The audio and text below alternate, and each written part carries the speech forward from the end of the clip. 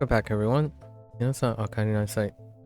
今日は175日目です。It's day 175. We have like a half lesson, like a third lesson day, and then tomorrow will be the same. It's not too bad. I'm gonna separate our peak days today. It is 7, so let's refresh and pick up the 15. 143. Yeah, that's definitely a different unit or a different level of stuff along with maybe the 60. So let's get right into it. What's to do today?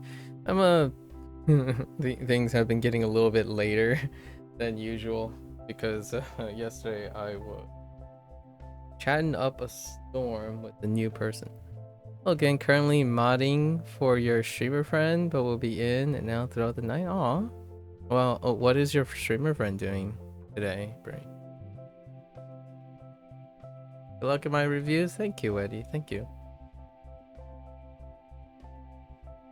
We got lessons today as well. I'm kind of curious what we're gonna learn. Duolingo and Speakly. Oh wait, you two know each other. Is that a coincidence?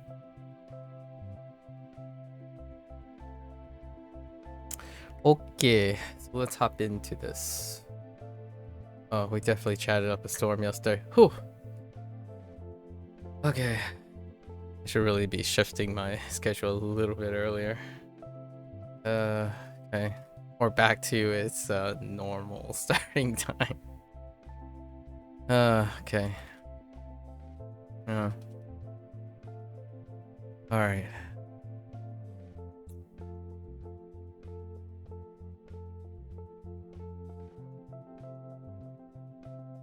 YOLO? Yoi. Oh, that's a YOLO.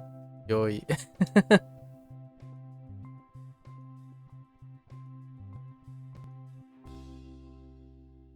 Hmm. 公共 Kokyo. Yes, I knew that. Uh. Hmm. YOLO? Oh, that's the kun. Huh.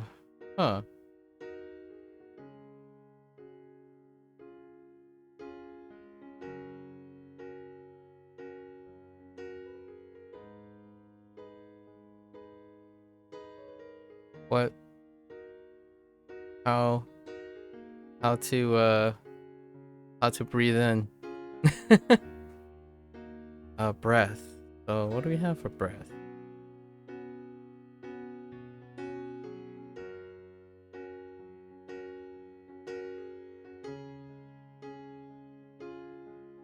What are our vocabulary words?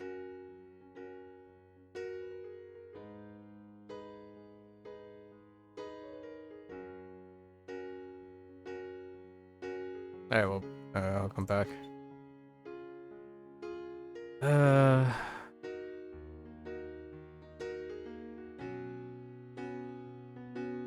Okay.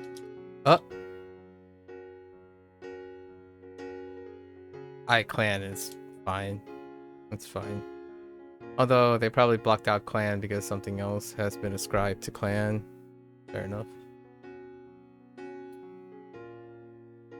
Oh. Hi.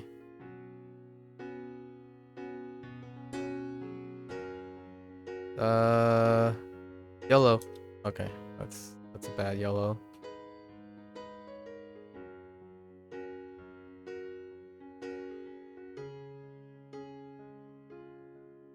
Stand and field. Or stand in hometown, right?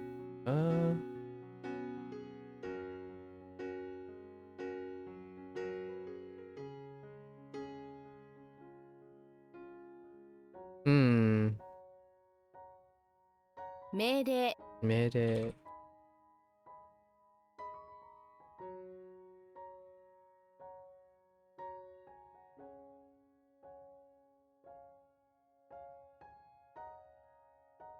Oops. What do they want to rejoice?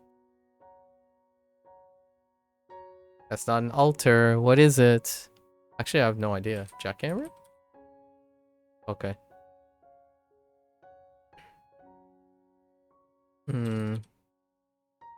Oh, no. 顔文字 Aomoji. 神 Ami. Ne? 意外 Ingai.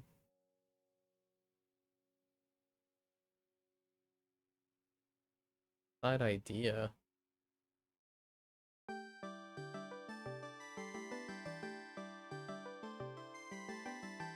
Ingai dane. Anata. Anata imoto. No, anata ototo to. Ne? Oh, ototo imo.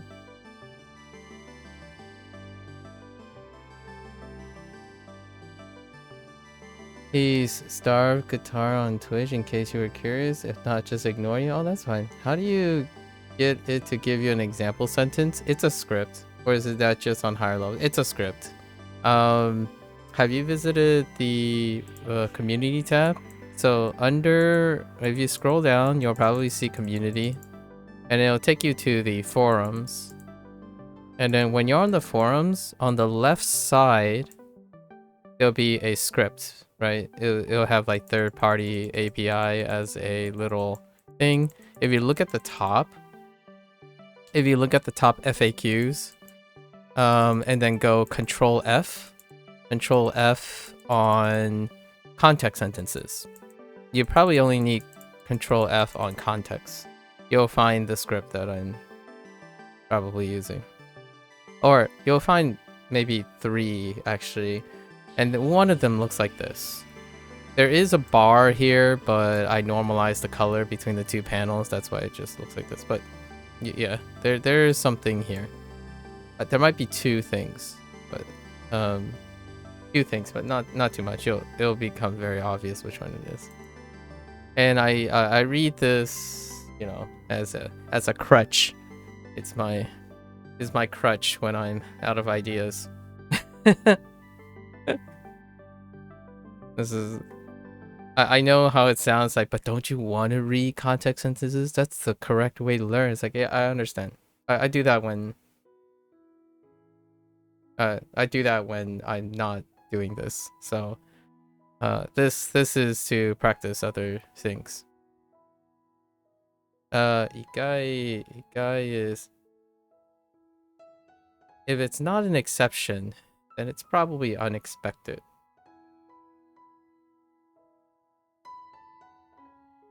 You see it's kind of crushed, but also seems very helpful, depending on the mindset. You can't find the FAQ? Huh. You have to, well, first you have to go to the third-party thing. There should be a bunch of like categories, and it's at the very top.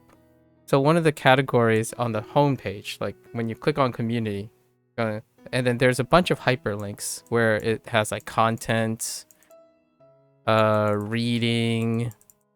You have to click on the API third-party group.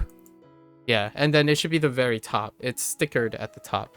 So that is a really big colossal thread that collects most of the working scripts right now, and follow the step-by-step. It's not as complicated as it may sound. So the step-by-step is fairly intuitive.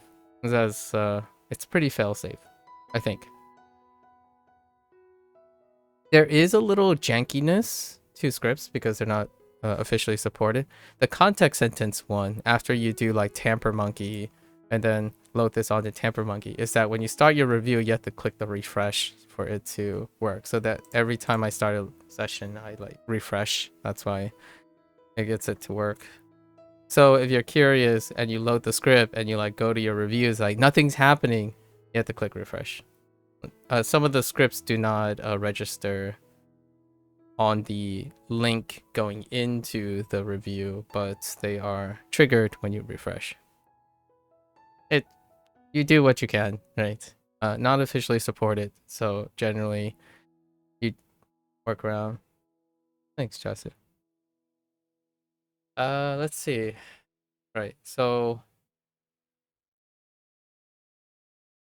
where was I in my? If it's not an exception, then it's an outside idea. If it's an outside idea, then it's unexpected.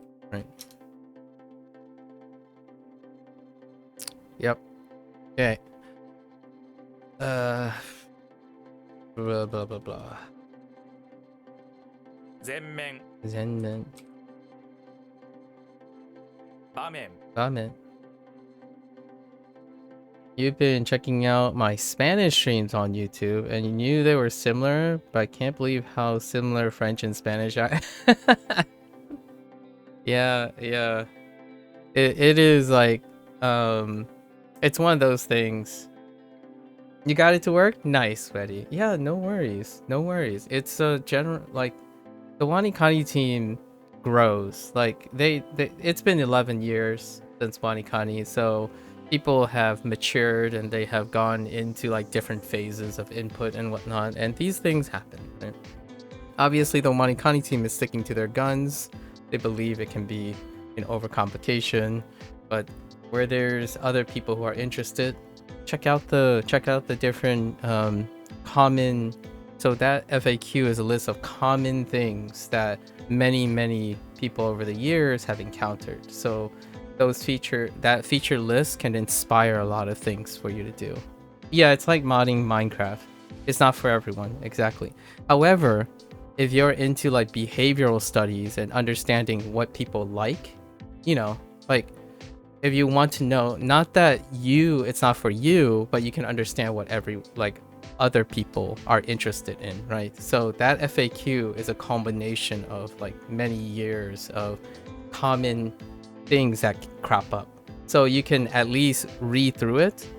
In my opinion, I would suggest reading through it to give you an idea of maybe inspiration or things you want to do on your own or manually, or feel out what other people feel like. Like, for example, over time, these things come up because there are enough people to want them. Not that you want to use it or not, but it kind of gives you in the mindset of, oh, what does WaniKani struggle with every day? Or what are the problems or pros and cons? Looking at people's solutions and modding solutions and how popular they are gives you a consequence in which you can like explain and or use to your own advantage. So there are things that I don't do, that there are scripts, but I do them manually instead, because it's I think it's a very essential part of SRS that I do not do elsewhere. And context sentences was definitely the very last thing I brought back, because yes, learning in context is fantastic when you're not using SRS, in my opinion. It is tackling a very specific function. So if you want to increase retention and stuff, there are more appropriate mind techniques for this type of thing. That's largely why WaniKani, as I see it, did not include the context sentence on the card. Now, for those who want it, you can put it here, and I like how small this is because I don't actually look at this until I have to. And then when someone says, oh, you should always learn in context sentence, I disagree. But I do learn in context sentences when I'm using a different routine. So, you know, the separation of routines. I read stories, I read grade readers, I watch vlogs, you know, podcasts. Those things are in context. And then there's also listening. When people say podcast, well, podcast is not visual most of the time. Vlogging is visual. So when I'm vlogging, when I'm looking at vlogs, I'm paying attention to what they're saying in the context of the scene and their actions. In a podcast, I'm listening specifically for the context of the sound and the subject matter in here. And in SRS, you don't do any of those things. You work on finding connections and context between the characters and their isolated groups. So these are all different types of routines. So when you try to make everything, at least in my opinion, when you try to make everything feel like everything else, I hope you don't get bored, because I would be burnout. So nowadays, I kind of like take a little bit, like, oh yeah, I'll spice it up a little bit with context sentences every once in a while. And then when I'm really focusing on context stuff, I'll do it in a different way. So then I wouldn't feel like I'm doing the same thing like non-stop. I think that leads to an incredible tendency to get burned out. Also, Brie, dude, French and Spanish, that's one of the big reasons why every time someone brings up Spanish, like French, I'm like, yeah. French and Spanish feels unironically even closer than Japanese and Chinese, but at the same time, it's more like Portuguese and Spanish. But it's so interesting. Have you heard of Satori Reader? Yes, I have. We can't stream those things, unfortunately.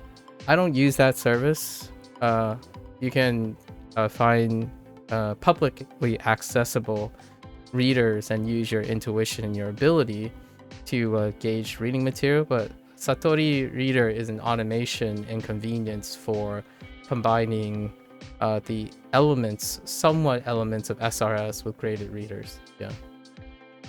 So lots of newer apps have been blending all the routines into one app, one place, and that is very convenient for lots of people. I would probably suggest it for those who do not have discipline, as in like they don't like scheduling or recording or picking chores of their graded reader stuff. Yes, Satori Reader is very excellent. If you don't like care to keep track and do all that stuff, so you can do a more automated version of graded readers. Otherwise, you can pick up graded readers elsewhere or in publicly accessible things. There are quite a lot of educators who contribute to like the Japanese government sites and databases for different graded levels of reading. But Satori Reader is quite a nice automation of that. Yeah. It comes up quite often. And then obviously there's Boom Pro, which if you want to spice up and decide to hit up a bit of grammar, Boom Pro. It's a grammar with SRS related automation. Yeah, been around. Pretty nice. I do have a project related to the latter, but that's not until 2026. So I'll keep you posted. Satori readers, I could email them about like that kind of things. I don't know what liberties other people think they have, but generally speaking, when it comes to like writing material, like if they produced all the writing and then those writings are from different authors, I try not to touch that too much when it comes to this. For personal consumption, I don't really have a lot more time for personal consumption. I think reading video games, using your own competence through various foundations is sufficient to start manually providing and grading your own reading content. I think if you're a starter, if you're a person who don't like reading, for example, right? Don't like reading, but want a mechanical way of saying, oh, if I read this, I'm doing something. I think Satori Reader is fantastic. Like if you're indifferent to the subject matter and you like to mechanically improve your reading comprehension, Satori Reader will be pretty goated for you in my opinion, because they have a wonderful automation for that. Outside that, if you're someone who's already reading something, like you have sentimental investments in your reading content, generally speaking, a combination of what other people counter would be a combination of sentence mining with ad hoc to the thing you're reading, like a manga or something, or like the news, the NHK news site, then that is a great way to also engage yourself in the type of reading. I read a few samples of Satori Reader stuff, and I don't mind it. Now, does that overlap with the other things I read? It does. I typically read like video comments, Japanese video comments, and like I read things that are in the context of the things I do. So like Japanese video comments, people responding to chats, like video chats that deal, like this type of interaction between Japanese and English speakers. So those are the things that I'm typically focused on when it comes to reading. Not yet, but I'll tell you one day if I do have enough, maybe built up resume or something, I could send Satori Readers peeps a email to see if I could show it off, like in real time. Like, you might be thinking, okay, well, other content creators make videos reviewing these things, but those are reviews. They're not individuals who are documenting the entirety of the app. So when you review something, you do it, and then you provide a review, which typically involves not spoiling the whole thing, doing the whole thing, right, in place of having users use their product. And in this case, it's kind of a sticky situation because it's a reading thing. It's also I'm saying this largely because there are a lot of things that are very fantastic for language learning.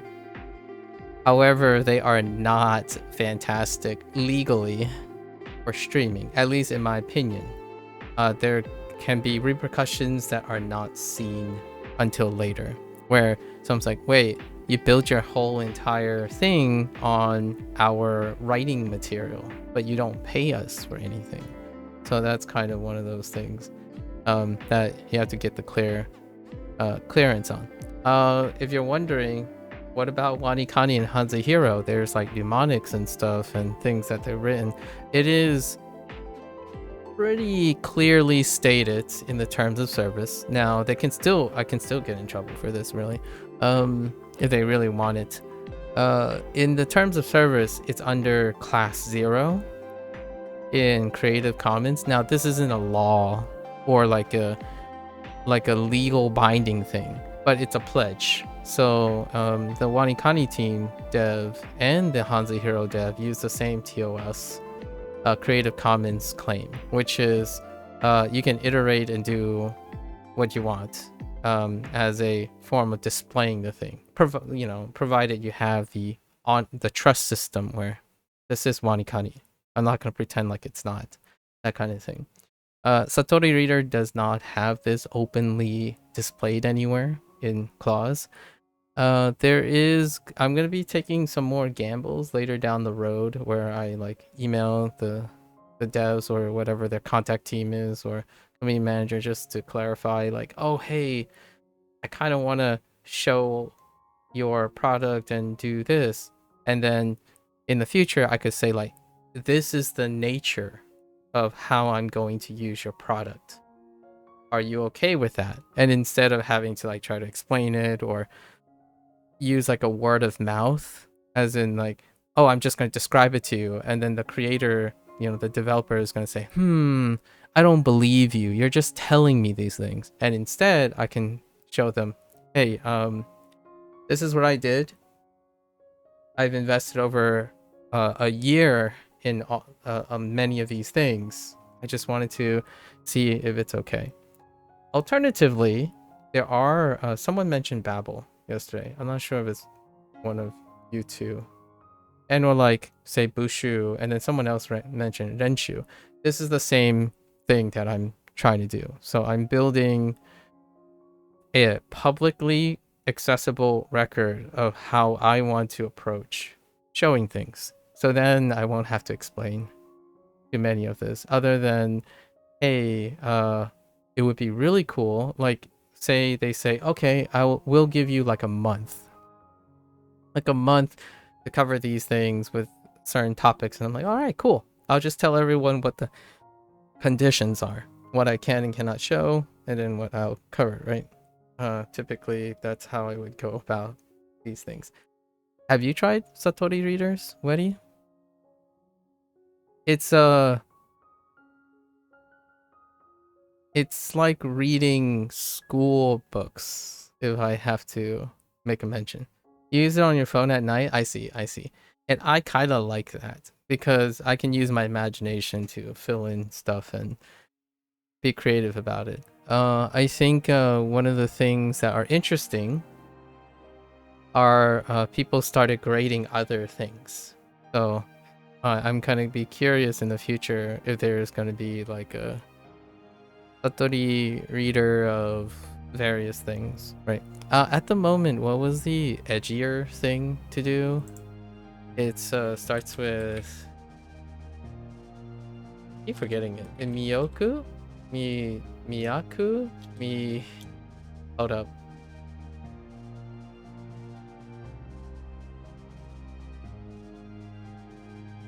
Migaku. Yeah, Migaku. Yeah, Migaku is the like edgier and newer way people are getting on board. Yeah, Migaku. Yeah. So those things are definitely worth considering. And I think if you have the money or the time, or like you get so many ads for it, I bet. Like if you have enough to like take the current amount of time, like this is not professional advice, but something that is worth considering. If you say you always use 2 hours a day for doing something, but if you're starting to feel like some parts of your 2 hours, like throughout the day, it doesn't have to be 2 hours continuous, seems to be a little difficult to like maintain or start, you can subdivide it and then add a new routine or add another thing onto it, and then it can be incredibly cathartic, despite them possibly covering the same content. It doesn't heavier diversification in routines in order to push back burnout, in my opinion, is a great extra boost to retention by the way you engage things. That this is provided if you pay for all those things. So subscriptions and live service can stack up over time. So that's a different area that we're talking about. But Migaku seems pretty nice as well. If you're already doing that, which a lot of people manually do what Migaku automates. So Satori does the similar for reading, and then SRS does the same for vocabulary. So you ask yourself, what type of routines do you want to learn and work on?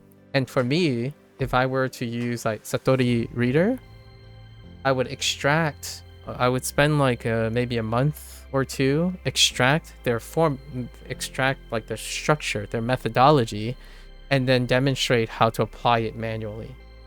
Like then I will say, what if I curated based on this strategy that they have?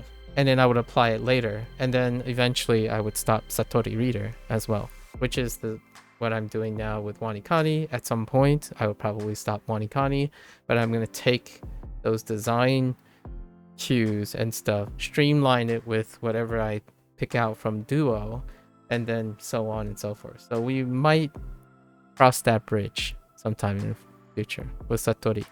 And then maybe like an immersion-based scheduler thing. Mikaku is one of them. The downside about Mikaku is you don't plan on finishing. No, I plan on finishing it, but that is the natural end to WaniKani. If you know what I mean. Like these things are finite. They don't necessarily... I didn't say when I was going to. I said when I'm finished, or when there's a logistical end to WaniKani. If WaniKani ends in a certain place, it ends in a certain place. If something even more interesting and opportunities present, I will drop WaniKani at any time. All of these are my personal projects, so they don't end. They come with me. So that's probably a different type of mindset. You don't finish this. You don't finish WaniKani. You don't finish Duolingo. You integrate, take their ideas and continue. You don't lose the experience from what you gained. So the idea is, if some opportunity comes along, I don't add more time to my routine. I have a very specific amount of time. So being realistic with yourself is also one of those things. If something incredible, like an opportunity to showcase Satori Reader for like 3 months, WaniKani will have to give because of time. That doesn't mean I wouldn't be using what I learned from WaniKani, of course. Things don't get finished. Actually, most of my projects, I don't particularly think I've ever finished a project. I come to a satisfying conclusion or tentative conclusion most of the time. It may be at the end, it might be quote unquote at level 60. It could be at level 40. It could be at level 30. It could be tomorrow. The idea is I'm typically looking for opportunities. When opportunities present themselves, I maximize the opportunities. But for the time being, WaniKani is going to exist in the routine for at least 2 years. At least 2 years. So we're looking at the end of 2026. Now, 2026 is going to look very different for WaniKani and Hanzahiro.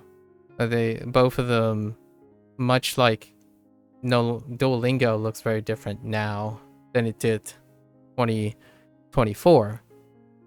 Most things change on a biannual basis. I stand by what I say about constantly improving your process. It is not about sticking to something for so long and exercising diminished return on the routine. Now, that doesn't mean I couldn't be inspired to do something with WaniKani, like on top of WaniKani, somewhere down the line due to some opportunities, right? Which, for the record, I do have a second-year project, and it deals with WaniKani, but it deals with another product because it's with WaniKani. So that's why it will look different. That's how you keep to something, right? At least in my opinion. So if you're already doing something for more than a year and it's never changed, that's not me. It's got to change something. It's got to improve. It's got to be more efficient. It's got to be more clever, creative. And when I mean more efficient, I mean time efficient, not efficacy efficient. Where WaniKani will take up on average, it takes up about 1.5 hours to 2 hours right now, across, but unevenly distributed, right? Uneven, but across the 11-day cycle, it will get reduced for something else that is added. I either become more efficient at it and I don't add anymore to the WaniKani thing. Like, for example, it took me double the amount of time in the first month to do WaniKani things in that 11-day cycle. The 11-day cycle hasn't changed. It's consistently been 11 days. Now, what I did in those 11 days are far more efficient. And then when I became more efficient in WaniKani, I did more in that time because I didn't add anything or subtract anything. So like when you run, if you get faster, you save time. I reinvest that liberated time back to doing even more with running. WaniKani is the same until it's not. So in order to make room for Satori Reader, for example, I would have to liberate the time from something that already exists. I think this is a very important topic that I would like to spend more time on, maybe in the future. This is like different from someone who says, oh, I want to play this, I want to do this, and then they stack time. As in, they're going to spend 1 hour on this, And then in order to play something new, they're gonna play 1 hour of this and it becomes 2 hours. Not, I spend 1 hour playing video games and now I'm gonna split it between 2 video games. So that's 30 minutes and 30 minutes. What happens is the former is not sustainable. The latter is sustainable. It's using time management. And that's kind of how I go about doing things. So if I ever get faster naturally from practicing, I have to decide how to invest that time. If I need to have a new project, I need to divide up the time that I'm currently using, as opposed to overextending myself continuously. Yeah. So I do plan on finishing WaniKani, like, I guess reaching level 60 for the time being. Otherwise, no matter what, I'm going to reach level 60. It might not be with WaniKani. That's probably a way I want to put it. Like, whatever is in WaniKani, if Japanese is going to be part of my life, it's irrelevant if I reach level 60 or not. Eventually, those things will come to fruition on their own. So, not necessarily the end of a journey. It's part of the journey. Yeah. Excellent question though. I don't think anyone has asked me if I plan to finish WaniKani. The plan is to do as much as possible, and then if the next product is super interesting or someone convinces me, we'll find a way, because all that knowledge I have in WaniKani, I'll normalize it to the new product and we move on. And that new product will pick up where WaniKani stopped, so to speak. Right? No worries. I think that's one of the mindsets that are required for someone to like stop and start something and even return to something. If you see it as standalone, separate things, then not finishing something will feel really terrible. Which makes sense, right? Emotionally, it would feel really terrible because it feels like you haven't accomplished anything. Because the end goal is the only thing that makes it worthwhile. If you don't finish something, then it's never complete. From my perspective, the mindset is pretty much everything I've done has never been completed. They have been sufficiently covered and extracted to my satisfaction, but I don't think they're ever complete. Life skills, building legacy, resumes, they're often never complete. They won't ever feel complete, at least in my opinion, from my mindset. Like when I publish a piece of artwork, they're never complete. Like all the Inktober prompts, none of them are complete. They are as much as I can do within the time that I have available, and I do the best that I can each time. I often think about what happens if I go back and revisit them with my current skills. I have thought about that. That's why they're never complete. It gives that refreshing mindset that, oh yeah, I can go back to the thing and resume with new lens. I could even start over and then do that and it feel great. Instead of the former mindset, which if you go back, it's like, oh, I have to start over now because I forgot everything. And then now I'm just trudging through the same things again. I would go back, start over, and it's like, ooh, I have so much more new experiences. This is going to be a wild ride, even doing it again, like, or watching a movie again. Like, I've watched like 40 movies before I watched this movie again. I wonder how I can relate to all the movies that I've watched since then. Yeah, WaniKani is very similar. Language learning in general. Deadlines though. Deadlines do make it seem like things are finished. I don't know if this is a bad thing or a good thing for a lot of people. When I had deadlines, when I was like working, on the job, or in science, whenever you quote unquote publish or complete an experiment, it doesn't answer or complete the idea. It leads to, again, more questions with increased knowledge. So oftentimes I live a life managing that feeling. Unlike perhaps other people who might not find this relatable, too relatable, is the idea that they need to feel like they finished something to feel accomplished. Yeah, I think I'm a little bit of a extremist when it comes to adapting to the idea that, yeah, right now WaniKani is finished.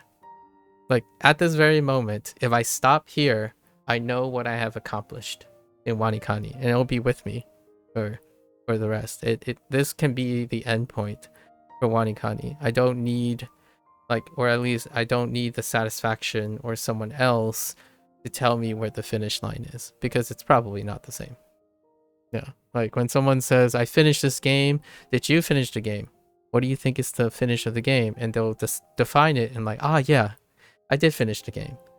Like, so what are you gonna play now when you finish the game? Well, I didn't finish the game. I mean, that game, I'm gonna be talking about it for the rest of my life. Like, whenever I play the next game, I'll be talking about this game. It's not finished yet. There's still plenty of time. Right? That kind of thing. But yes, level 60 is the tentative plan in 2.5 years. It's gonna take 2.5 years. So mid 2027 is when I will probably reach level 60. Provided that nothing change. Right? We talk about statistical extrapolation. Statistical extrapolation is assuming that the conditions stay the same. So it's every 10, it's every 11 days, 11 to 10 days. So it'll look, it's basically this way. Linear in the sense that my rate hasn't changed all the way to level 60. And if we were to assume nothing changes, it would be somewhere in Q2 of 2027 is when we'll see the conclusion. It's kind of funny because there is one person who comes by on the YouTube side of things every 2.5 months, I would say, roughly 2.5 months, and they would ask me one question and say nothing else. They would ask me, what level am I on? And I would say, well, now I'm on this. Again, the pace is still the same. So if you assume a 10 to 11 day projection, you will probably be able to guess my level without ever asking me. Or look at the most recent YouTube video. But I don't mind answering it, right? I don't mind answering it each time. That's kind of one of those things. Fun. All right. Let's. Where were we? Okay. Okay.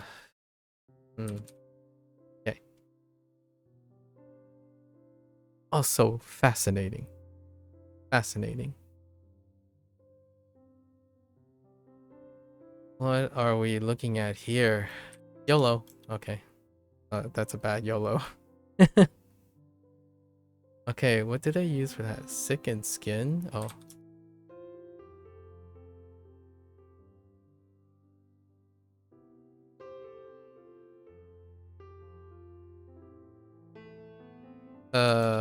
Wait. Yes, I'm not doing Chinese right now. 心配する 心配する.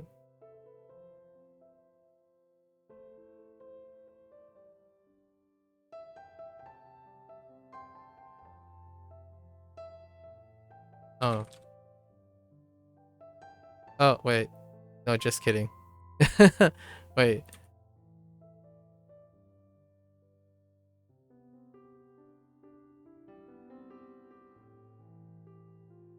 How do you... Wait.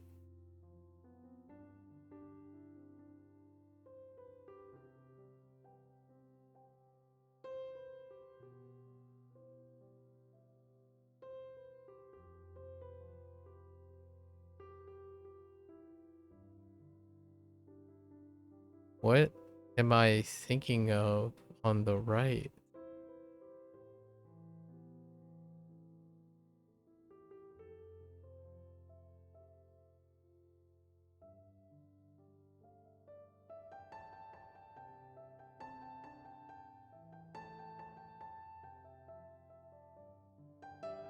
Nani kore?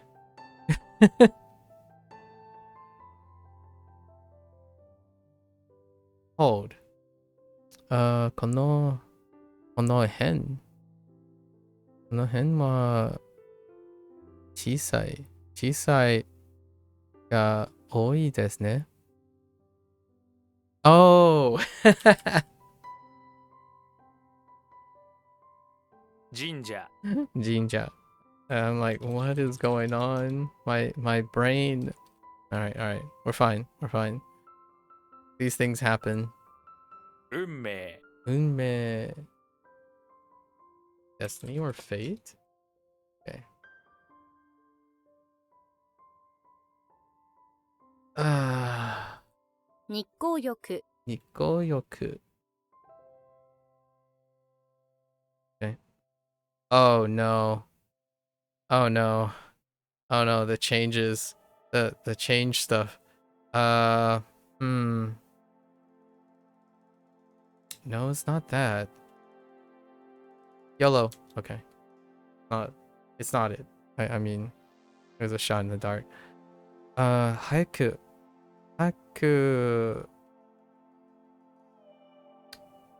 Nadu? Oh, that's Nadu, probably. Haiku otona ni naritai na. Probably not. なる Okay.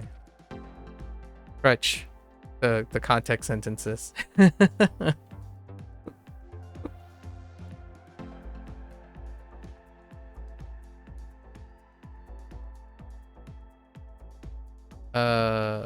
Okay. That's not. 集まる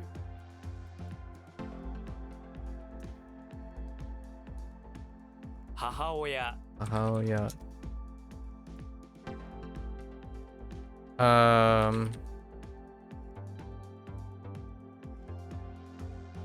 That was a gut feeling. Wait. Whoops. I think that was a typo. 話し方 Yeah, hanashikata. Kotoba. 言葉 Early? Sure. 要求する 要求する.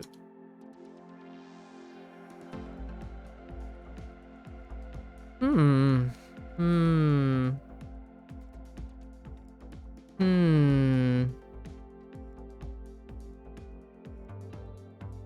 浴びる 浴びる.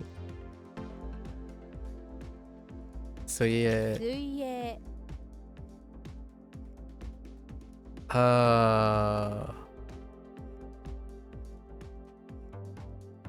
戦争 戦争.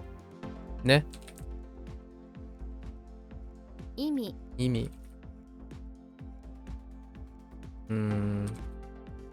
北口.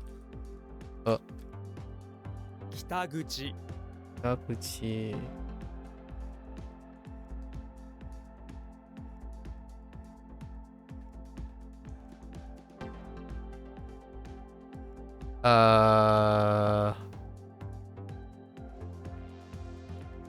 Whoops. 電波 電波. ね.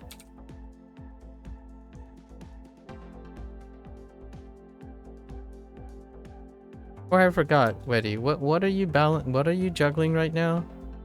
They got Satori Reader. Were you bushuing? I don't. Oh, yesterday we had Bree, we had there were like 3 people yesterday. So now I'm all over the place. The last week has been wild. I think usually I average like one person every week, but the last couple weeks things have been wild. You just use WaniKani, Duolingo, Satori, and then handmade flashcards to practice writing. Oh yes, you're the writing person. That's right. That's what we bonded on. The writing thing. That's a lot. Like, you're doing quite a lot. I like the homemade flashcards. The handmade flashcard idea. Oh, you could make it so exciting. Like, I don't know if you... Wait, Weddy. I think I looked at your channel. You play Osu. I saw you play Os. I play Os as well. Actually, are you the Os person? I actually look at all your channels. I hope you guys know that. I don't want to make you feel uncomfortable, but I do click on your accounts. It's just saying, like, you have to know that whatever you post, I know. I'm kidding, but it's a way for me to... Oh, you play DDR? Wait. Someone plays Os, but so it's not you, right? Or some like, do you play Os at all? Someone does, but I'm getting people confused. But you play DDR. That's close enough. Close enough. Let's see. Maybe it's not. I'm not sure about Bree.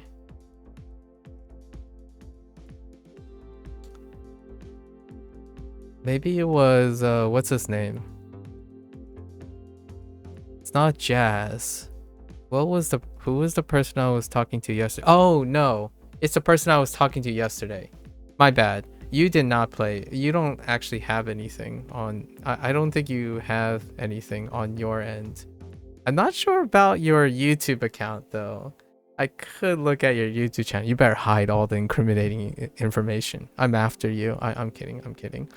But I know you have a YouTube account.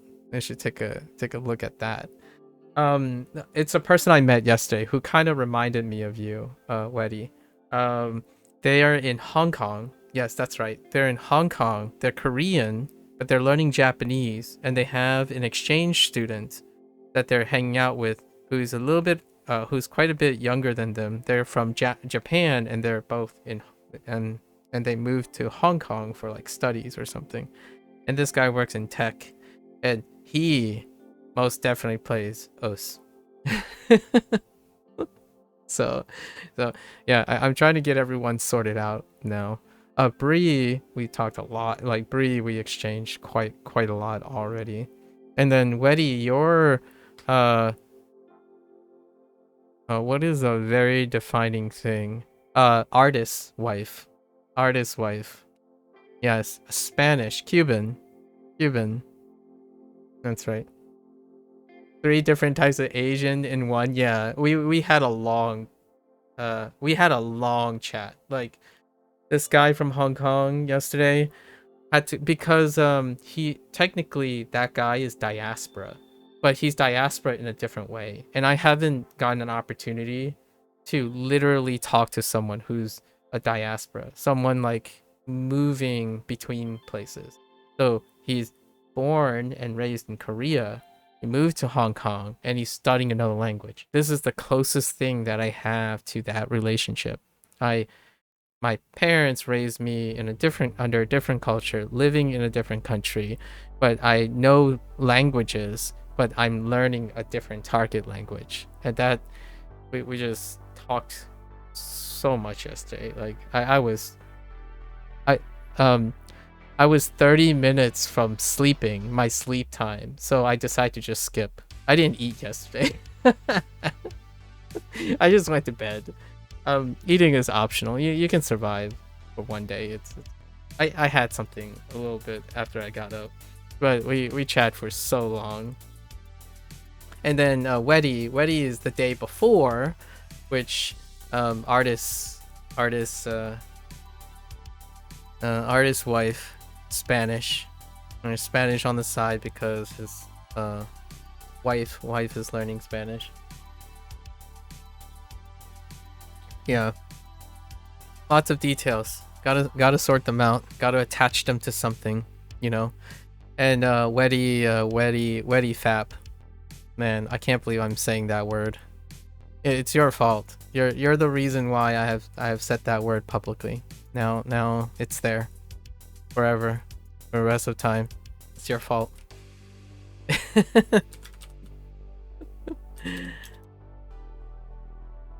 It was Fetty Wap reversed? It's not truly fap. Okay. Is that a thing? Do people say that still? Isn't that funny though? I could have sworn you typed that. Oh, but it is implied. Oh, okay. I see. I could have sworn you typed that yesterday, like 2 days ago, instead of saying Fetty Wap.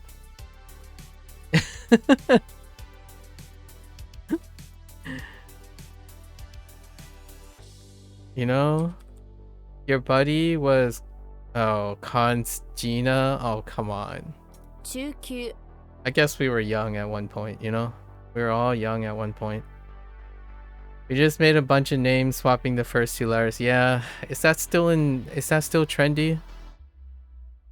When people did that? I think one of the original reasons behind that was to circumvent censorship. Or circumvent, you know, getting slapped on the wrist for being naughty with your language in public.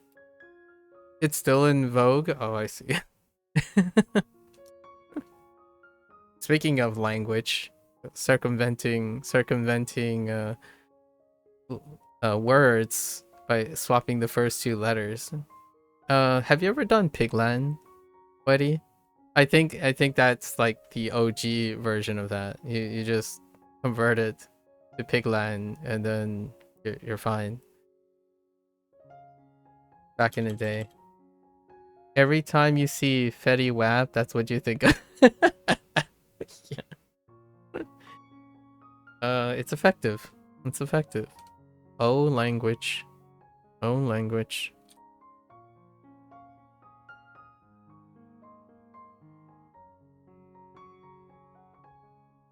Hajimaru. Hajimaru.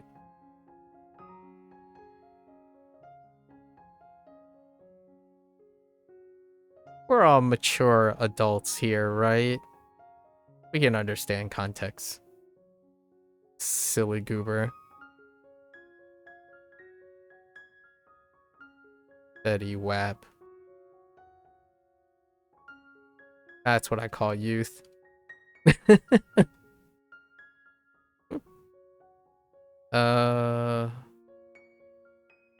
You love the word goober? Oh yeah, I use. There's a funny story about that. Or a little like mixed feeling result. Story about that. I met another person who like frequently use the word goober, and who's up with? Yeah, calm down. I met another person in a different time in streaming. We were very different at the time, and I thought we could bond over the word goober. But boy howdy, did the icebreaker slammed into the wall. I asked her, like, in the chat, like, this is when I used to still actively seek streamer collaborations, and I asked this person, like, oh hey, where did you start saying, or why and how did you start saying goober all the time? And then her reaction was like something that catastrophically burned the bridge immediately. She said something like, wait, are you insinuating that I took the word goober from you? And I'm like, no, we don't even know each other. But I was in the chat, so it didn't really matter. But she said something like that, and I'm like, you know, this is not what I intended. But not a lot of people openly use the word goober, like, unironically. So that is a weird way to beat the mood of this. But I use goober openly. I think gooberinos is pretty good when you add eno to things, you know. Pepperinos. What's a pepperino? Oh, this is I'll share with you a familect, or a friend dialect that I have. We use the word pep all the time now, right? Pep. My age is showing. Gooberino. Okay. But listen, I chat with 20-year-olds, okay? So pep, you know, like Pepega, right? I know. Like So, like Papega, right? But nowadays it's been reduced to Pep a lot of times, like Pep. And then now it's like I just use Pepper. And then Pepper I add Eno. So now I do be calling people pepperinos. But it's not a pepperoni, which is where like if you were a boomer, you might be thinking, "Oh, that's a fun play on pepperoni." And I'm like, "No, this is a but in a nicer way. Yes, it's a euphemism. So between close friends, it's endearment. It's a form of endearment as opposed to maybe a unironic or ironic use of in saying they're like dumb in the like in a aggressive way. So now we do like pepperinos, we do pep, pepica, like just saying it weird instead of saying papega, just say pepica. So this is kind of the nature of English now, when it comes to internet familex, like friendalex doesn't sound as good. I like familex. So like people who you almost associate as family, you start developing these things. And the reason why I say this is because lots of people teach me different terms, and then they're like saying, like for example, when you're learning Japanese, a lot of times English speaking people or people who are non-Japanese will go out of their way to tell how friends should speak to each other. And I kind of understand how that works in Japanese, right? If I were to be interacting with a Japanese person. But we also speak English, and English has a different dynamic when it comes to making friendship talk. So oftentimes when people talk about public stuff, it makes sense. There's a lot of like big stipulations about, oh, you don't say this in public, it can be really rude. Or yesterday I was talking to the Hong Kong guy, right? And his exchange friend, his language exchange friend, said like, oh yeah, anime is not a great reflection or representation of how real life Japanese people talk to each other in real life, right? And I'm like, yeah, that tracks, that makes sense. But how do Japanese friends talk to each other? Or I actually asked them, I'm interested if they understand that, if that is true, like, if that is something that you live by, like zeros and ones, right?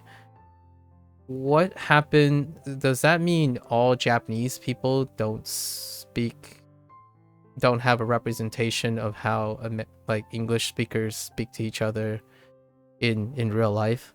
Because my thought was, when I see Japanese people speak English to each other, like in like videos and stuff, it's like, oh yeah, that's how Japanese people speak English to each other.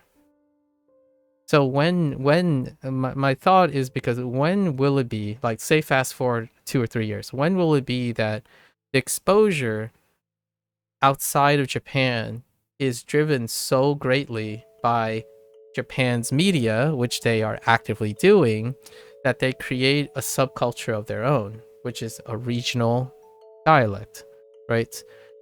Friendalex, and like Familex happen very, very rigorously.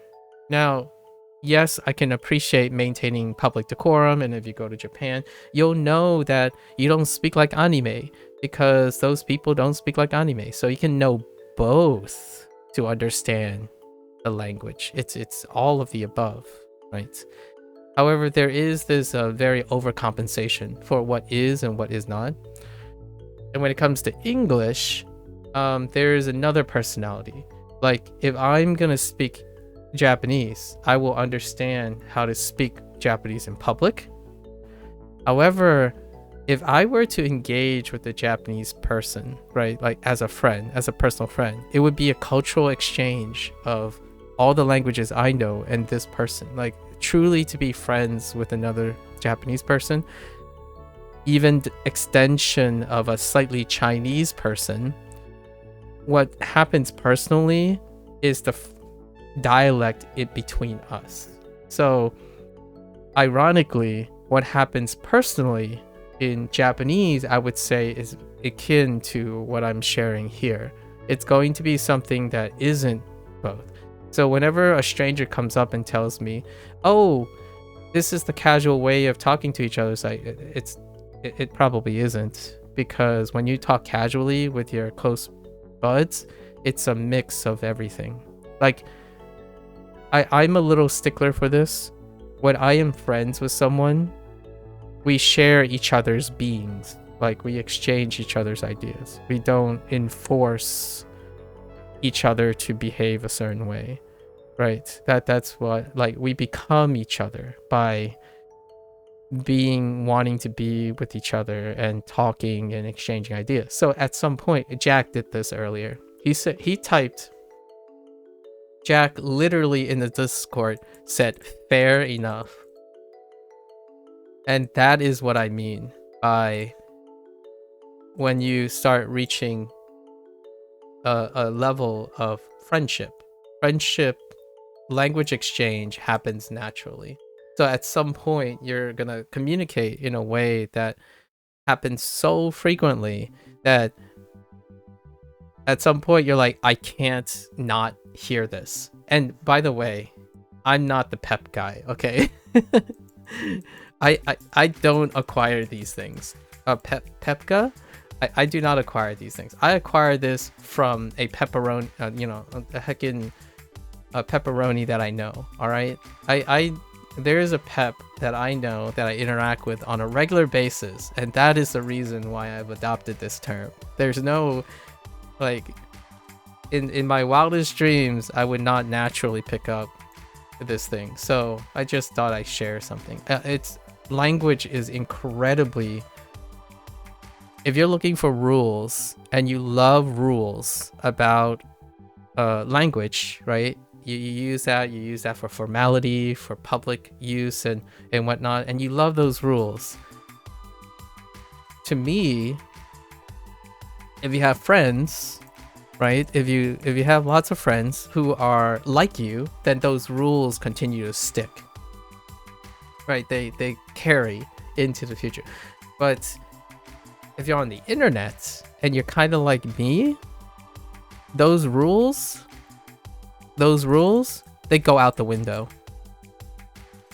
You have to bend, you have to compromise, you have to twist, you have to do flips, you have to do mental gymnastics, because what really truly binds friendships, especially if you're talking to an quote-unquote Asian person, because you have to peel back like 8 billion layers of onions in order before the guy's like, okay, I'm gonna abandon my rules and we'll be friends. Like, okay, no more formalities, no more stuff. Let's just get down to nitty gritty. Do you like anime? No, I'm just kidding. That's it'll be something intimate. It'll be something at a deeper level that whatever you say as friends will end up paving the interchange between the languages. So I love this concept of familec. And then I don't know if somebody already coined friendelect, but I lean very hard on this as a novice, like a really novice language learner. My communication skills have integrated the concept of familect formally into my like vernacular. So nowadays, not only do I communicate using shared like experiences and ways to communicate non-verbally through like the sharing of emotes and all that stuff, now I have a hyper use, like a lot more elegant use of developing and playing on language exchange. So nowadays, Japanese words are transformative as well. Like, daijoubu. Daijoubu is not the same when it comes to my friends. And no, they don't know Japanese. They know some Japanese, but they don't pick up like the same nuance, you know, in public or whatever. But daijoubu means pep as well. Pep and daijoubu is on the same wavelength. For one of these little goobers. So one of the goobers that I know for a long time. And actually, it's actually Daijob. I hope he doesn't mind. He knows who he is. He knows who he is, but he says Daijob instead of Daijobu. But Daijobu can be shortened to Daijob because u at the end can be an unvoiced thing. So it's kind of funny because he doesn't study Japanese. But when he says Daijob, it's funny because that's kind of neat that he came to conclusion also by habit to drop the unvoiced thing. So Daijob is the same as pep. Yeah, it's intuitive. Isn't that amazing? I absolutely love this. Like, I pay attention so much to learning a new language and learning like other languages, and you're paying attention. You get so hyper caught up with the way people speak now. And that's wonderful. Like every day is like, oh, okay, what else are they going to type? What yesterday? Reading is the same way. Okay, yesterday the Hong Kong guy, right? The Korean Hong Kong guy. Right now I'm not remembering his name, his like handle name, but he uses apostrophes really, really well. Like, and contractions really well. And actually, Weddy, you also do that too, which is kind of humorous because you happen to be multicultural as well. But when it comes to like people who are monolingually English, apostrophes, it's a very long time when I see apostrophes. Like contractions, it's, and you have the difference between it is and it's, like they're so different, but at the same time, I'm not saying you should or should not do something like this in public, because one of the fine lines of becoming really acquainted with someone is you kind of know their idiosyncrasies, right, through observation. So if you want to be more formal, like one of the strategies to getting close to someone, right, is to dispense with dictation. But at the same time, when you're learning a language, dictation gives that discipline to create the foundations of learning a language. And then you have this, and I know daijobu, right? Daijobu. See, I can't even get the way he says it. He says daijob, right? Daijob. And that sounds cool, but man, the moment that slips when I'm talking to a Japanese person, I have a feeling their eyes is going to roll back to their skulls. But that's perfectly fine, because I can explain why I had a Freudian slip with daijob, as opposed to it even takes me a while to like reimagine the pitch accent, because daijob is not the pitch accent for this. So I think these things happen on a daily basis, and I've leveraged this quite a lot. Like, try this technique. I know it's not like a special key to friendship or anything like that, but there's something very special about presenting and inculcating a term that transforms between the two of you. It's like, you know, when you were a little kid, you had like an imaginary language for your friend, or like a decipher language. But in this case, when you're older, it takes less and less to form a core for each term. There's other terms like pen. I'll let you can take a guess what pen is. Actually, if you're curious and if you watch anime, it's actually born out of pen, or pen squared. It's a character in Evangelion. It's the penguin in Evangelion. But at some point, at some way, I thought it would be fun to call someone a pen, so I called him a pen because the penguin is really chill in Evangelion. Like, they just give no butts or no butts or coconuts. So I started calling him a pen, like pen, and then pen shortened to pen, and now pen is also equivalent to pep. So whenever like I ask them a question or something, they would respond with either pen or pep. and you have to know what it means. Like, it's one of like what's a great characterization of Japanese nuance? Daijoubu. Right? Like, oh, do you want a bag? Daijoubu. Daijoubu desu. Like, what is that, yes or no? Because typically it means, oh no, that's okay. In the context of a convenience store clerk asking you, do you want a bag? Daijoubu desu. Right? That means like, no, it's okay. I don't need a bag. Right? But then when you say, are you okay? Daijoubu desu. And it's like, oh yeah, it's okay. Now it's affirmative as opposed to negation. This happens in English, right? You gotta read it. You gotta read the subtext. So whenever you have these things, you have words like all right. Okay, what does that mean? What does all right mean? Well, in public, they settle on like odds are not 80% of the time in public, it means politely content, right? When your friend says is all right, what does it mean? The sky's the limit. When my friends keep saying I'm okay, I don't think they're okay. I'm just saying, like, if you're becoming closer and closer with me and you keep saying you're okay, like to most things, I don't think you're okay.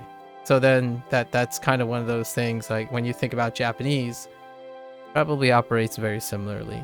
Not in public, but in personal lexicons, right? Like friendelex. Anyways, I always wondered what are examples of, Familex and Friendelex stories that you have with your friends? Because language is incredibly powerful.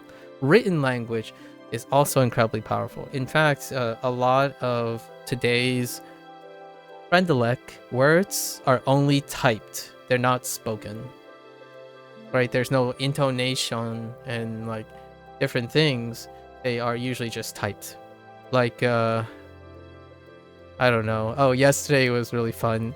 That guy said his exchange language partner derived a lot of their extra English from Apex Legends callouts. So he gave an example, and I absolutely loved it. He said at one point when they grabbed a cup of coffee, right, and they finished a cup of coffee, the other person said coffee, one shot down, and one shot and downed or something. And I'm like, I don't even know what that means. I don't play Apex Legends, but the moment I think about it, is like, oh yeah, that is totally a call out. And I think that's absolutely brilliant. That is instant friend material. Like, what I mean is, and it's funny because the other person tried to break the ice too, the guy I was speaking to, and he decided to use a meme that just had a Japanese person tell another Japanese person that his wee is small. Instant friend, like that is like hardcore friend territory. That's how you break ice and create instant attachment to language related things. And that's kind of what I mean by it's very different when you become friends. Constantly staying dictating certain things, that creates formality despite it being casual. Like when you're saying casual things, you can still enforce formality between friends, and that actually pushes people apart, not bring them together. Like here's one that I often hear about.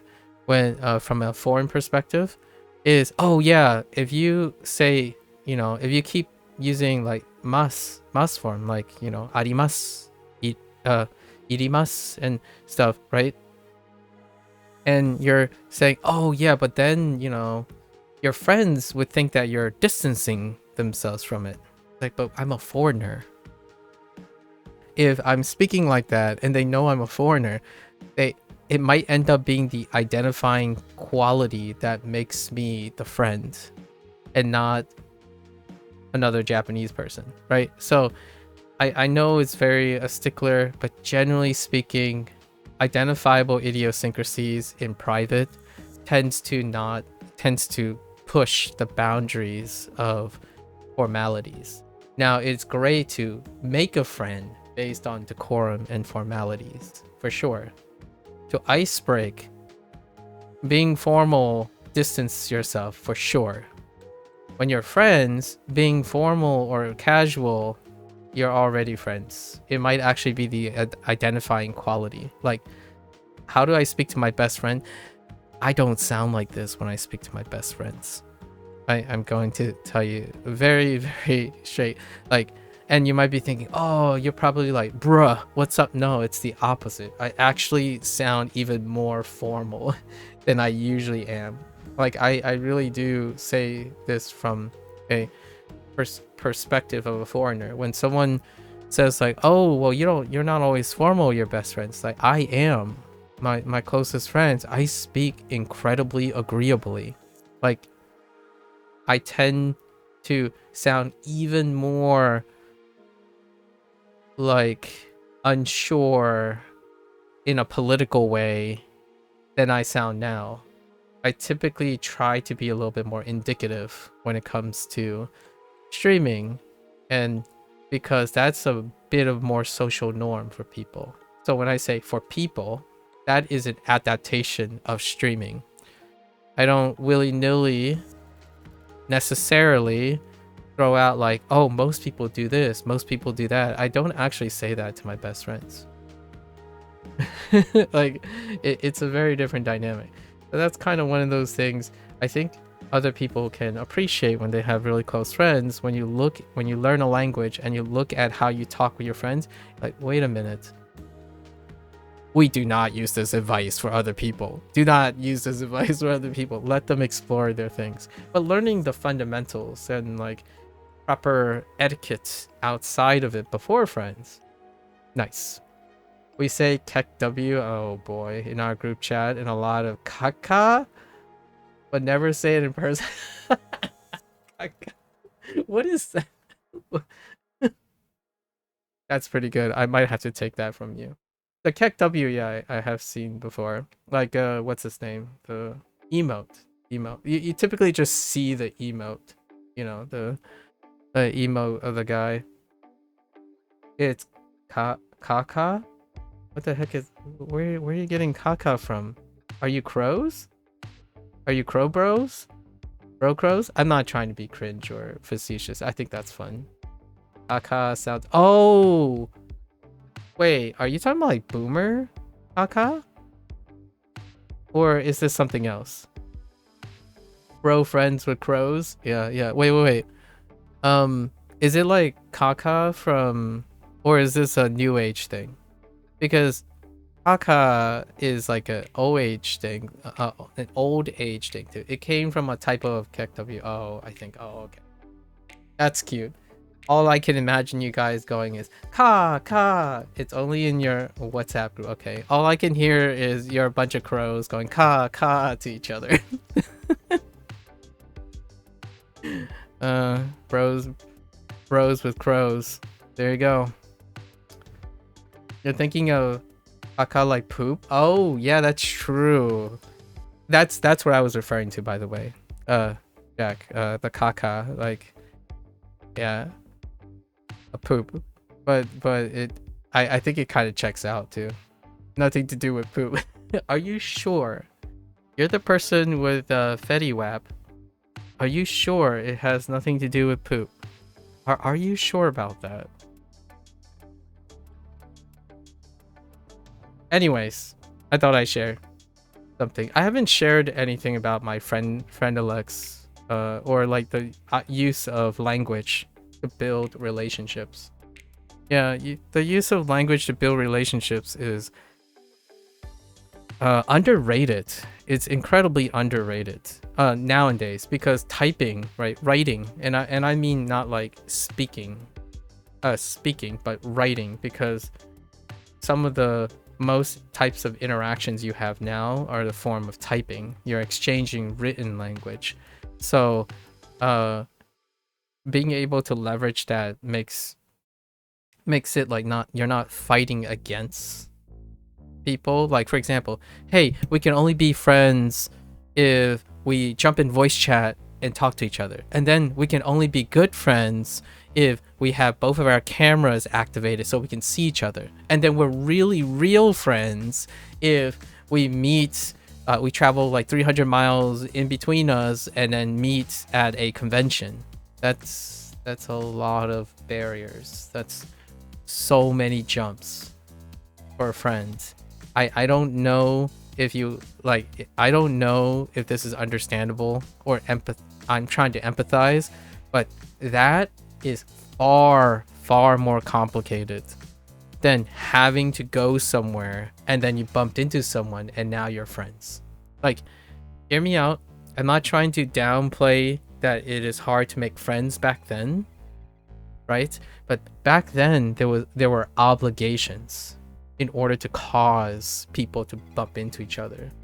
It's not the same now. So I'm trying to be I'm trying not to sound like a boomer, because the current generation of people, there are many steps to becoming real friends that older people and much more well-adjusted people to an older time suggest is a gold standard.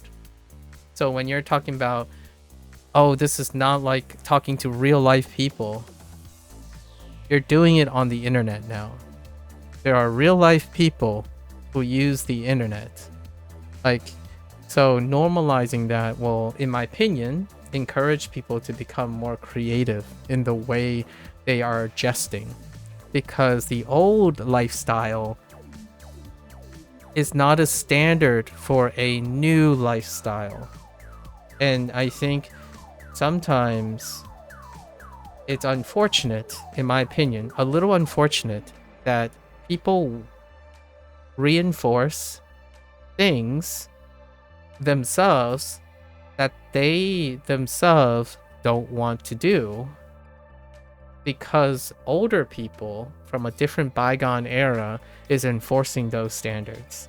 Like, for example, a young impressionable kid will say, oh yeah, you know, I don't have any friends, right? I don't have any friends. I don't, and then what they mean is they don't have any IRL friends. They don't have any real friends. I'm like, so what kind of friends do you have? Like, oh, I hang out with this guy every single day playing this video game. That's more than an IRL friend. I mean, IRL friends don't even hang out that much. Why isn't that person your friend? Like, well, you know, we don't talk about friend stuff. Like, why don't you? I mean, you hang out every day. Why don't you do it? Like, you practically spend more time than IRL friends usually do. Like, what is stopping you? And in my opinion, it's not because they don't want to. There's no normalization for that behavioral pattern. Like, it's crazy how long people spend time together and they don't use their language or communication to be friends. And one of the biggest excuses, in my opinion, and I'm not saying that they think it's an excuse, I think is unintentional excuse, is the idea that, oh, online, when you make an online friend, they're not real friends. So you do not enforce or try to improve the way people talk to each other online. And yet, whenever I see two kids spend like the large majority of time together, like 3 hours together, it's like, my best friends, you guys spend like, and I mean you guys, I'm talking about the kids that think that they don't have any friends. You have nearly like multiplicative amount of time to connect with someone than myself. like with my best friends. My friends spend exponentially less time. And then they would argue, well, they're more meaningful hours. Like, well, you can make them meaningful hours. The people is what makes the hours meaningful by choice. But then they would argue like, well, you're not like next to them. You don't like touch them or see them and stuff. It's like, yeah, but you spend like 3 times more hours with them. Use your words. Type. Create a family together. There are other ways to communicate. Now, with that said, there isn't a generation that has experienced that yet. We are living in the current generation. So when a bunch of people who didn't live in this age of the digital age start saying real friends are the people you share space with, real friends are the people you touch and be able to touch, there are different ways to touch the soul. There are different ways to communicate, not just literally, right? That was a gold standard when you spend occasional opportunities to hang out with your friends. You can still do that.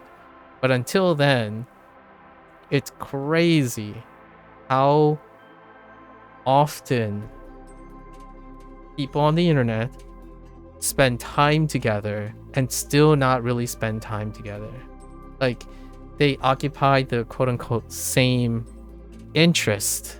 Right? Play Roblox, play Fortnite, language learn, and yet there's no there hasn't been a natural development of communication skills to seize that opportunity. Well, you could argue, well, you're doing it. It's like, yes, because I'm applying things.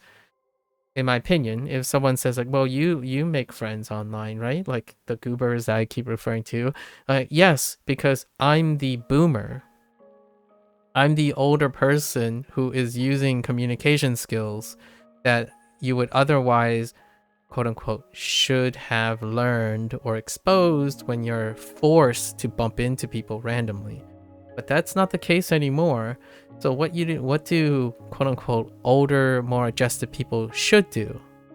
Illustrate that.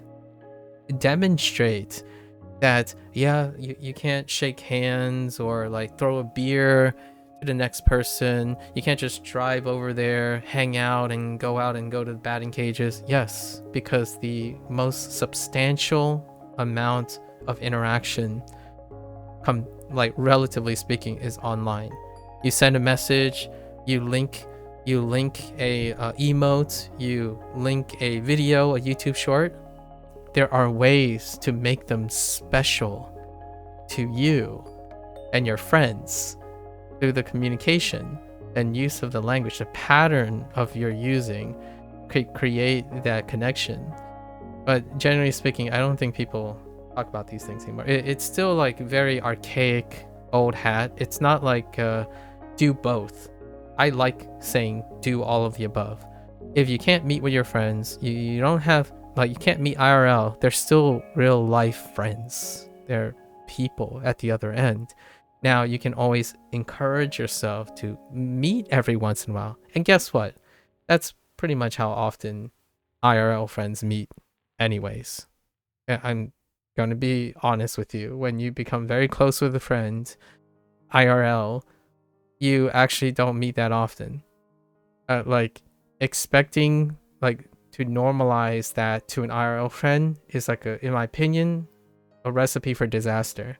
Where someone says, oh, when you have IRL friends, you'll be really close and lovey-dovey and share every waking moment in a common space. You don't. It's actually the opposite. And then the reason why that's kind of a social norm for younger people is they literally do that online most of the time.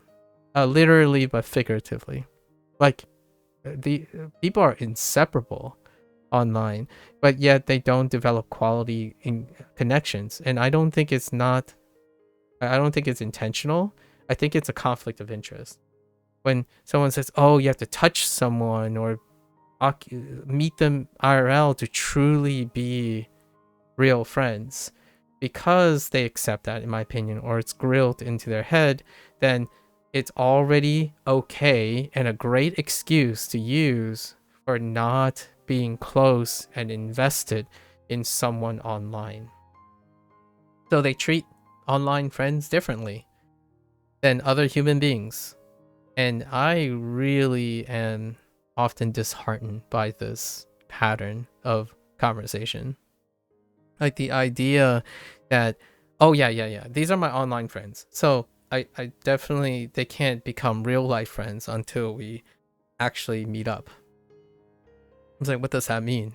So they're lesser humans, or they're just lesser important things until they suddenly become real life friends. And in my opinion, that is how people teach language to each other as well. It's exceptionally palpable when it comes to Japanese. I mean, I'm not saying it's only restricted to Japanese or let's say to English. They happen to be the languages that I am associating, right? And you're like, imagine Japanese. Think about how much more prevalent that is. When you make friends, you're people who occupy your space, right? They live in Japan, and Japan is a small country. Not a bad or a good thing, but Japan is a small country, and relatively speaking, to the predominant demographic that their language is being exposed to. Like, Japan is smaller than the rest of the world. I mean, I could even say that with the United States. The United States is smaller than the rest of the world. So the idea is the internet smaller or larger than the country you're in? Usually the internet is bigger. So what happens now is that you have this really odd feeling. I have this consistently odd feeling when people are dictating how other people, instead of meeting mid-ground or demonstrating like, oh, this is what we usually say in Japan with other Japanese people, and then this is how it contrasts with how you think it is happening. So then you know what is and what isn't, and you can choose to work with that. You can compromise. That's not how the internet portrays it, and it is evidence. It is very evident not only in English, it is so evident in Japanese and others, where they say, oh, don't do this, do this. I'm like, on the internet, you're saying don't do this on the internet. The internet is a different space. So you're saying, oh, these are 2 ways, or there's 3 ways, there are 4 ways. All of these are represented on the internet. I prefer this way, and when you're in Japan, this is how they go about it. When you say don't do something, it means forget that, and it's lesser, and it's not worth consideration. Now, I don't know if this is the intent of especially Japanese content creators, or like even Chinese content creators, or even content creators in general, but very, very particular, like trendy culture. When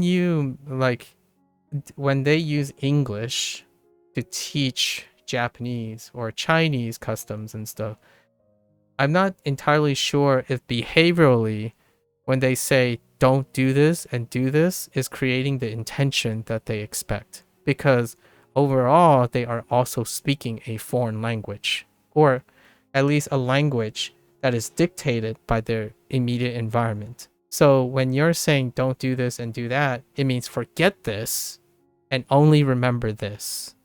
That is the term and consistent use of the word don't do this and do that. Always do this, don't do this. Never do this, always do that. That is what, in my opinion, are what the words actually mean. So it's ironic, it's weird, it's funny that when someone is trying to explain to not do something or to do something, and it's like about their native culture, the English using might be due to their misunderstanding, in my opinion, of the language they're using to communicate that. So oftentimes that's what I think about too. Like when I think about in telling people about Japanese, like what I know about Japanese, I know that a lot of it is going to be different. Like because if I use the target language in a culture that towards another culture that uses that language as their primary language, there's going to be some miscommunication, largely because you don't live in that culture either. So whenever I come up with this, like when someone gets a mentality where like, oh, we never do this, so therefore you shouldn't either, that means that I'm talking to someone that doesn't understand that when they say that, they are also doing something that people don't do and do, probably unintentionally. So I often wonder, I would love to ask someone like a very influential person if they ever consider that when you constantly say in English, if English is not your cultural dominant language in the country you are, is that English different from who you're trying to communicate and educate? Because in my opinion, I would contend that when you say don't do something, it's to never consider it as a value in English. Your target audience that you're trying to talk to. So when Japanese people say that, I don't know if they know that's what they're saying to their audience. Because there's going to be a time when how do I think about this? Here's a consequence that it's coincidental. I'm using correlation, so this might be not causation. But when Japanese, especially Japanese natives, use strong English, right, on the internet, do they know that they are creating consequences that is behaviorally not what they think it is? For example, if you use strong English, you incur strong behavior. So when these people visit Japan and then you notice a lot of strong behavior and then reinforcement and vitriol and like strictness that may not line with your culture, this could be all connected. This could be a feedback loop. But what was an example? Nervousness, coldness, intolerance.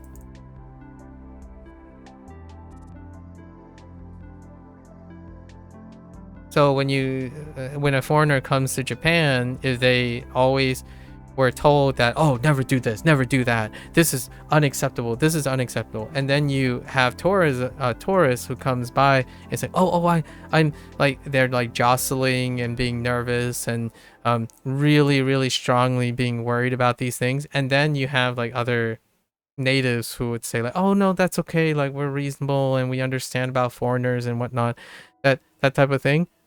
It's a clash of a conflict of interest, and I don't know how much of this actually feeds into it. But for a while now, there has been a lot of like trendy talk about how tourism is greatly being negative. It's becoming a negative sentiment for tourists in Japan, and it comes with representation. And a lot of Japanese natives representation is using strong English language. But to me, that's probably normal for them. In Japan, I would say if you translate some of the Japanese stuff, right? Like if a Japanese native and they become bilingual for example, they become bilingual. They learn English and Japanese at the same time, but they only talk among Japanese people, right? And I start to wonder, the same it becomes a double standard somehow for Japanese people when they say, oh, hey, our language, you use this and this. It's like, yeah, but you speak English to me when you're only using English in Japan. Do you come to the United States and use English to understand how you would bridge the communication nuances of English? You don't. So what happens here is it creates a really weird, rough double standard. And on one way, it is acceptable. The other way, it's not. So now I'm kind of curious if when Japanese person, right, a Japanese native say, oh yeah, oh, this is very, very bad. You never do this.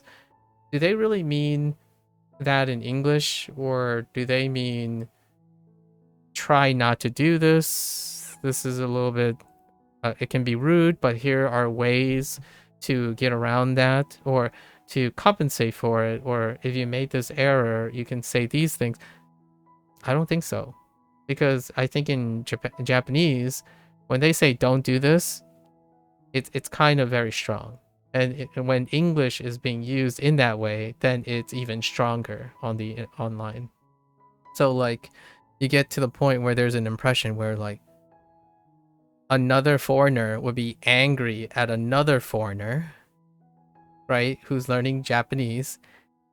I have some personal anecdotes where they would tell a foreigner, would tell another foreigner, and they're both learning Japanese, to only do certain things and always believe certain things. And in the moment they get to learning Japanese on their own, they realize that it's a little bit more like most of the time and sometimes, not always, and stuff. So for example, one really recent anecdote was someone, it was someone's birthday, and that person's like, oh, you know, I said, this is a recent one, I said, otanjobi omedetou, right? And they're like, oh, you should say this now since we're friends. It's like, I disagree. I think actually friends do say this.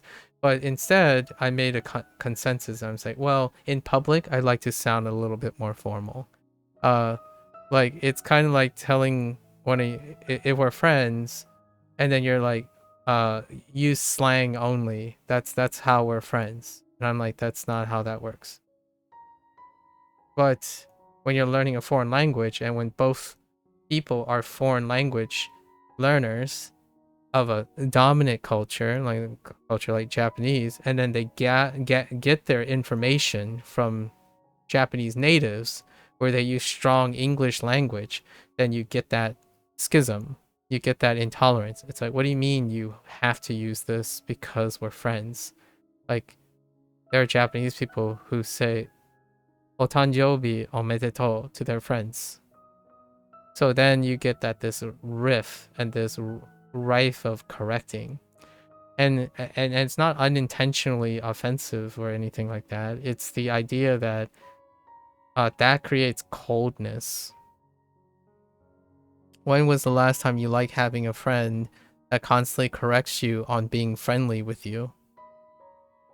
That's kind of rough. So it's a little bit of a downer. So to balance out the bright example I had about Familex. But generally speaking, I think most of this stuff is connected with the way communication works now. Try it out. Let me know. Sorry, I had to talk about language in some way, shape, or form. Let me know. I pick up people's mannerisms intentionally because it brings me closer to the people I'm talking to. So when someone says like vibe, my next sentence will probably have something to do with vibing. What I mean is like using the word vibe. If someone's gonna say poop, I'm probably gonna say poop. There's like that. If you're paying attention to language is a dynamic process, right? Especially when you're talking to a real person. So a lot of times when people say, oh, that is not representative of actual real conversation, you're talking about the mechanics of social norms, like the language social norms. You're not talking about communication. But somehow that person, in my opinion, especially a younger person, thinks that communication is the same as rules. So like if you're always formal, you're always this, that's kind of very Japanese. That's fair, right? That's fair. That is a compensation for communication online because you don't know who you're talking to at the moment and resonating with. So communication consistencies is dynamic, and that's what most people say about real life conversations. When you have a real life conversation with another person, it requires communication skills, not dogmatic, not like overzealous dogmatic dictation of rules. Conversation tends to be organic, it's natural. So if if you go to Japan and a lot of people adhere to the same rules, it is also good for communication because it's consistent. Then when you get online and you start telling that to other people, your communication skills have to adapt and change. So when you're like talking about how to communicate to people online, like, oh, you never say this in Japan. It's like, yeah, when someone visits Japan, how do you interact with another Japanese person online? You spend a lot of time doing that too, right? Like that's what I'm getting at here. I think the world, people who increasingly have access to the internet now, as a human species, right? Communication has fallen behind technology. So there people, at least in my opinion, one of the things that are happening is there's still an overemphasis that the main form of communication for our younger peeps now, like the goobers, all the goobers, is that they believe that the most common form of communication that is worthwhile is still in-person conversation. So in my opinion, with that emphasis on that, there is less and less attention, ingenuity, and promotion of effective communication on a medium that they spend like 80% of their time talking. And what I mean by talking, I don't even mean using the voice. Talking is now typing, it's writing. Supercalifragilisticexpialidocious is great. That's a great example. You don't just break that out, but you can online. And I can't believe you spelled that because I wouldn't. Oh, I guess they're always broken up. Supercalifragilisticexpialidocious. Okay, it's fine. But hear me out. That's what I mean. I'm not saying you still can't have real life encounters and whatnot. It's fantastic to meet someone. Like for me, I don't meet up with my friends very often, like maybe once a year. But when I do, it's like I have billions of resources. What I mean by that is when I meet my friend, you get so much information, additional information. It's almost a culture shock for individuals who don't do that anymore very often. But when you meet someone in person and have an environment and a shared experience, it's almost like you become overwhelmed with how much information you can use to get to know someone, right? However, that is not the norm, but it's like extra. There's so much information to that, and you can compartmentalize some of that in online interactions. Some days you might use voice chat, some days you might use video, and then one day you take the plunge on that. But those steps to get there is so far away now, and trivializing all the steps before it, like the process of getting to a real life friend, is either you do it, like you take the plunge. So like it's kind of like saying you can't make a real life friend, Japanese friend, because you didn't go to Japan. That is tough. Like, well, hot dog. Does that mean that I should give up and say I'll never be able to interact with a Japanese person? Well, if a Japanese person is telling me, right, that you can never understand real life conversations without going to Japan and interacting with a Japanese person, then I accept that respectfully. And I'm going to say I don't. So then I adapt my communication skills. So what can I do? Well, I can interact with maybe some Japanese people who like English online. So now my behavior is adapting to a realistic goal. And then what happens to the advice that people have about Japan? Well, when someone tells me, "Oh, you're never going to sound native," it's like, that's fine. I'm not going to visit Japan. Right? So now we have a non-cognitive dissonance. There's no conflict of interest.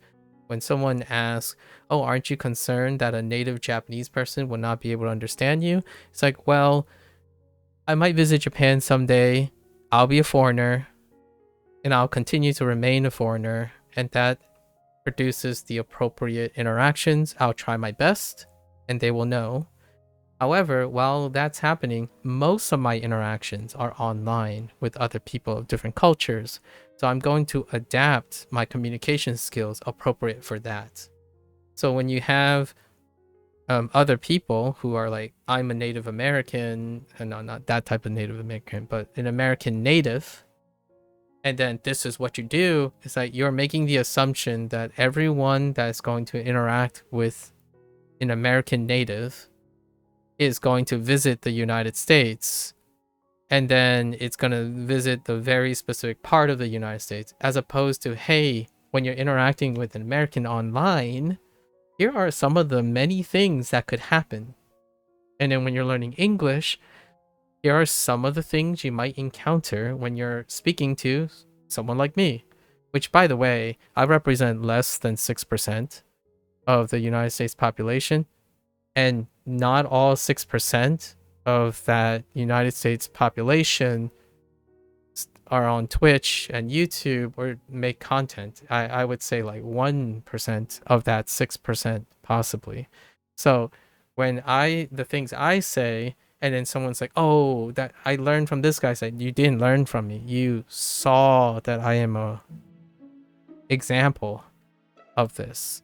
And that's a way to understand that when you're offering advice online about how you communicate with other people, not simply learning a language, but when you learn to communicate with people, the forum and the medium that you're using must also be in line with the environment. So if a bunch of people is, especially in Japanese, I understand I'm picking on Japanese, but we're learning Japanese right now. If natives are finding a lot of success on saying, "Oh, this is how Japanese people say this," it's great. It's great information about what's happening in Japan, like at Japan's level. Now, if you're speaking like all the people, your audience will all someday visit Japan, that's not true. There are going to be far more people who like Japanese and Japanese culture that probably will not be visiting Japan or living in Japan or even having Japanese friends. So when I think about how it's different from someone who's passionate and just talking about Japanese because they're like, "I'm Japanese, I love my culture, let me share with you the richness of the culture," versus someone who's going around saying, "Don't do this, do that, never do this, never do that. Oh, foreigners don't understand this," or "Top 10 things Americans don't understand about Japan." Those things are assuming your audience is one type of person. And to me, that is one of the things that make the internet so conducive to poor communication skills because you fit everyone in a category. You consistently categorize things so that it's easier, quote unquote, easier, but not, it isn't easier. It's simpler. It's simpler to reductively reduce the diversity online by treating and disseminating information as though everyone is categorized. So now you have people who are like, oh yeah, real friends actually do this together. It's like, oh really? Yeah, I can see that. My friends and I kind of do that every once in a while. Like, oh, then you're real friends. It's like, no, that's not why we're real friends. Like, I mean, it's part of the it's part of the picture. Like we kind of spend time together. And then someone's like, oh yeah, I don't have any real friends. It's like, don't you have friends you hang out with like every month? It's like, well, I have people I play video games with every day. Why aren't they friends? Like, well, that type of time is not the same as your once in a blue moon visit. Well, why can't it be? That's one of the parts that I harp on all the time. It's very, very disheartening how bipolar and categorized. And I think no one is really intentionally doing this. It's like playing to internet. It's playing to the internet. People are catching up with communication on the internet. So I don't think there's any one culture that is not doing that. To me, it's a human condition. The way the representation of each person's culture is on the internet is hyper selecting for those people who think that they're talking to a singular body of people and not treating the internet as a platform that is different from thinking that everything is based on IRL interactions. So to me, I like to think that in the next 5 years maybe, this doesn't escalate to AI just managing all of this because you don't want to talk to anyone or have open communication with anyone online until you meet them in real life. And what happens here is it's the chicken or the egg question, but in this case, we do know what the egg is. The egg is this stuff. It's this convenience, this polarization, polarized behavior. That this is the egg, so the chicken never makes it. You never get to the chicken. The egg is already rotten. Like, not in a bad way, but it's already spoiled. It's cooked. Things are already cooked before it is allowed to be matured. So that's a deep cut, and that's one of the hottest takes that I have after learning starting language learning. I think it's a coincidence, but when someone tells me you should always watch native content, I disagree. You should watch a lot of content, like a lot of different content, because you have to understand what your environment is. If you don't expose yourself to that environment and understand the idiosyncrasies and nuances of that environment, it doesn't matter how native you sound. Online, your communication skills are probably lacking because you're portraying and you're dictating a specific form of communication that's not appropriate for online communication. Or it is appropriate, and therefore that's why you don't have friends online. Right? Like, it's difficult to bridge familiarity if you're projecting something that doesn't exist in the other person's environment. Right? When was the last time you told someone, oh, yeah, you guys do that and we do this, and that brings people closer together? Shared experiences do bring people closer together despite having disagreements, right? If two people, like a Japanese person and an American, occupy the same space, watching the same concert, that is a commonality that's forced upon them due to the shared environment. Online, you don't have that, right? It's a different medium. I could be staring at something else. I could be cold while you're hot at the same time.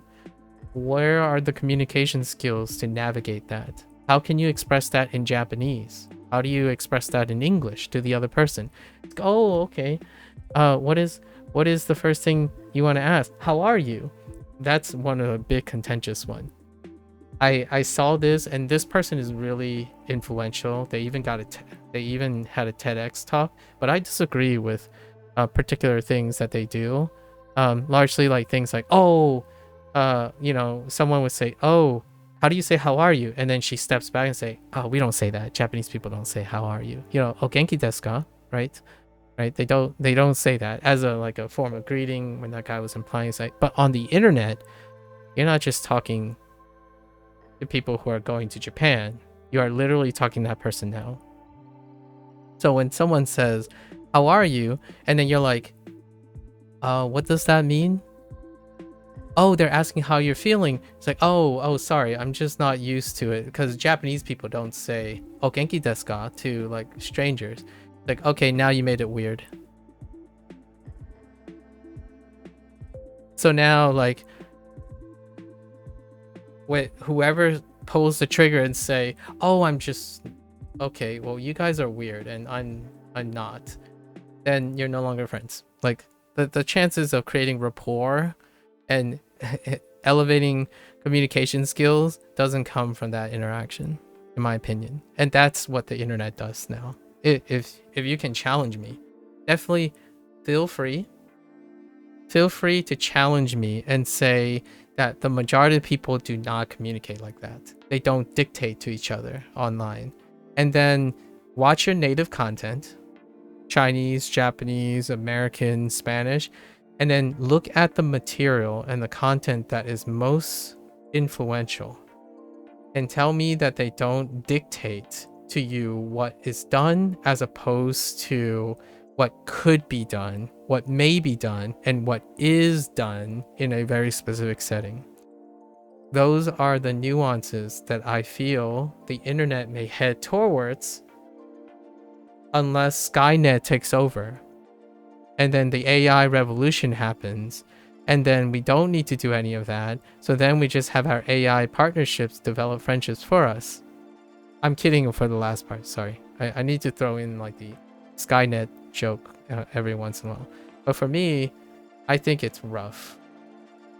I watch native content. I don't watch native content. I watch multicultural content. I also watch, I watch all of the above. I use the native content to contrast with the multicultural environment, to contrast with the monocultural environment. When other language learners come around and say, oh, you have to only, because this is the right way, it's like, I disagree with you. Functionally, logically, and rationally, that is not true. Right this moment, this interaction that you and I are having is not the environment that you think you're having. So not only did you make it very obvious that you do not have communication skills between people of different culture, you are going to try to learn about another culture without the ability to relate to that culture. It's weird. It's an egg. It's a cooked egg situation. If you are unable to empathize and compromise and participate in cultural exchange, how do you get good at culturally adapting a new culture? You move there. The last time I checked, if all of the people who are interested in the Japanese culture move to Japan, I think there will be more people that are from different cultures than Japan itself. So that is very unrealistic, and it's very illogical. So in my opinion, from a rational standpoint, communication skills is probably a way to normalize this. And this is my hot take on how I feel right now when it comes to understanding cultural exchange through language. I think there's a hyper compensation for this, and I don't necessarily think it's intentional, but the Japanese culture exacerbates this situation. And that's one of the explainers to why there's, in my opinion, coincidentally, a higher toxicity in Japanese language learning communities versus other communities. Because there's a constant enforcement and hyper intolerance to certain behavior. Like, oh, you didn't learn all your kana yet? Like, well, you can learn at a different pace. It's like, no. You have to learn it the right way. This is the right way. And all I can think about is, I wonder what happens when someone on the internet tells Japanese people how to speak English properly. Does that come with backlash? It does. It will come with backlash. It's usually double standard because you can't agree on what is a correct way to speak English. But the reason, there's a great reason for that. Online, there are a lot of different types of English dynamics. That doesn't stop the opposite from happening, where a bunch of people, natives would constantly say, and I'm not talking about all natives. There are really wonderful people who are much more intellectually open, and they talk like instructors and teachers, and a bit of consideration that they're on a medium that is internationally multicultural.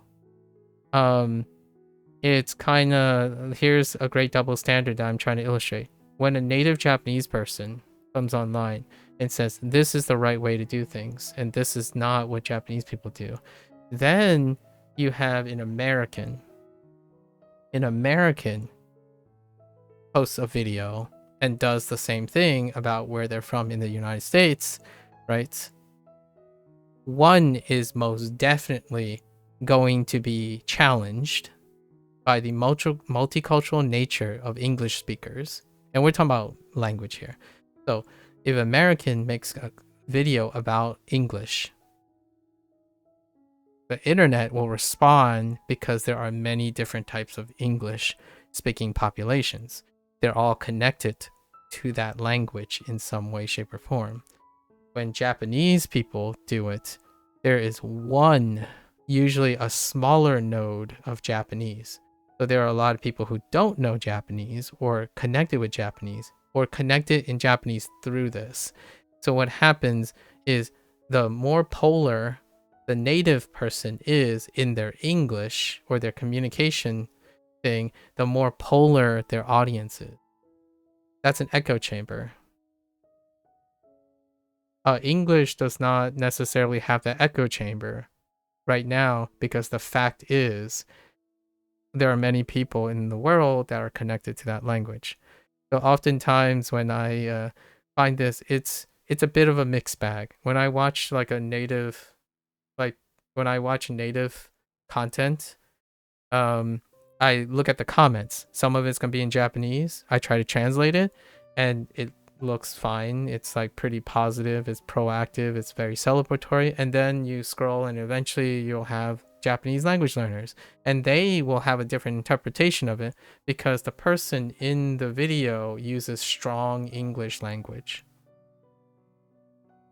And that's what I think is happening online. When you use strong language and you normalize that, yeah, I'm not surprised that you treat people treat each other differently online that they do when they're IRL. And I do too. I actually do as well, because I don't want to be very offensive, right? This is a public space. However, I try every once in a while to breathe some new life into communication. I think online peeps, they spend a lot of time online, and I like to encourage that online communication can be far more than what it is now.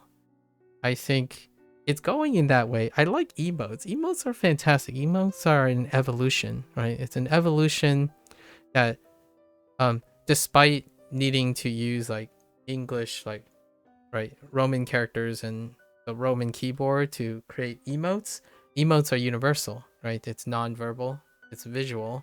So for outside of people who are visually impaired, but It's a great way to circumvent a bridge to demonstrate a unification or a appropriate internet lingo between multiple countries. For all intents and purposes, though, English is the common language of the internet, or at least the side of the internet. And it's weird. It's one of those things I haven't felt so obvious difference until I started watching native content. Like native content about like quote unquote real life things in Japan. I've noticed that it is characteristically polarizing. And polarizing in the sense that if you don't agree with that thing, they're nowhere to be found. And if you agree with that thing, it's always sunshine and rainbows. Meanwhile, when you see most things in English, it's like all over the place. And that is the nature of the internet, the all over the place part. However, it gets squelched when you're interacting with native content. So I know this is going to sound a little bit overreacting in a sense of making friends, but the last thing I really want to do is, this is a correlation, so it's part of my selection process. When someone comes at me and say, I love language learning, or I love Japanese language again as well, and then they're the same person who thinks that only watching native content is the only way you can learn a language, I am very unlikely to be that person's friend. Right? So if you're trying to like get closer to someone, understand who you're interacting with, because sometimes your success rate goes up, sometimes you lose opportunities, or sometimes that polar, like that really polarized person happens to be you, and then you're like you're besties forever. But for myself, it is very difficult a lot of times to talk to someone who doesn't have more than one cultural background and very dedicated to the Japanese language, because I think the native content that they only watch is affecting the way they talk to other people who aren't Japanese. It really does. Let me know how other people feel about this. I would love to hear anecdotes, but it is very difficult for me to talk to someone who spends most of their time thinking that the way communication is developed is fully embracing Japanese culture on the internet, not like in Japan. Like if we go to Japan, I would take one of these guys with me because they would nail it. But when you go and try to tell someone how they should behave while they're on the internet based on Japanese customs, you've lost the person, because we're not in Japan. So whenever you say, oh yeah, you know what's the best way to learn Japanese? Move to Japan. Well, we're not in Japan. Like we're not, like you're talking to someone who's not moving to Japan. So when you go around and say, oh yeah, you're wasting your time, the best way to learn is with a Japanese person. Say, well, I don't know Japanese people, right? In fact, in my opinion, native Japanese people, they're really prideful, they're very disciplined, and they're incredibly, like, there are a lot of great things. The flip side is it's a double edge. They are also unlikely to be interested in cultural exchange. And that's fine. It's like the whole cake, right? It's the whole cake. When you are very socially identifiable as a decorum, then you are not very well equipped to interact with other people of different cultures. So you don't meet compromises. You're playing along with them. For me, I'm in cultural exchange. I want to learn a little bit about your culture, and you would want to be interested in my culture. And in my opinion, that's not Japanese people. Like, if we have to be truly realistic, what makes them very great at being consistent with their culture, the beauty of their culture, the stuff that you like. It also means they mind their own business all the time, and they're not interested in reciprocating. So understand that that's part of the appropriateness. Now, I'm not saying all Japanese people. So if I ever meet a Japanese person that like, oh yeah, I absolutely love the MCU and I absolutely love wanting to learn English and stuff, it's like, let's be friends, because that's where I'm at, right? I don't want to live in your country, but you don't have to live in my country as well. But we have to share a mutual interest. Other people who embrace the hardcoreness of the Japanese of the Japanese culture and the language by extension, they want to become Japanese. We're not going to go into whether that's figuratively or literally or culturally possible, but they want to become Japanese. So they are giving up, or they're exchanging their prior identity. That works. So when you're watching native content, in my opinion, think about what the audience will be like. When I read comments, I learn a lot from reading comments and learning what the community is like, because if I'm gonna be interested in someone's content, I'm also going to interact with their community, right? So if someone tells me, oh, do you like this guy? Do you watch this guy? And it's some guy that says, that spends their entire time telling you what to do and what not to do in Japan, I'm going to say no. Because the person, maybe that person's different. I'll find out if they're talking to me. But if I read the comment section, it's going to be like that. Like, how do you think, in my opinion, an American feels? I would say, I would consider myself an American, right? A Chinese American.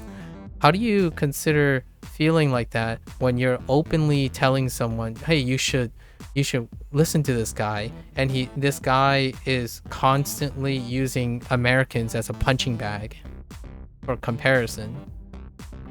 Like, that's not cultural exchange. That's not even cultural sensitivity. That's a cult. That's a cult echo chamber. It promotes discrimination and racism. Not intentionally malicious. That is the essence of what it is like to cultivate racism. Racism is not malicious. Discrimination is the act based on racism. So when you spend most of your time saying Japanese do this really well, meanwhile Americans are terrible at this, if you enjoy that content and that's the only content you enjoy, that's telling me something. I'm American. So would you want to be friends with someone who constantly has a stereotype projected by another country about your country of origin, in which you do not want to dispense with that country? It's a tough question.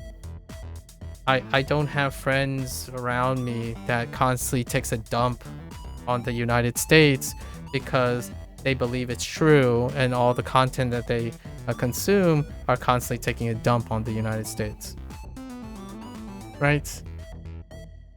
Just wondering, because that's what I take into account when I'm selecting my content creators. I love multicultural content creators because they share cultures. They talk about the bad and the good while they're interacting with each other. They don't make unintentionally racist comments, because they make commentary on a culture they don't care about and then compare it to the culture they do care about. That's my 2 cents there.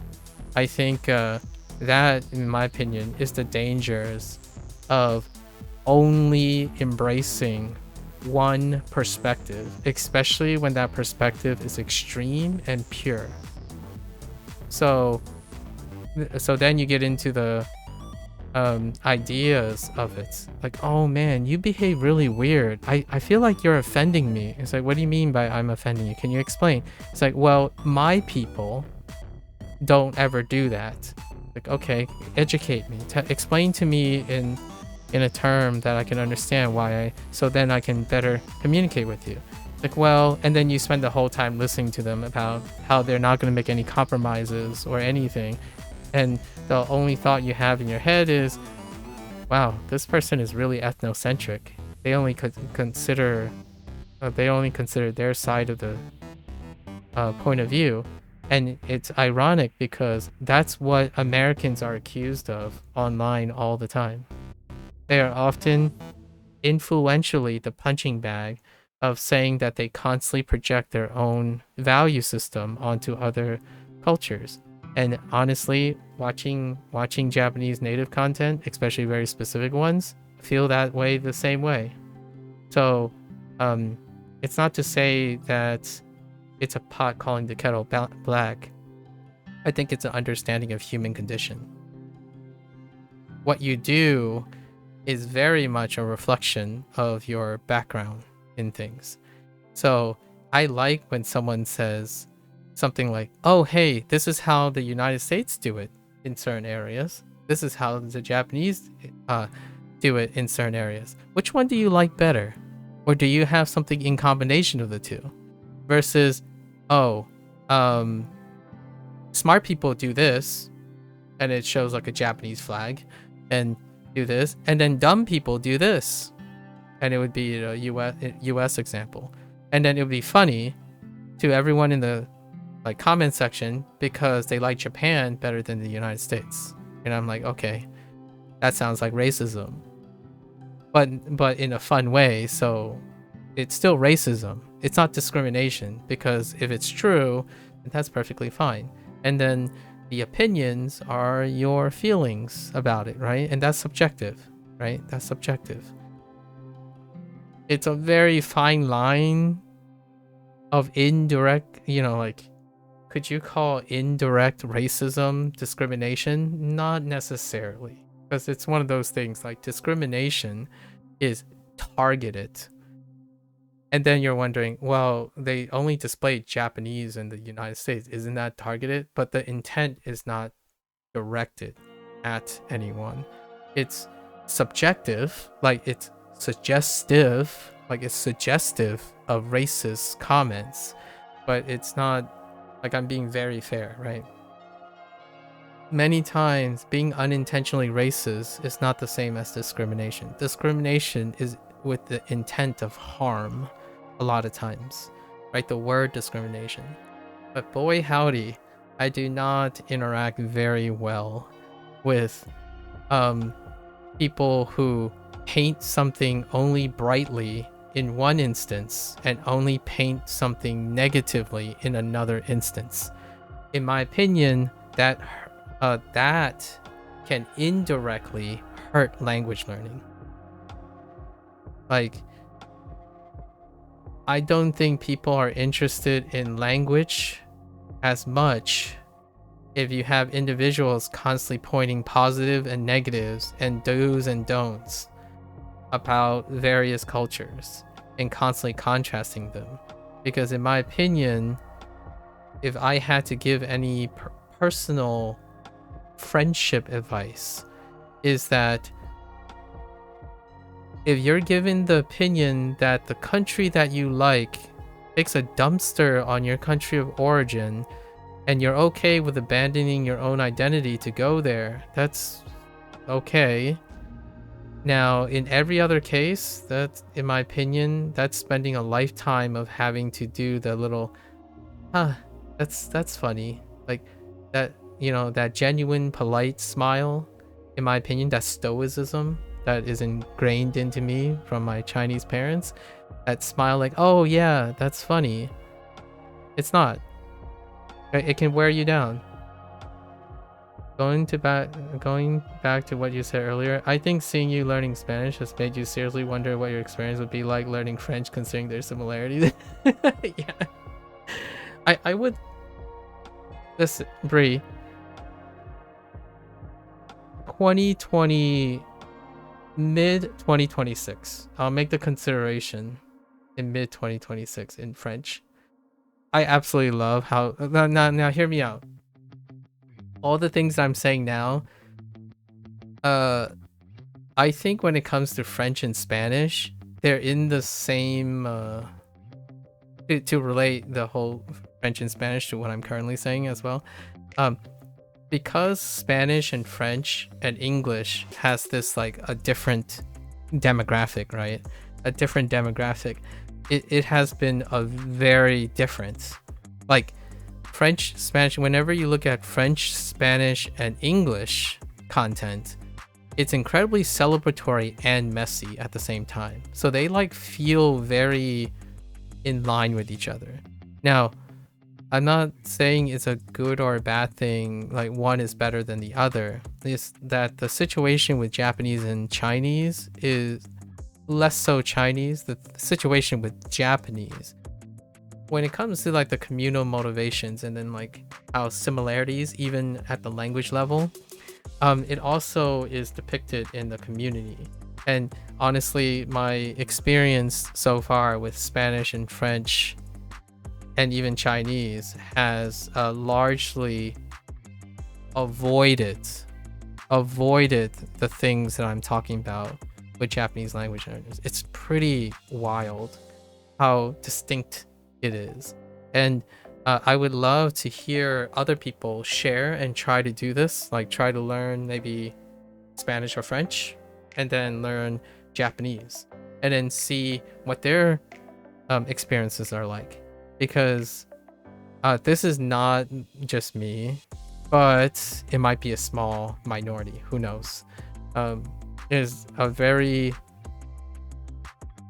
potential, there's significant body of people who feel this distinction a lot of times. So it's not to say that I'm afraid of challenges, but at the same time, going into French sounds like a wonderful compliment, a little like palate bouncer with Spanish and English. I think when people talk about Spanish, English, and French, it's very like feels homey, culturally speaking, and language feeling. And then when you get to Japanese, like yikes. Oh hey, thank you Daily Bot. Low effort bot. 2020. Looks like someone sold their account too. Okay. I will dabble.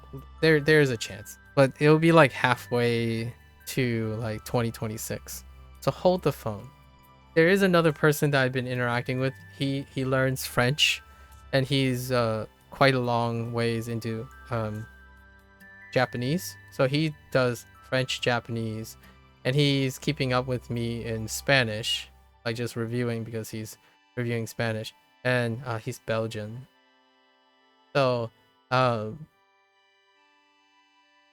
totally do want to play Clear Obscure again, like learn French, or learn at least sufficient French, and then play Clear Obscure again, or play more French games. I think there are sufficient, like I think Sandfall is going to make more French games, and that's awesome because I want to follow French because of Sandfall. That's what this sounds very coincidental. It's very coincidental, but video games, you know, these things, they don't happen very often, and when they do, language learning like skyrockets. I'm telling you now, there is an there's a escalation, there's an uptrend of the French language, like interest in the French language because of Clair Obscur. And I think one of the interviews acknowledged that. So it's a great time to pick up French. It's kind of like a Korean. Korean got an upshot because Squid Game hit Netflix. And then, you know, Duolingo did an advertisement with Squid Game too. Like, that's goes a long way. I think social media is underappreciated in how much language learning and cultural exchange happens.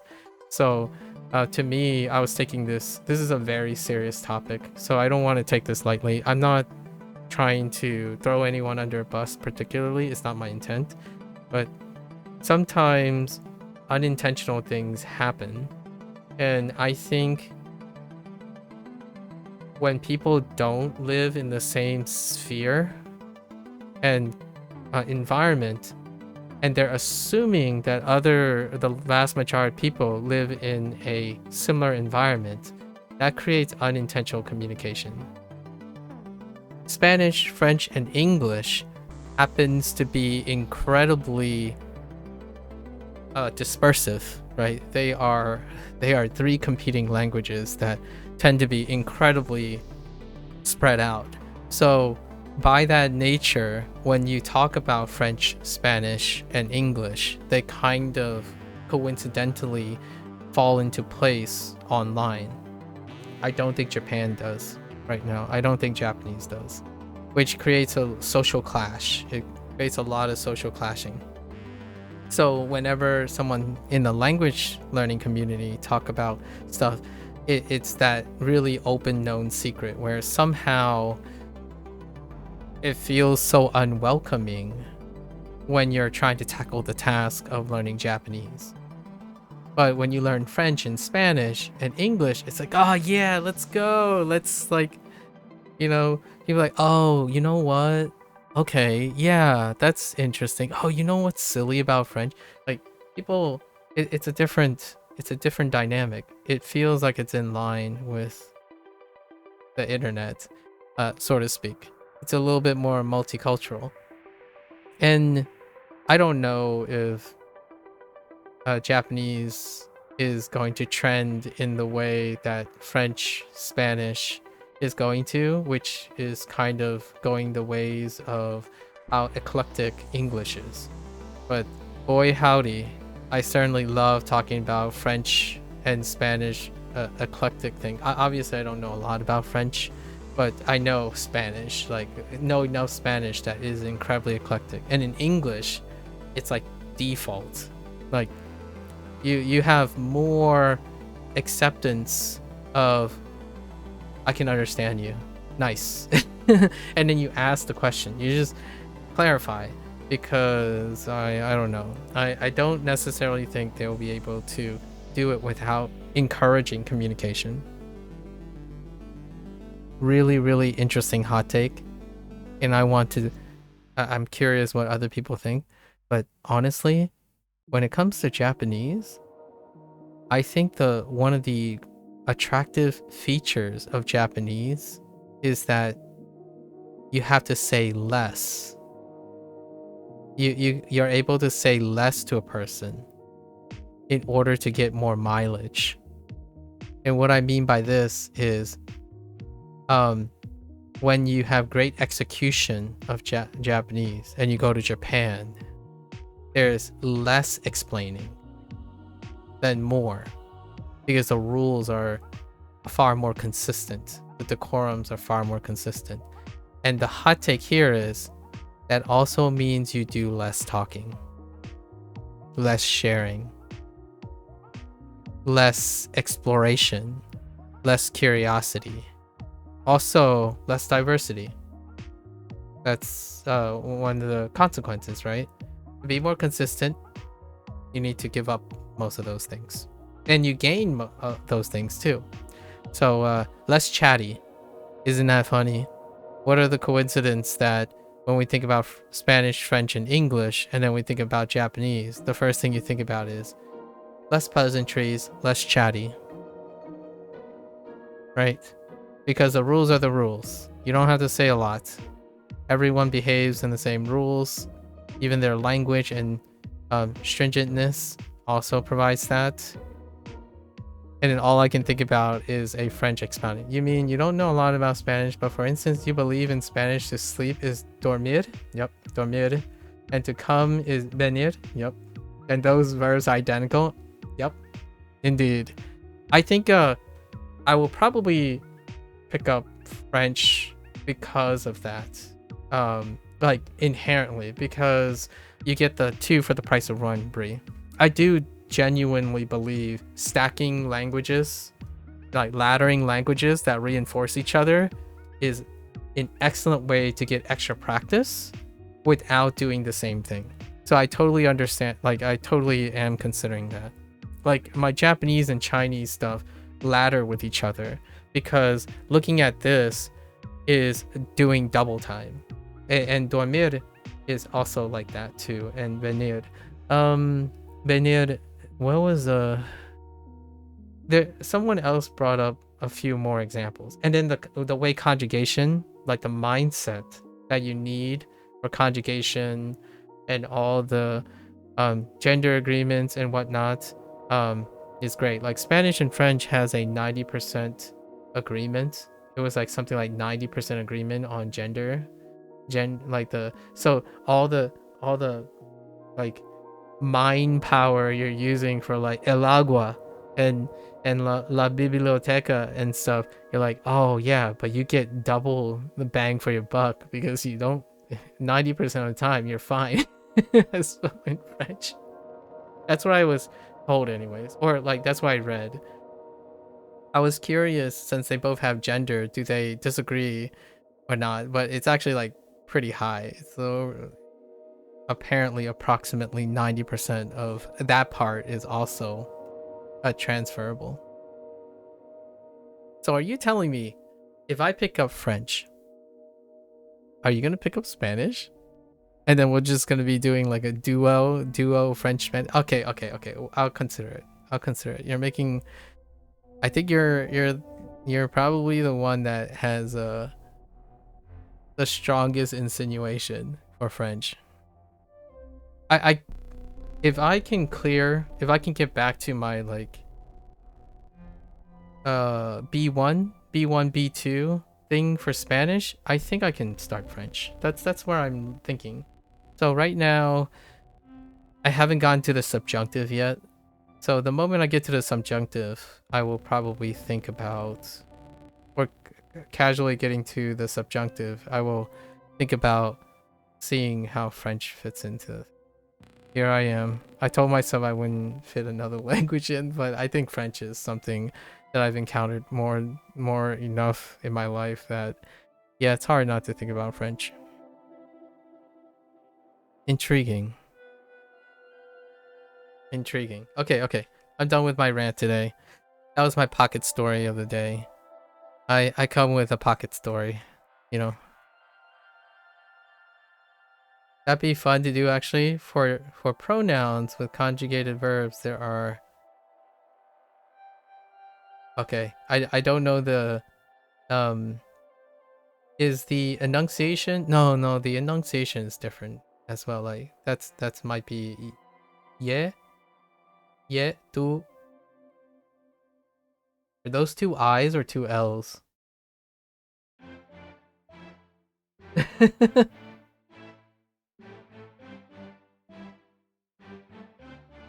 L. Yeah. No. Vo. Again, are those two L's or I's? Or is that an IL? So that's an IL, right? Like a capital I next to a lowercase l. Like el. J makes a G sound, so it said J. Okay, J. And then it's like I'm a girl, and it's an I and an L. Okay, I got it. Okay, so they use G for J. Okay. Instead of E. Okay. So J. Interesting.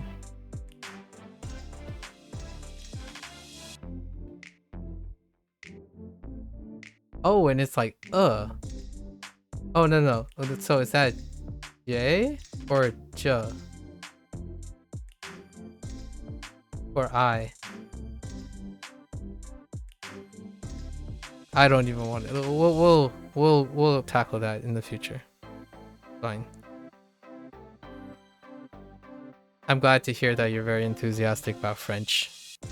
I will definitely require that enthusiasm.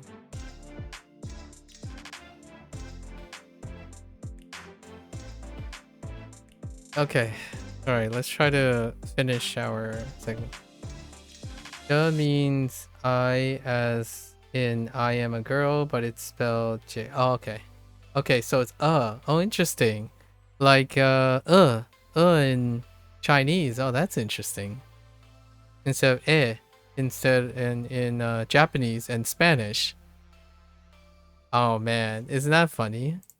Or in this case, because I know that the vowel sounds, there are more vowel sounds actually.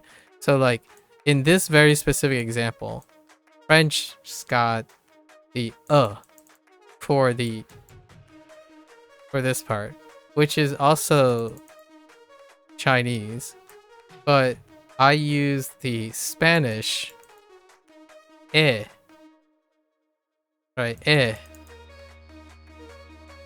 Have a throaty R too, like Spanish. Oh, okay.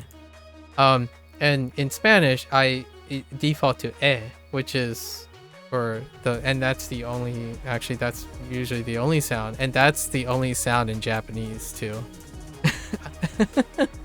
That, wait, is there something going on here that I don't want to, that I haven't noticed before? Maybe there's something behind this, but that's kind of funny.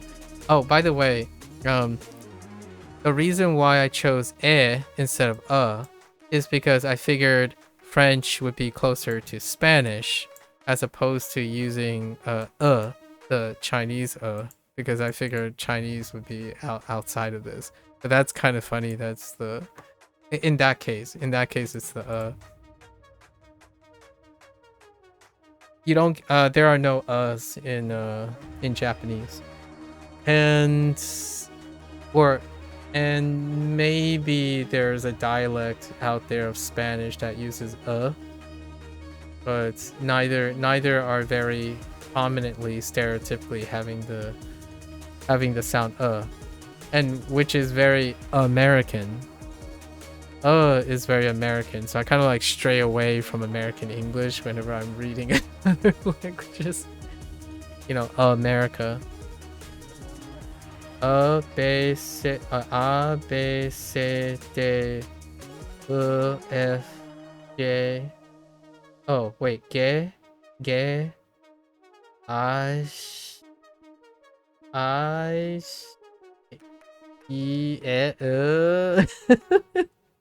Wait, what is G? Is it still good? G? Yeah, G? Is it still a G sound for G's instead of J? And then ka, him, him, hen, him. I don't know how you do the to the H. Wow. Alphabet pronunciation up to P. No, oh, G is J. Oh, G. Oh. Wow. So they just, okay, Bree. All right. So the French just decide to flip it. Okay, I see how it is. I'm kidding. Way to make it more complicated, French. I'm kidding. I can flip the sounds. All right. Basically, G and J are flipped. Yes, yeah. It's fine.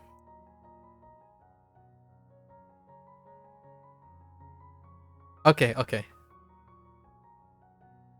We'll try to stay on semi stay on task today. Stay on task.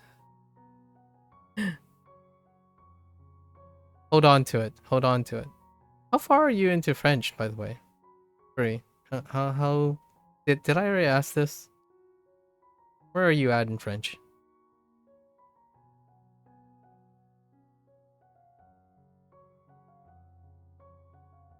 I know you. It's like, nope. Gut feeling failed. Gut feeling. Oh wait. Oh.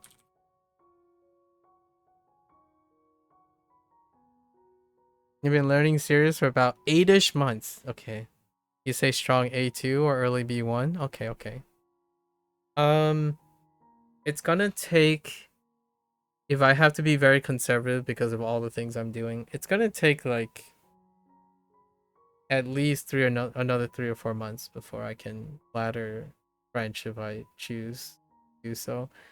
That will take me possibly back up to past B1, but I don't know where subjunctive starts. Let me see. Subjunctive, so let's see. Subjunctive, Spanish, language. Where is the concept of subjunctive?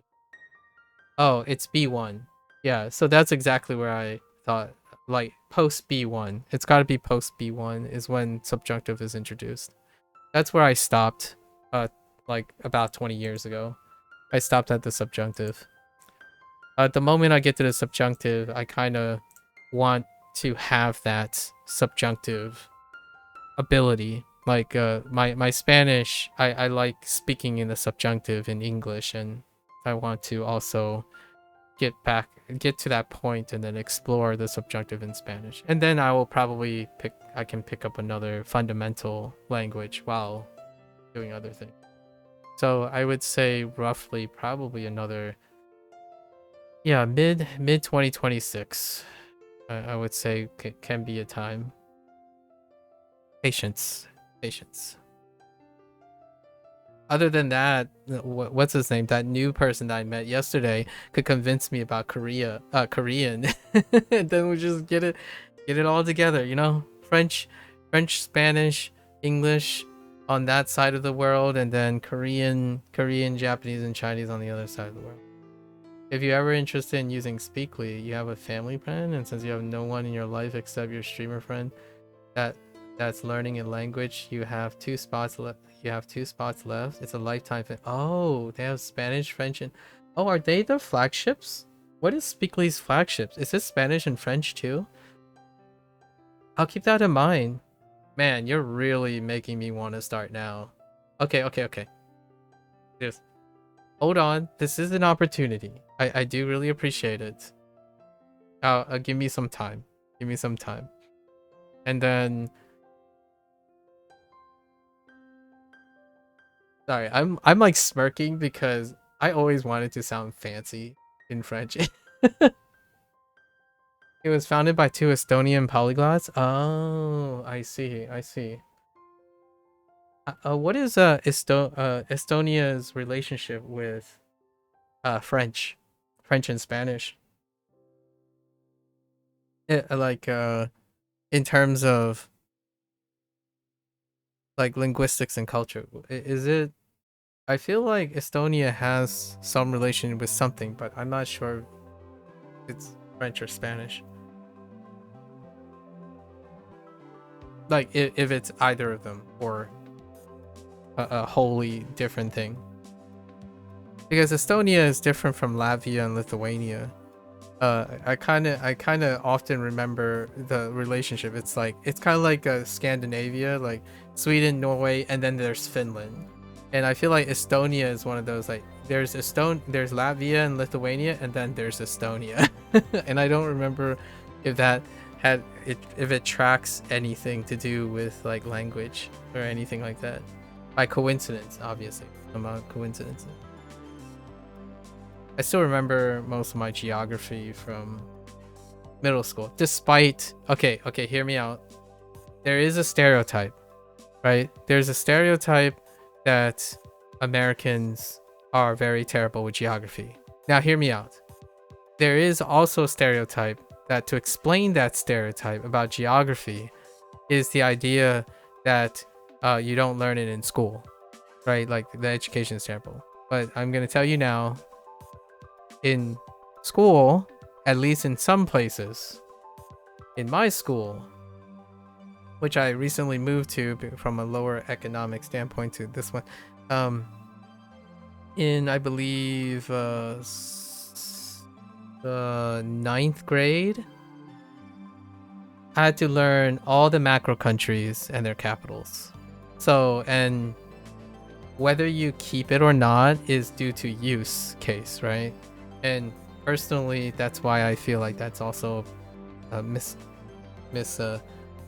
miscommunication in terms of what the cause is, but it's definitely not education. Because I still know most of the countries by geography. I joke about it though. Most of the time, I would joke like, I don't wanna guess on this. Like, but when someone mentions Kuala Lumpur, you're like, Malaysia, and then it's like, don't quote me on this. But it's more being on the safe side. You honestly have no idea, but aside from that, they teach through sentences though. Okay, and I'm not sure if you like it considering what you were talking about earlier. What do you mean? Duolingo teaches through sentences. And then Satori Reader teaches through sentences. I read graded readers. They teach through paragraphs. I'm not sure what impression I gave you about what I'm not sure. Is there anything particular that made you think that I don't learn through sentences? That's an interesting thought. Yeah. What I said earlier is that you do everything. Yeah. The main take home is that you don't do any one thing. It's incredibly logically erroneous to do any one thing. What you do is you do many things, but you can compartmentalize them to complement each other. Right? Like if you practice not using sentences, it helps you learn things not using sentences. But when you use sentences, it also helps you learn how to do sentences, but not using detached logic like this. So if you're doing SRS with your graded readers, with your podcasts, with your lifestyle, and then with friends, that is acquiring a language, to me. Not what you like. Speakly would be useful for French, but I wouldn't only use Speakly. That's probably the most reasonable thing. If they're only teaching through sentences, that's not sufficient for me. I don't think that, but it would be part of it. It's about developing a multifaceted routine in order for you to consistently interact with the language. Regardless if it's native or not, unnatural or not, you're going to have a native source, you're going to have an unnatural source, what have you. The reason why that is the whole point is because then you can learn through most things. And probably that's the point I'm trying to make. Like, there isn't a method that doesn't work. There is a method that works less or more based on your experience. I grow like particularly resistant or pushback when someone says like, this is the only tool I use to become fluent. Nonsense. Absolute nonsense. That is how you sell a product, not reality. At least that's my personal take. It's a little bit strong, but no, yeah. Speakly sounds like I will probably compare it to Duolingo. Like what I mean is, I will use it as a point of comparison and contrast in order to see how they teach through sentences. Much like pretty much anything else. Now, I do want to hold that for now because I think maybe Speakly allows you. That would be another way to use a different product and then compare them, provided that they allow you to do so. So I'll look into it. Actually, I'll look into it.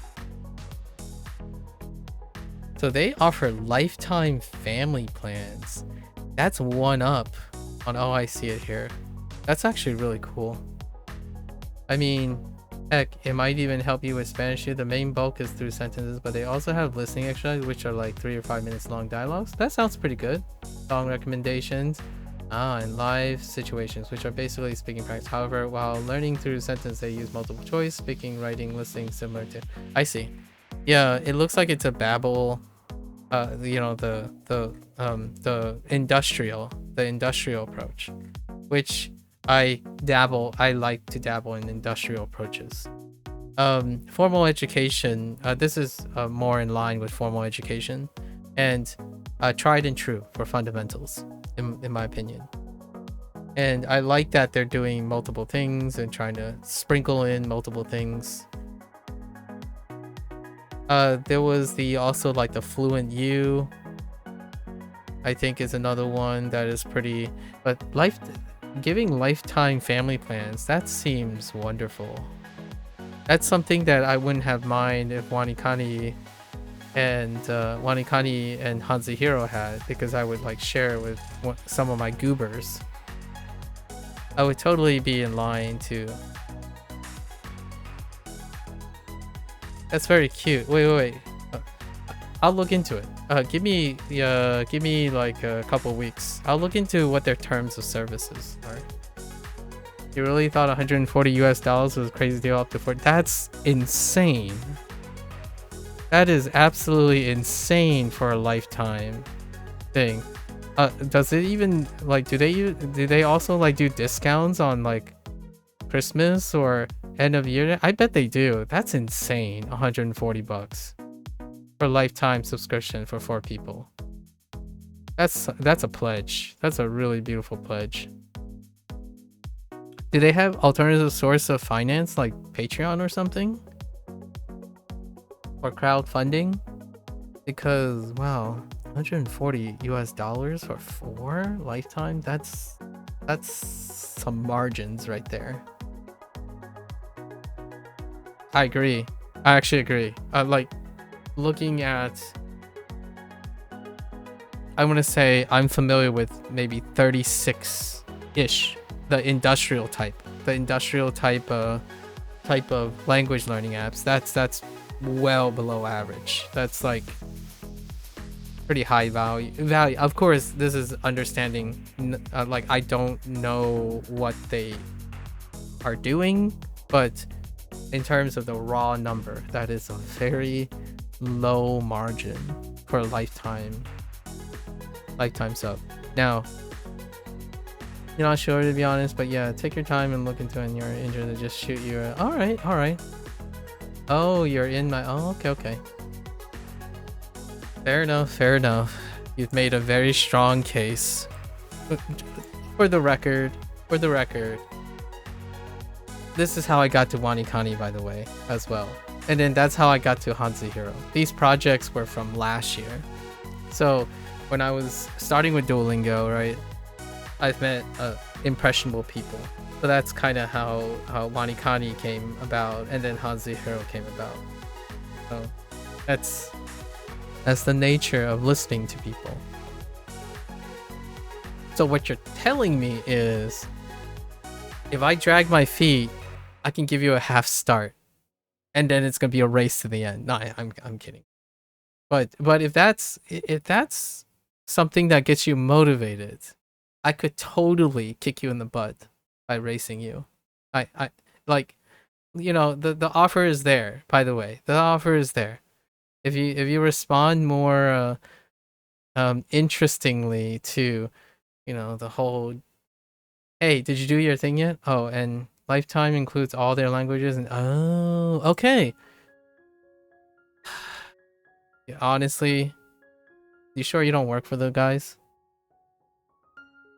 Honestly, I would have just bought the lifetime subscription just based on that. What I mean is, then I can compare and contrast. You know, I can compare and contrast and double dip. So that's basically like double dipping. If I were to buy a subscription, right, it would be double dipping. And that's cool. That's really cool. No, you don't have a job, just a huge fan of them. You should reach out. Maybe turn that, and like that could be a thing. That could be a thing. Maybe, hey, hear me out. A little bit later, if I ever like have an opportunity to talk with them, that might be a cool opportunity. Like to mention something. I like mentioning the reason why I'm here, like the reason why I'm doing this, like that blueprints thing. the reason why I know a lot about blueprints is because I have a goober that decided to set a world record for speedrun. So, and then WaniKani, I know who it is, right? Blazing is the person, and then Hanze Hero is a guy named Jacob, and he goes by Shady. Jacob. Still remember those peeps, regardless if I'm talking to them anymore. And I guess it's almost set in stone. Well, I'll mark my calendars, and then I'll look at the terms of service and stuff on Speakly. Actually, is this why your streamer friend is learning on Speakly? Is that what you said earlier?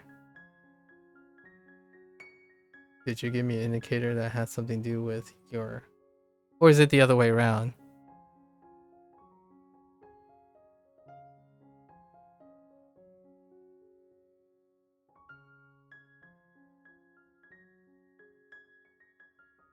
Yes, the only reason he is because you gave him a spot in your family. Okay, all right. So what you're doing? Okay, I see. I see how this works. Maybe I can reciprocate something down the line. I'm gonna have to cook on this. You're gonna have to let me cook a little. Need to prep.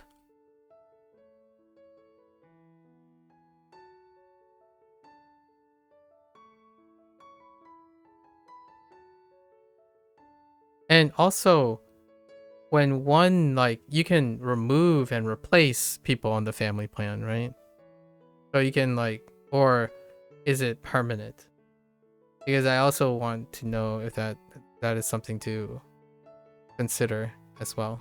It could raise the stakes or affect my decision making.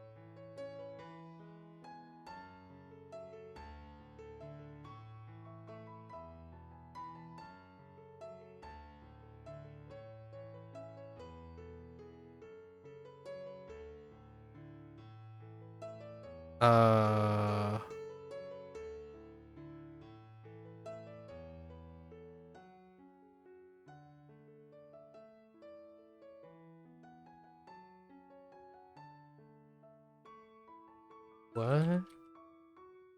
Whoops.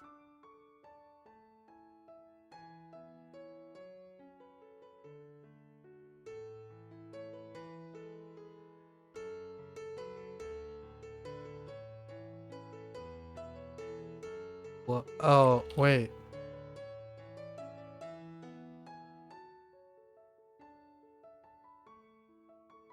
Yeah, the only take your time, no rush. I think it's permanent, but I'm not sure. You'll have to ask their customer service. Okay, okay.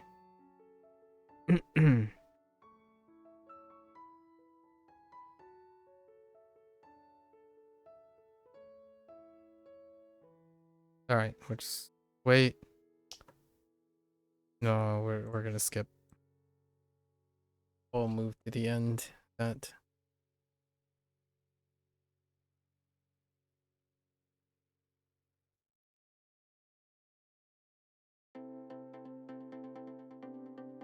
What? Wait.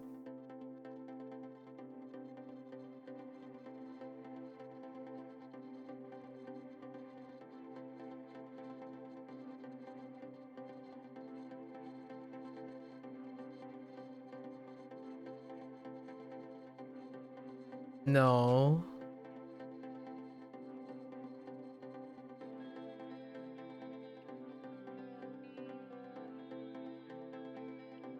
Uh, 二人のライバル、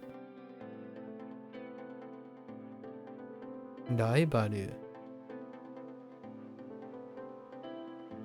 ライバルがついにですすることになった。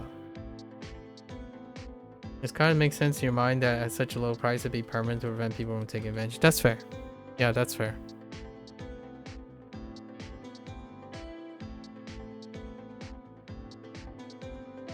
That doesn't help with the read of this. 対決 Taiketsu. Okay, so it's a special read on Tai. Oh no, it's not. I just brain farted and typed die multiple times probably.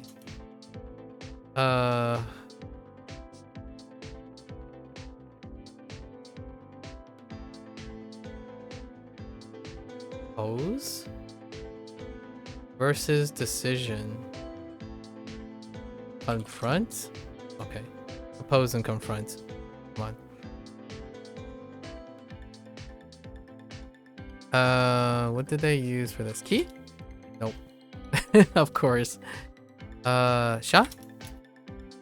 Oh, Kyaku. Oh, that's a typo. What? Oh no, Chaku. Chaku.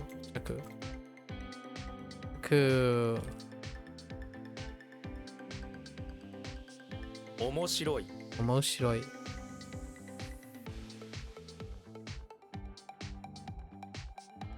Oh, merchant. Okay. What? What? Oh, sorry. I was a little aggressive. Urushimeru? 苦しめる Urushimeru. To suffer. No? Oh, to hurt. Or to hurt someone. Yeah, that's fine.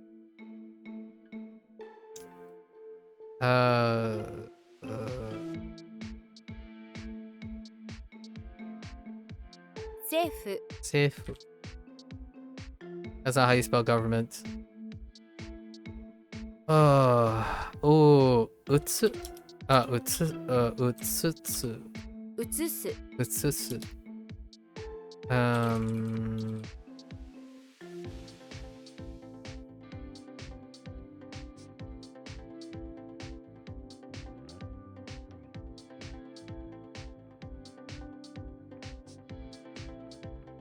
Does that work? Oh, yeah.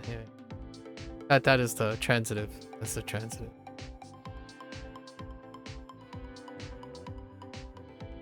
聞こえる Koeru.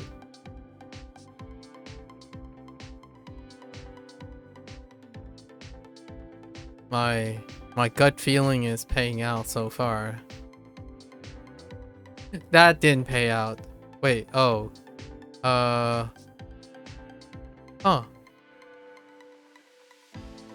Is it excuse? Oh my.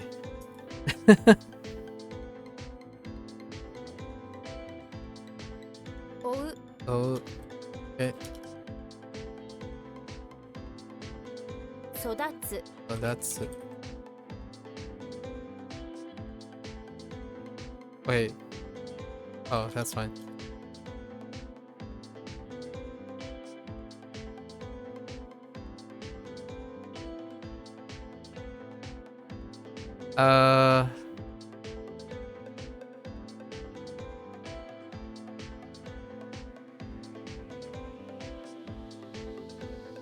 That's not it? Wait.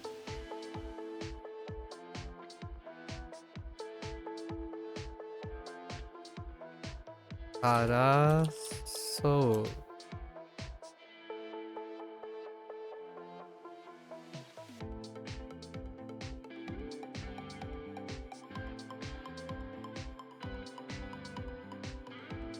Uraso. Araso. How am I not getting this?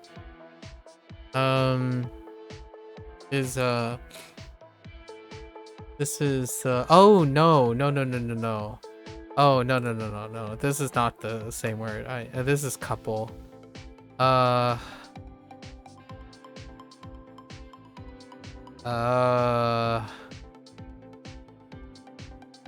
Anata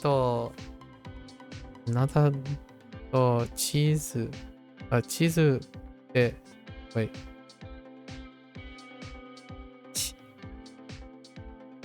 Cheese. Chimu. What?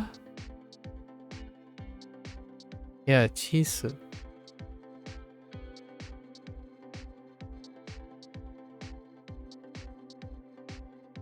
What?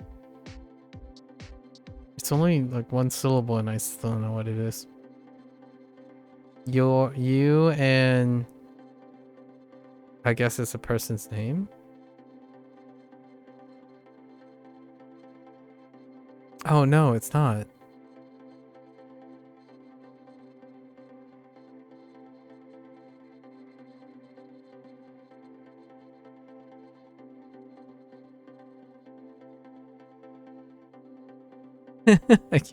All right, that context sentence is not helping me. I want to say making this hand motion, but it's not helping me. We're moving this to the end. It's fine.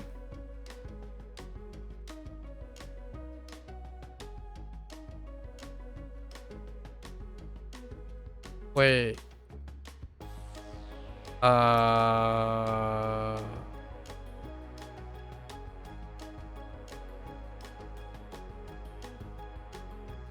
Shokyu? 初級 Shokyu. First level on basics. Fundamentals. Foundation. Beginner. Beginning levels. Dude, they're all okay. That's fine.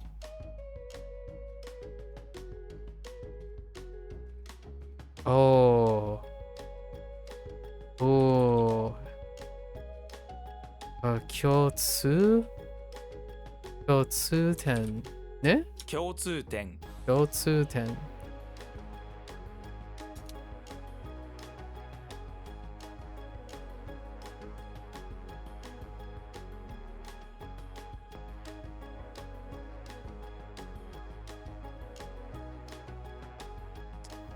intersection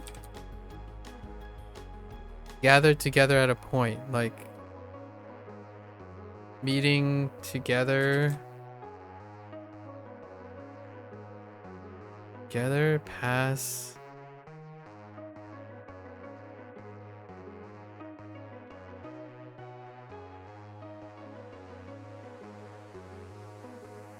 Koichi とは Koichi とは共通点が全ない or not 全ない maybe no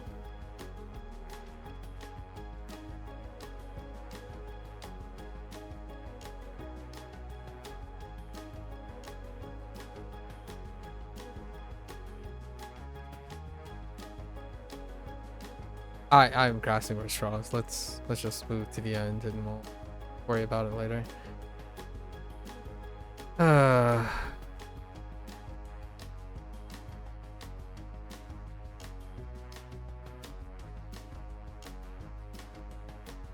Ichi.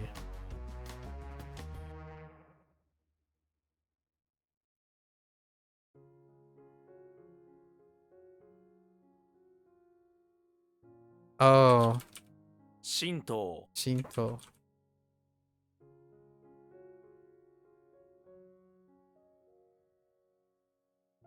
戦車 Densha.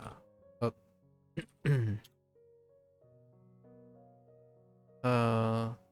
Berabara. Berabara.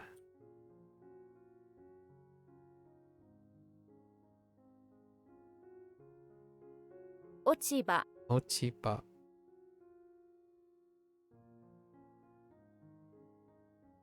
鳴き声 Nakigoe. Oops. Wait. Oh.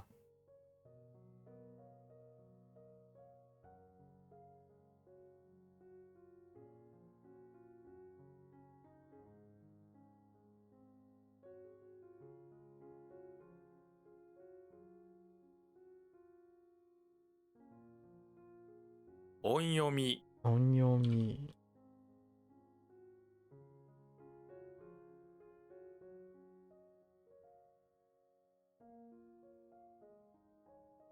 Excuse me?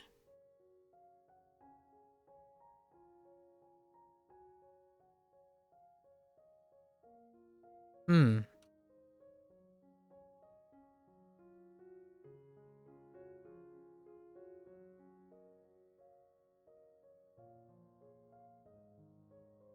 This is gonna be a long day.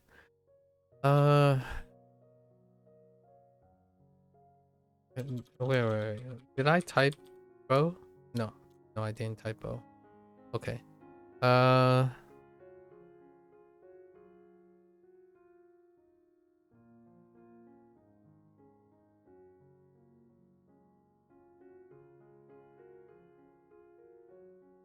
Oh, is it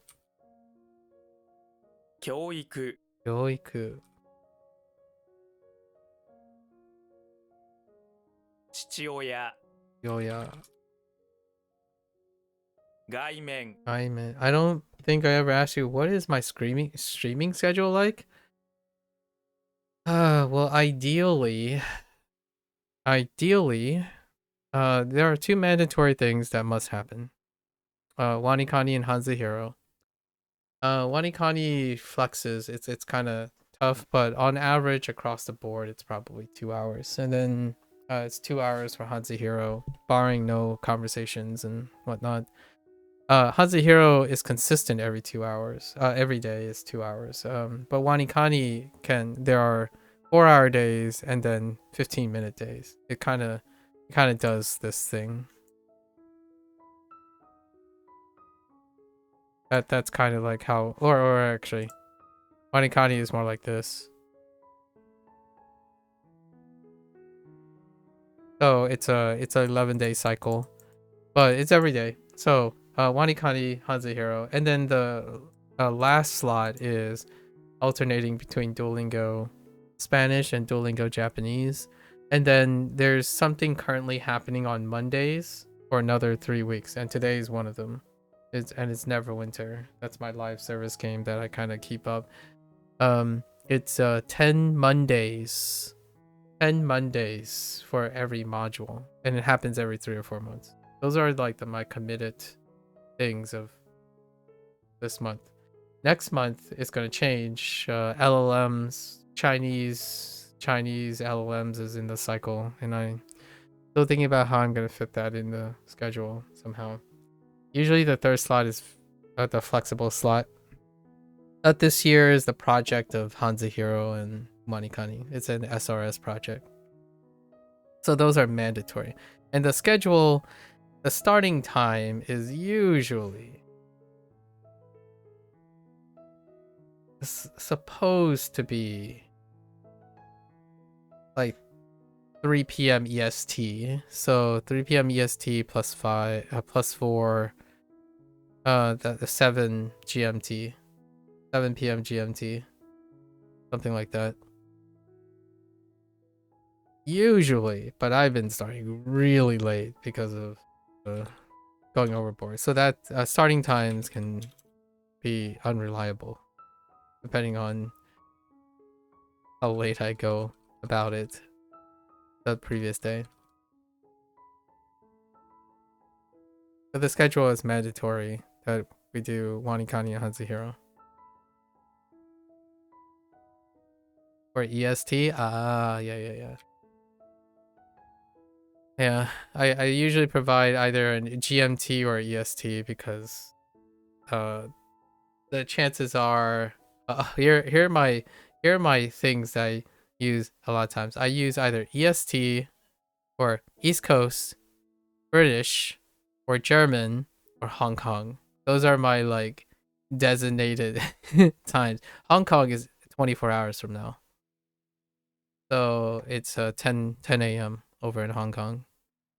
So that's like and then I do plus or minus 1 hour from those times. So if Hong Kong is 24 hours, then you could roughly say Japanese is probably 26 hours.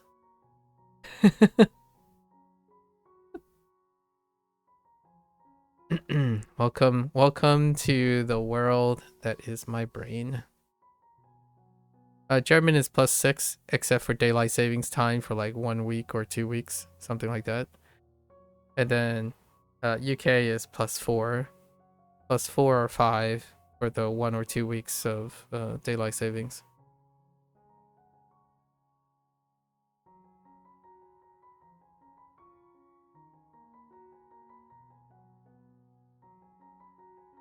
What am I doing?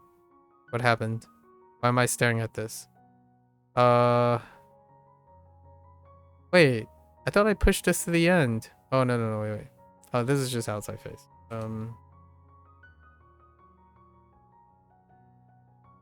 No obligations, of course. Bree. No obligations.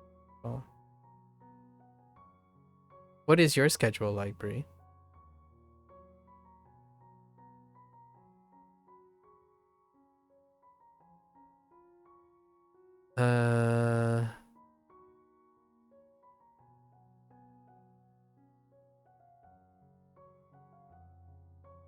終電 Shuden.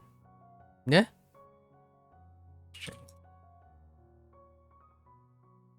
Why do I just want to YOLO? That's not YOLO.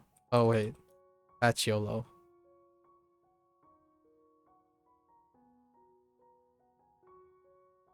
What? Oh, 遠足 ensoku.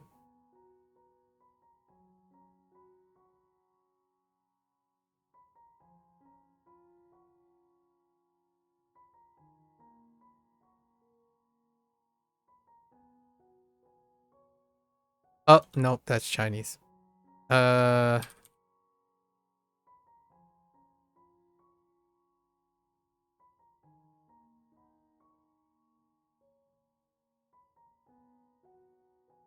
Jimen Demon.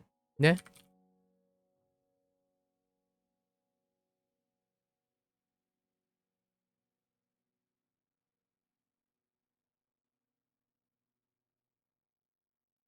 What am I looking at? I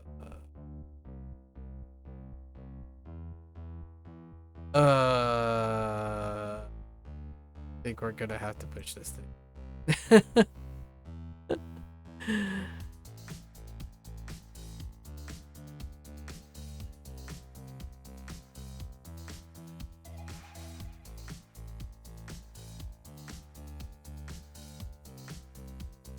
What?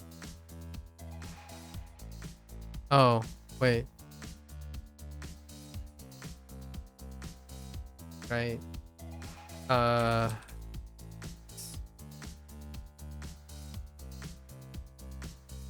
You do about 4 to 5 hours of scheduled language learning on the weekdays.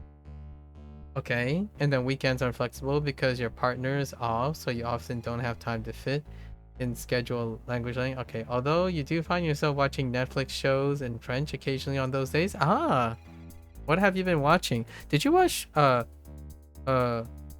Lupin already?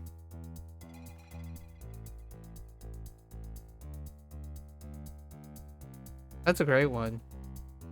That's the most recent one. Like, it's not recent, but it's the most recent one in terms of recency when it comes to French. It's been a while. And then, of course, the most recent thing was Clear Obscura, the video game.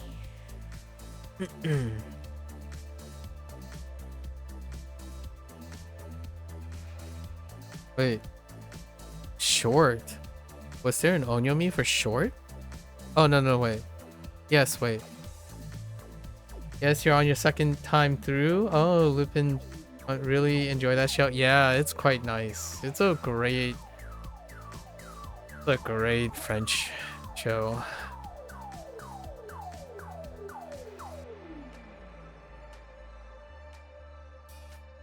Oh. Yeah. Naru. Got it. All right. Fine. Oh. Wait. Oh. Nah, dude. The ring. Yes. Mole.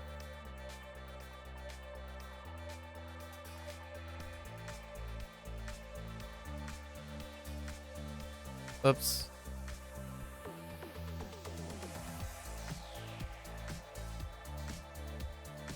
Furyou. Furyo. Oh, cone is roots. That's right. Furyo, not or bad. Not bad, bad. Dobutsu. Dobutsu. 動物園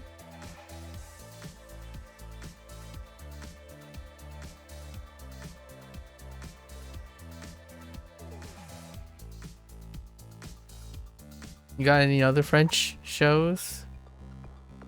I could pick up a French show sometime down the road. What itch scratches that itch? Let's see. Ochi? 落ち Ochi. Ne?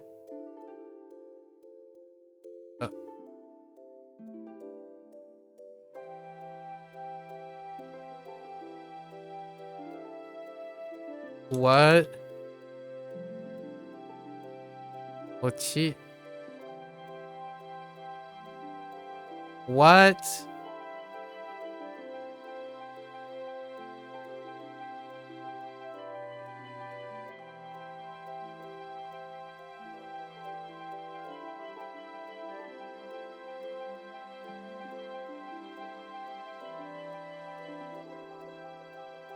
Excuse me?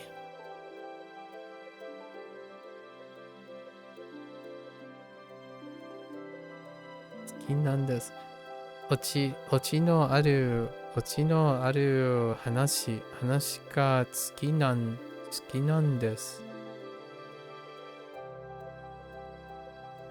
Oh. I got you. Oh no. No. Didn't pay out. Oh. Gut feeling failed. So hard there. Oh, wait. Oh no, wait. That's not fire.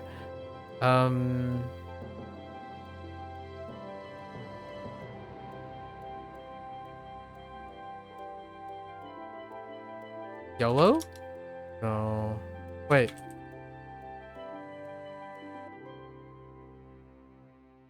We're skipping this. Think about it later. Oh, oh no. Fate. Wait. Inoko. No, wait. Noku. I know this. Wait, hold up. Or is it like naku? Or just...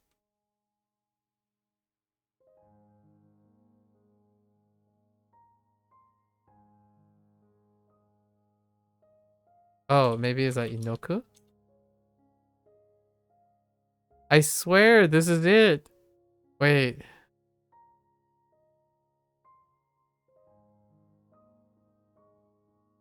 This is why I don't like near rhymes that they use.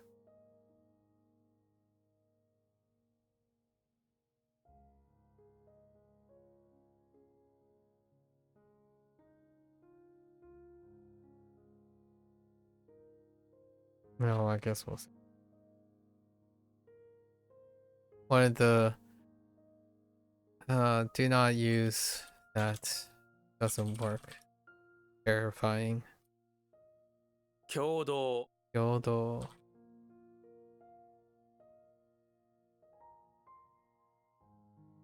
注意 Chewy. Excuse me? Oh. Just kidding. Instructions. You pour your ideas onto Sensei ni Chewy. Yeah, Chewy. されちゃったとだよ。されちゃったよ。What's another way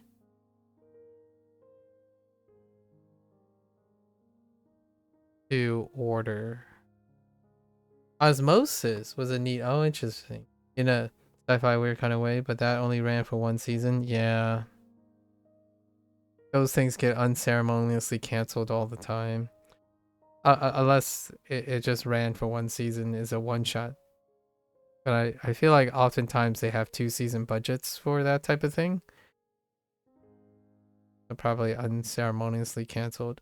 So I'm actually on the hunt for something to watch currently aside from Lupin. Okay. Chewy.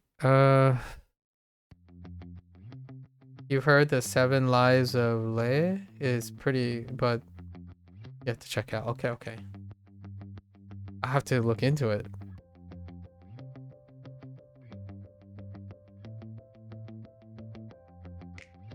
Chewy.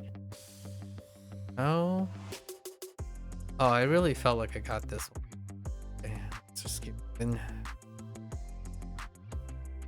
For now.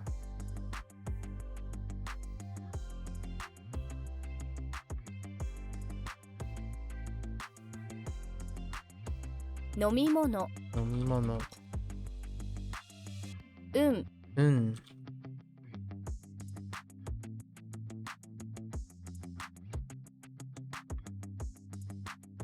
誰か誰か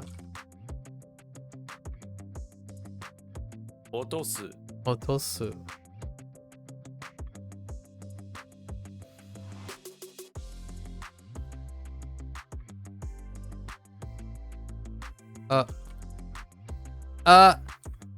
wait.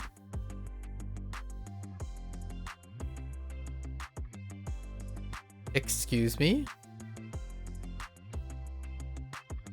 Oh. 意見 Iken.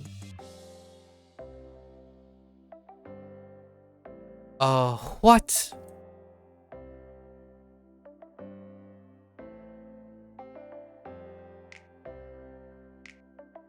I thought it was Discovery.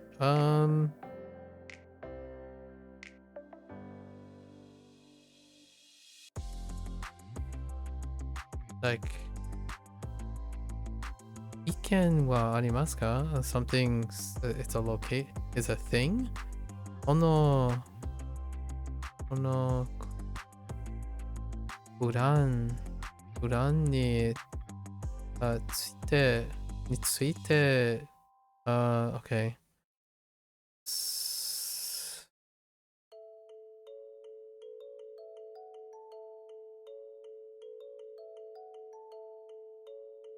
I really thought it was Discovery.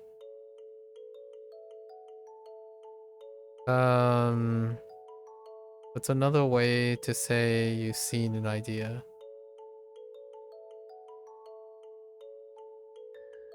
Hold up. Did I type Discovery first? Yes. See an idea.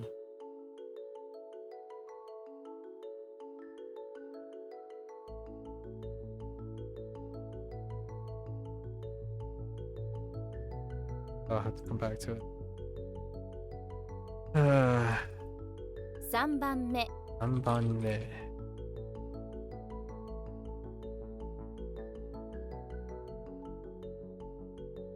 Oh, you're a sucker for detective shows. An English detective show recently came out that you really like is called High Potential, based on the French show called HIP or HIP. You've watched a few episodes of that as well. Interesting. Sucker for detective shows. So I imagine you. Oh wait. True crime? Drama? Which type of detective shows are we talking about?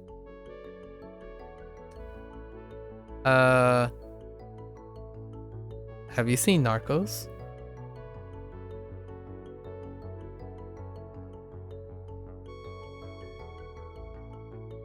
I guess Lupin definitely somewhat fits that vibe, right? I imagine you caught on to all the other stuff already, like way back in the day, like Sherlock and the stuff.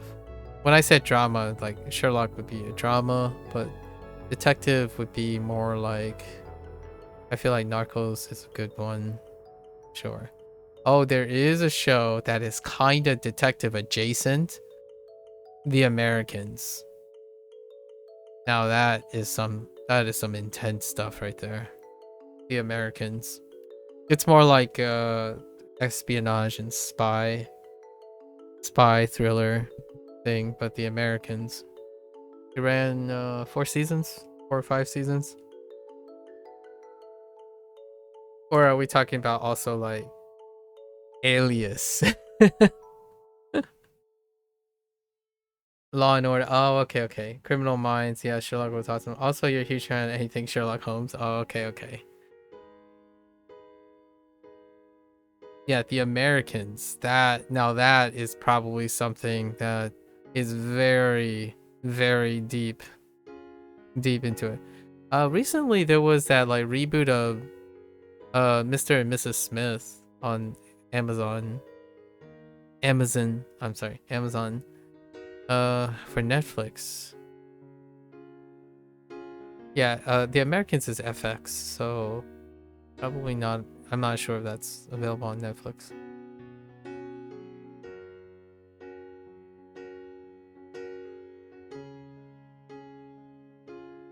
I have seen my fair share of like true crime, detective, organized crime,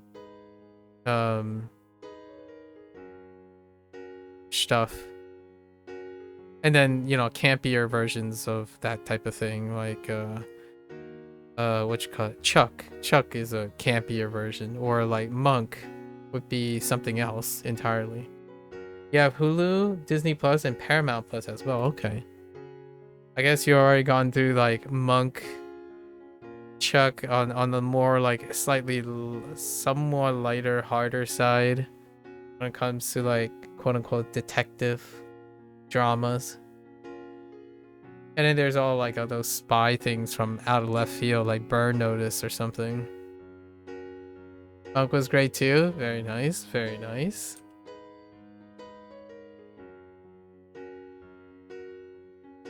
Sake no mi. 酒飲み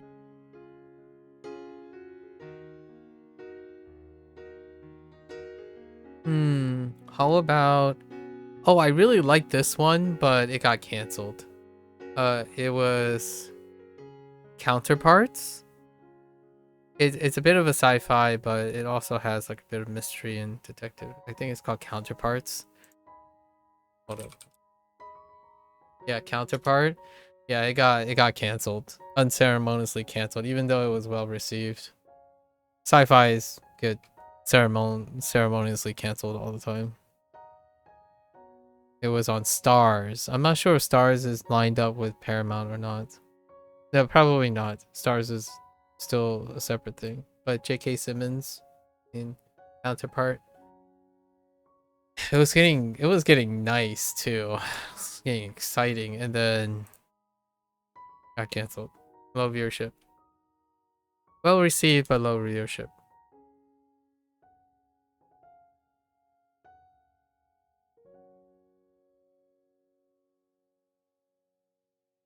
Bound was a new favorite of mine, but it got canceled after season. Yeah, that sounds about right. There is a very cute one that is sci-fi that's still going on with the whole like Amazon Prime thing. Upload. Upload I found particularly charming.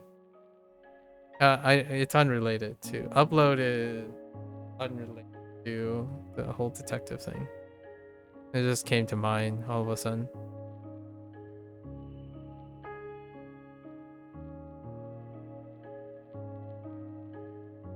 I'm trying to think of like other detective things, or maybe like organized crime-esque things.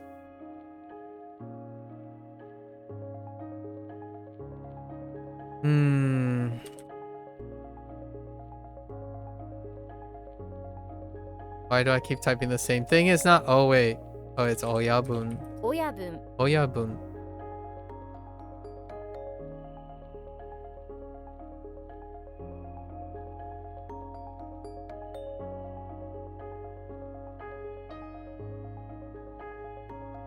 Really? 作戦 Daksen.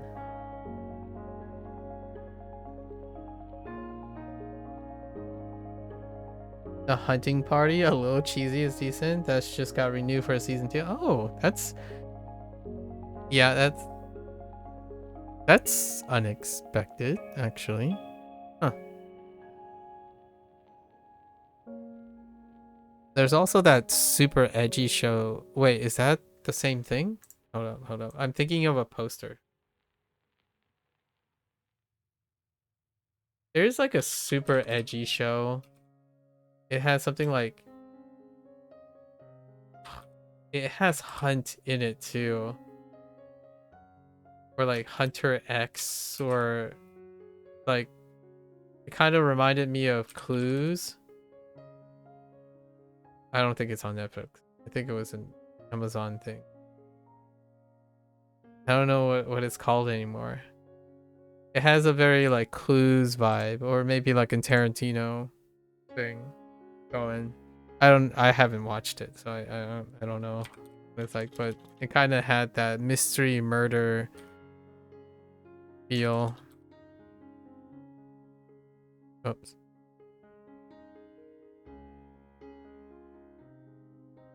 What?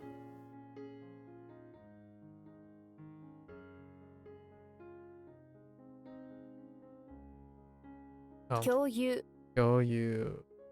What is that?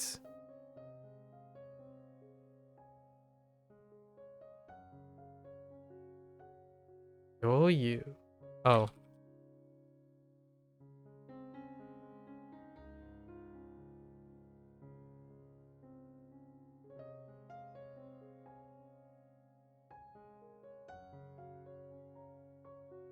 Oh, no. That's Kun. Onyomi. That YOLO did not help. Oh, wait.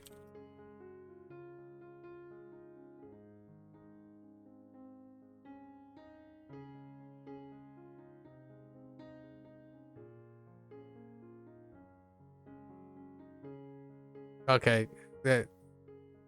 No, gut feeling failed. Okay, so how do we do this?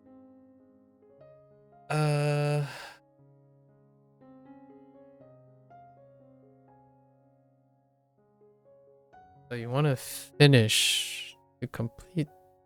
Finish, complete. What are we talking about when we finish and complete? Or end? It says end. Go. Oh yeah, it's end.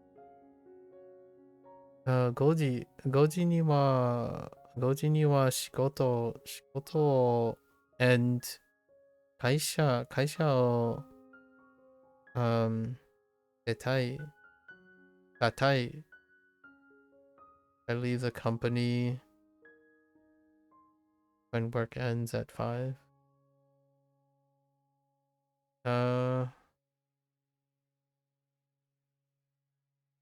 End.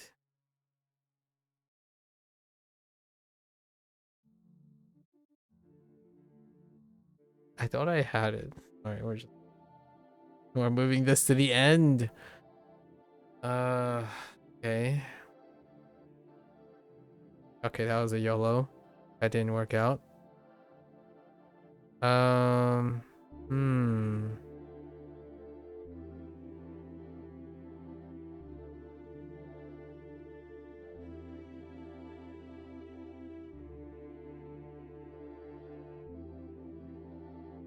What?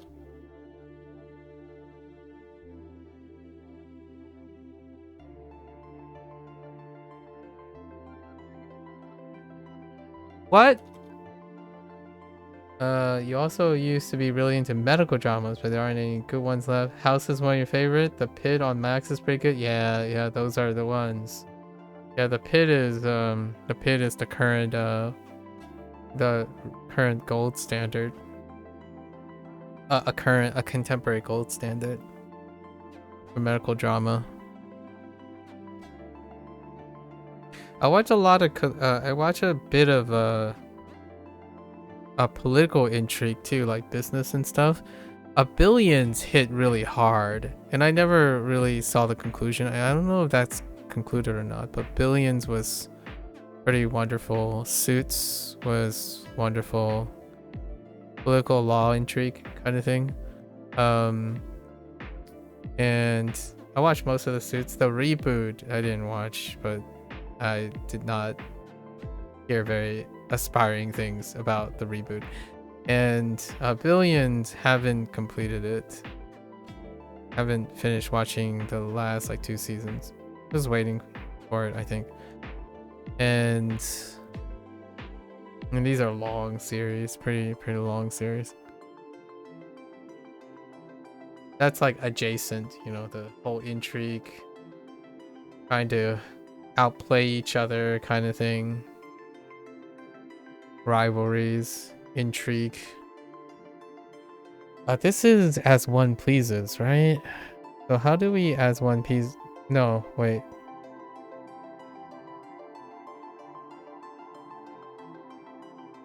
Yeah, for whatever reason, I thought it was... 買って Oh, it is katte. What did I type the first time?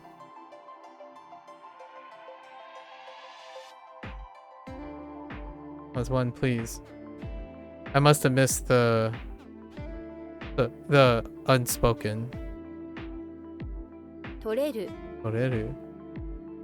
Toreru. Wait, toreru.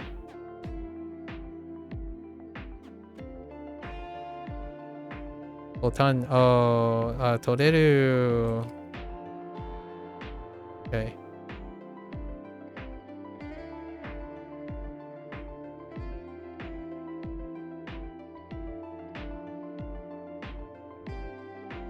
What? Oh, it's just Suit. Oh yeah, Suits, even though lawyers related reminds you of that one show. What is it called? White Collar? Oh, interesting. I haven't seen the... I've seen a lot of lawyer adjacent stuff or politics, like The Good Wife is a great example. Like it's lawyer adjacent. It's a drama lawyer thing, but The Good Wife. That actress, was it like Julianne was her name or something? Sullivan or something? I forgot her name, but she won back-to-back Emmys for her performance in The Good Wife. The Good Wife was a roller coaster. I think it arguably predated like House of Cards when it comes to like the political intrigue adjacent family drama kind of thing, or professional couple drama kind of thing.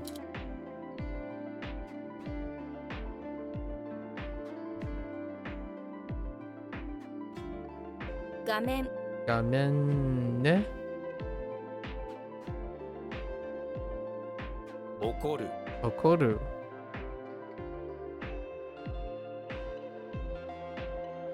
What? Okoru? Okoru. White Collar is more FBI related, but the way it sets up reminds you so much of... Yeah, Laura S. Yeah, it's kind of one of those things, like, I like the lawyer S thing. The setup, I think when it comes to, like, a lot of times lawyer politics, like political drama thrillers, spy, detective work, they can overlap on the essence of rivalry, like trying to one up each other in intrigue. So that type of backing does relate a lot of those very, how I say, westernized like westernized things. Like you're trying to one up. And then like organized crime tends to have that rivalry between the order and the chaos. And then you have like chase, catch me if you can kind of situation, like who's ahead of who. And then, you know, the criminal versus the justice, that kind of thing does lean a lot to all those contextual themes. The themes are on top of like how the composition is done, like the attraction of it. You have this constant rivalry, this frantic Yeah, covert affairs and whatnot. Yeah, exactly. That's a good one. Yeah, there's so much tension. Sometimes it's almost exhausting. Like Breaking Bad is exhausting. I often talk to my one of my like some of my best friends about this. Like Breaking Bad is like a really wonderful show, but man, is it emotionally exhausting. Sometimes those shows can get like too ham. Like, oh, okay, all right. I need to. You never finished Breaking Bad? Yeah, it is incredibly draining. Like it's exceptional, but also it's intense, and it's not purely for people. Like sometimes it can drain someone to never finish it. Yeah, and then a Better Call Saul, right? Better Call Saul is after that or before that, however you want to view it, was wonderful too, but it that was draining too.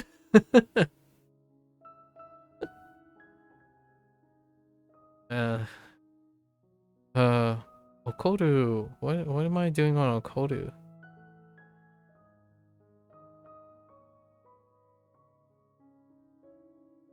To like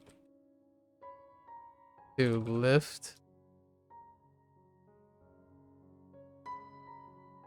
Okoru. Oh, to occur? That's fine. I was saying like to bring up or to mention, but to occur. Okay. Blind Spot recently got added to Netflix too. You started watching again, but it's a lot more cheesier than you remember it being. Although it's still like a guilty pleasure love of mine because you think the idea of it is so neat. Ah, I can see that. Um, one idea that I thought was quite neat, but it wasn't necessarily executed was it was a day of the week. Monday, Thursday? It's one of the day of the week. The show, it's on Netflix and it's a movie. It's a movie. It's a sci-fi movie. It was a net was it had a lot of intrigue feeling of that, and it dealt with politics and oppression, right? And like that type of like political intrigue, but it was presented in a form of a sci-fi drama. And I think it was like Thursday or something. It's one of the kids' names, and the kids' names were named after the days of the week. I thought it had a lot of promise as a show, but the movie itself was too condensed. I think it's called Thursday. Or is it Sunday? Or is it Monday? It's one of the days of the week. Hold up. Sci-fi.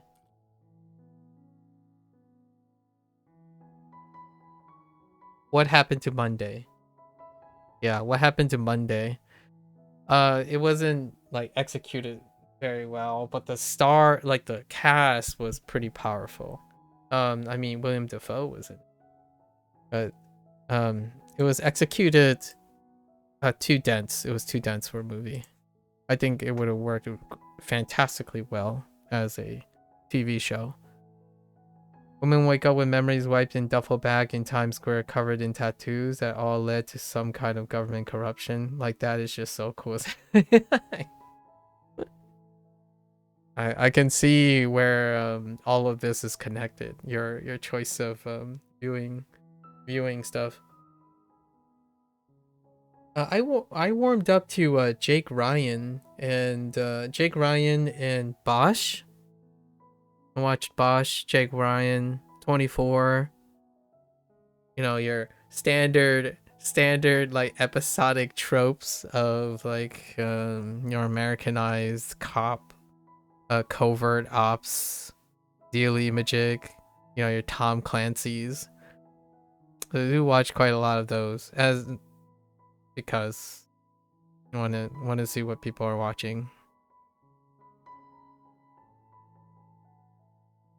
Nowadays I'm like a You got into 24 because it was your grandma's favorite. Yeah, I got into 24 because people were watching it. They were like watching it. So I'm like, oh, okay, I should be a little bit more cultured and go and watch it.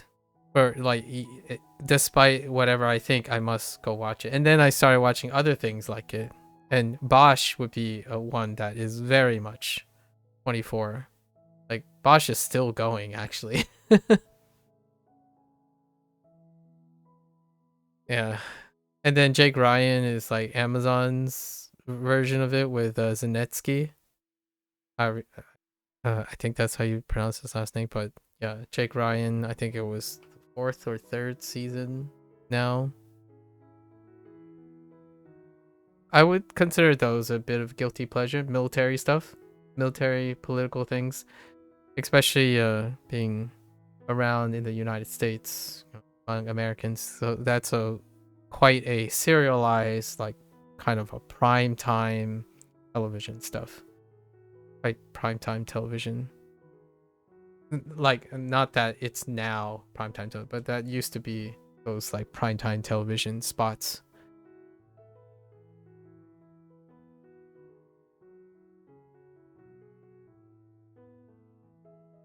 I would say the most impressive, like easily like maybe top 10, it's definitely the Americans.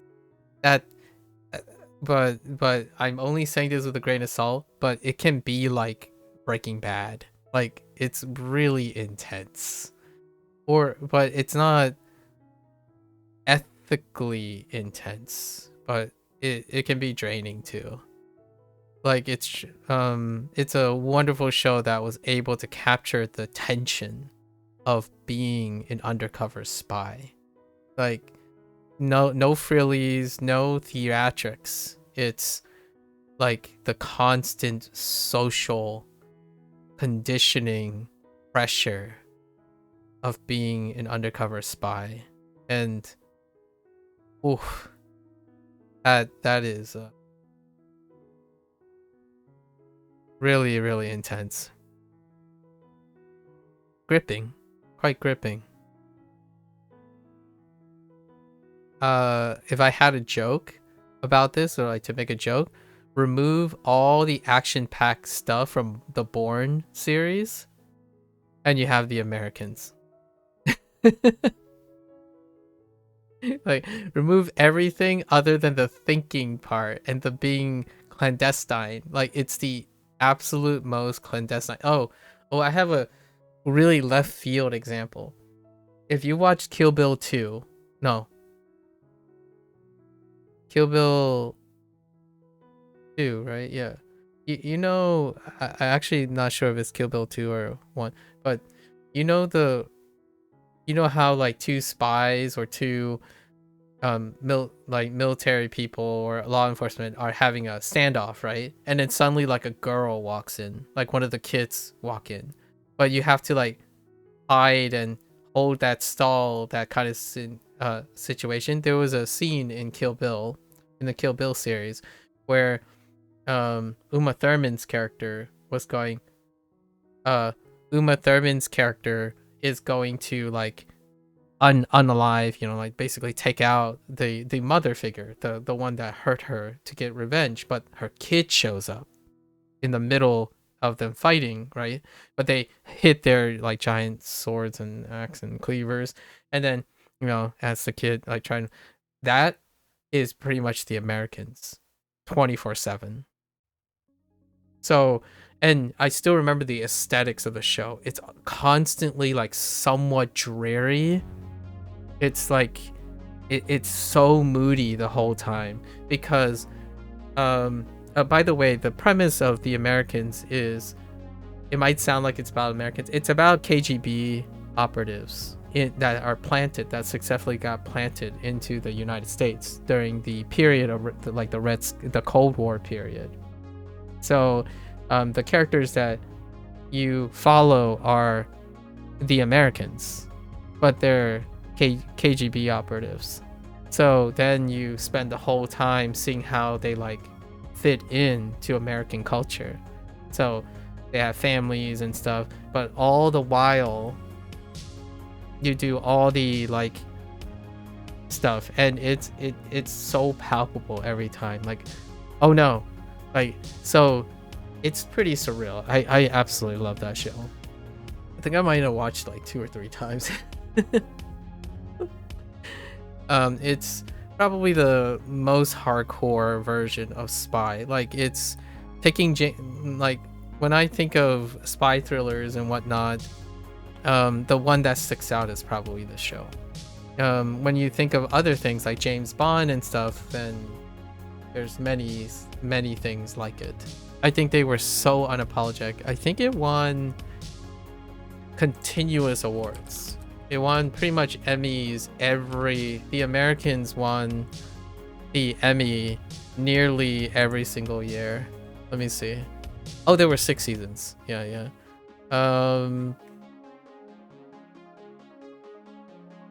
Like, it is like the tour de force.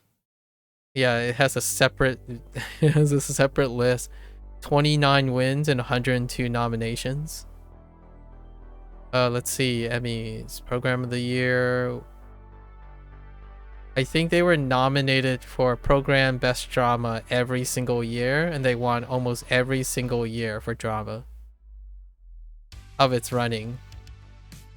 It was absolutely, and I'm pretty sure the lead actress and the lead actress and the actor and the writer won simultaneously in multiple successive years. Yeah, its entire running. It's one of the few television shows that I can name that during its 6-year run, every single season was peak. Like, it peaked so hard that it couldn't peak anymore. It just is the peak of programming. And this is not my opinion, obviously. I think it can be very exhausting. There's too much peaking in the show. Like, it can be so, it's kind of like Breaking Bad, where if that's for you, Breaking Bad feels like peak all the time, but there's no, like, you don't breathe. So these are shows where it can be so intense that there's no room for breathing, and that can stop people from watching. So that's probably my only jab at it, but it's definitely not Breaking Bad. Breaking Bad goes through like the drama llama stuff. Americans, it's like suppress all your emotions at once, all the time, smile. Oh, you know what? It's kind of like a reverse. It's kind of like what I was talking about earlier about going to another person's culture and they're dictating everything that you must do in order to fit in, and that is a reverse. In this case, you're thinking of a Russian operative in the United States, a pair of Russian operatives. Talking about it just makes me want to watch it again. I think I might rewatch it again. Every time I share, like, have someone who come like you, Brie, it's not that common, but nowadays people like to watch a different type of programming. But whenever people bring up like Suits, Law and Order, medical dramas, things that deal with a lot of intrigue in their daily lives of like a little bit thrilly version, a little bit looser version of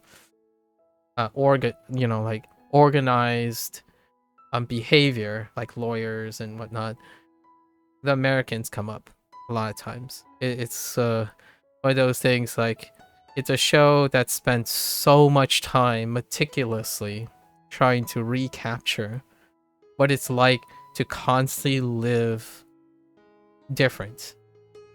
Like, and it's incredible. I resonated with it in a different way. Like, it's kind of like code swapping. Language, surprisingly, it's very apt for learning another language and another culture. It's one of those, you fake it until you make it. You know, you fake it until you become it, and then you kind of see the conflicts of interest. So regardless of how many dualities that you're code switching, at some point there will be raising conflicts of interest. And it's not as serious as the premise for the Americans, because for the Americans it's life and death. However, I kind of resonate with it largely because that's what you present outside of the life and death situation. When you go to someone's household, you do code switching. When you speak a different language and you're interacting with monocultural people that represents that language and culture, you do code switching. The person that is more inclined to have multiple cultures set in them are the ones often doing the code switching. And then the ones that aren't are none the wiser. I mean, although you never finished, you did minor in psychology, so anything remotely related is super interesting to say the least. This one is absolutely phenomenal.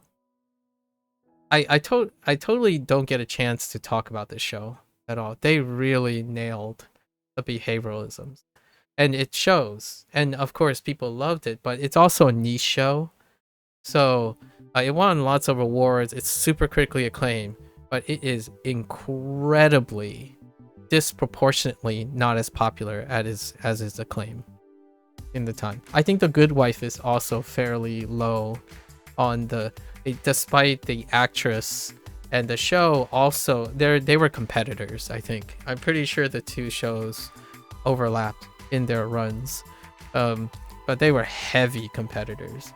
Like when the Emmys rolled around, it's those two shows every time. So the reason why I came across it is I wanted to know what the heck the buzz was, and I absolutely love The Good Wife and the Americans. There are two very different programs, but sometimes when you see a show and it runs for like 6 seasons and then it has immaculate across the board, you kind of raise an eyebrow, you know? Like even if it's a genre that you don't like, or maybe like something you're apprehensive of, you kind of want to know like what is going on here? Like how is this possible? Like it's historical. Like the runs.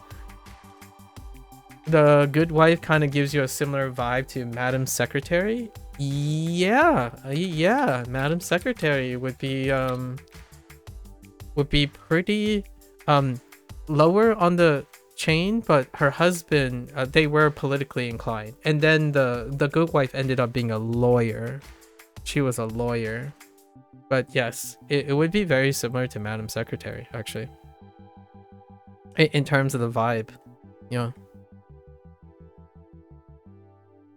It's quite empowering. The Good Wife is like, that used to be, you know, I don't mean to be reductive about television shows nowadays, but there was a time when television was becoming exceptional in writing with female leads, you know, who are supported by male actors. And yes, The Americans and The Good Wife are two of them, right? But then, not to be too reductive, nowadays when it comes to like Western writing, especially American writing, it has become like very for the sake of like there's movements for feminism, right? Like we're talking about the idea of empowering women, not the like hyper extremist version of that. And these programming stuff, these roles were so powerful in American television. And then somehow it kind of just changed. Like the vision sort of just got lost in translation all of a sudden. So nowadays it's difficult for me to really not highlight during, in my opinion, one of the many golden years of incredibly strong, because you mentioned Madam Secretary. That is a much more contemporary example. The Good Wife and The Americans, the two actresses, they scorched, absolutely scorched. Now you could make an argument, well, maybe there weren't a lot of good actresses back then, right? The roles are just not like, there's so much nuance in the way that, and it's not the female character was deliberately held on a pedestal. It was supported and rivaled by an equally as powerful male role, right? Like, so it's not the idea of, oh, let's just remove everything and highlight the one character. It's that the performance highlight the power of the situation. And I kind of miss those years. Nowadays, it often feels like roles are deliberately disjointedly supported, as in the strong is because they're the main character and all the attention is given to them, not that they're so strong because the whole cast is exceptional. So that's kind of how I feel about Western writing right now, especially the whole having female roles. Like, yes, that is possible. It can be done. Miyazaki does that all the time with anime. Like, they have incredibly strong, centralized female characters. It can be done that way. But in the terms of like the context of these particular shows, like a couple, diplomacy, politics, like lawyers that work as a team, oftentimes it can feel like they made the other characters silly and goobery and like not complimentary to the main character if it happens to be female. And then it's a different vibe and trend and thing when it is a male character. It would be a bunch of male characters that support each other, that equally as charismatic and stuff, and then the female character gets sidelined. So despite the context of the stuff would require that it's probably both. So that's kind of how I feel right now about a lot of the current ones. Despite it being done before, right, in strong writing. The Diplomat also has a female lead, gives you a very similar vibe to Madam Secretary. It's pretty good, just came out with season 2 on Netflix. Interesting. The Diplomat.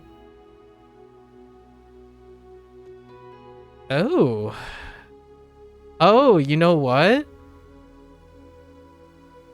That's because Deborah Can. Is that her? Wait. That's because that's the same actress, I think. Hold up. Unless she just looks very similar. Hold up. Is that her name? Oh, no, it's not. I'm thinking of West Wing. No. Oh, man, she looks very similar. For a moment there, I thought she might have been the same actress. No. What's her name?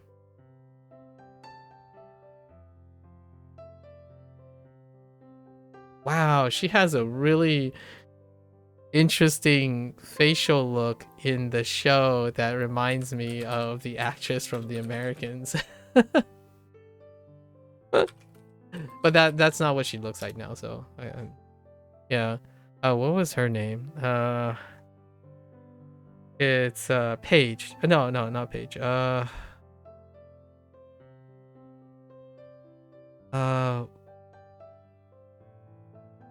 I don't see her very often anymore.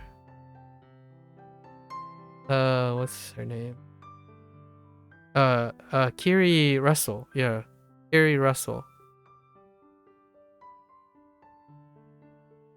Yeah, I don't see her very often anymore. It does kind of.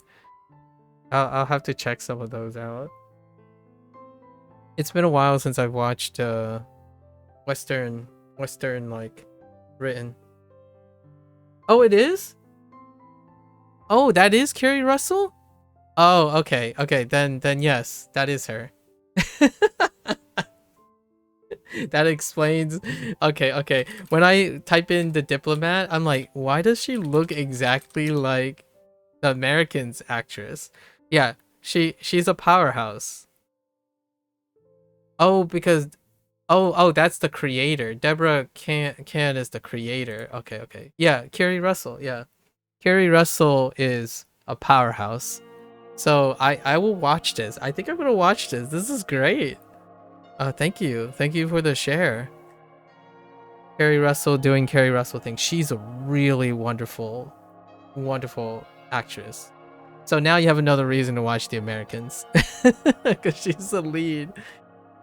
She's equally. I think sometimes she kind of like overpowers the male actor, who I don't know if I've seen any recent productions. Oh, so that's great. She's back on the. Huh.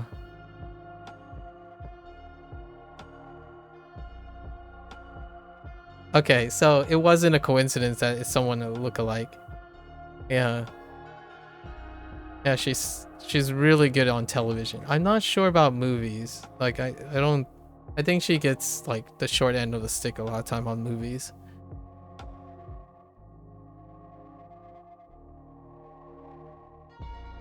I'm looking at seeing what else. Yeah, this is her last major role was The Americans.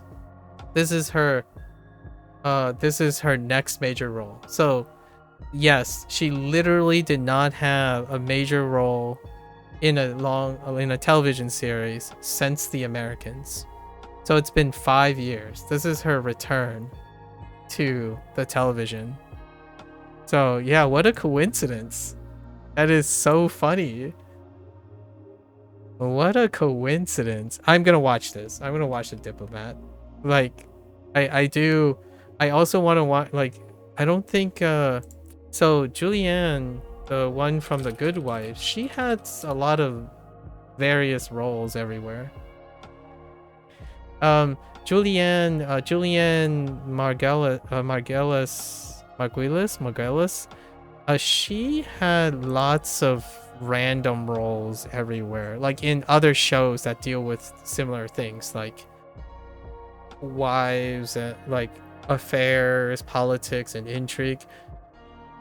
Like she was even in Billions actually, but I don't know if she had any main roles. Oh, she had one main role, the morning show. Oh no, that's a hosting thing. Yeah, the last time I saw her happened to be in the Billions. But yeah, she hasn't had any major roles since her thing. But yes. Oh, now I have to watch The Diplomats. Okay. Thank you for what a weird coincidence.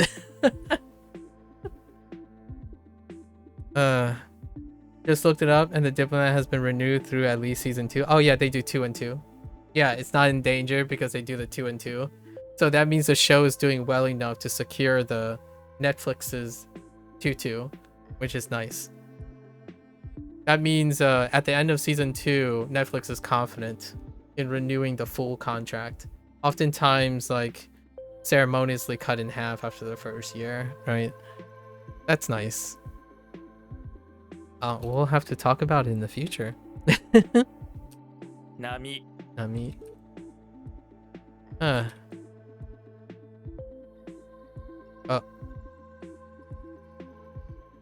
What?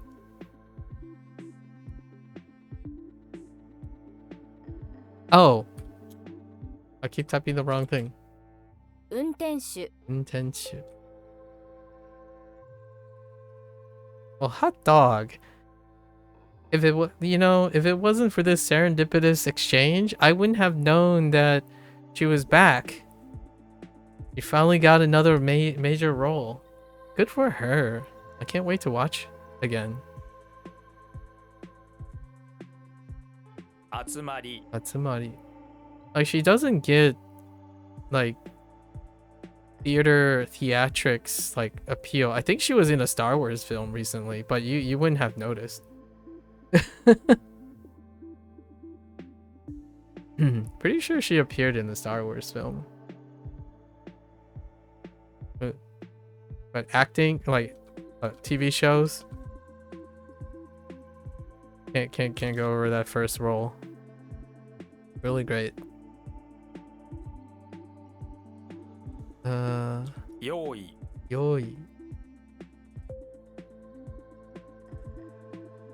Useful idea. Effective. Use idea. Conjugation.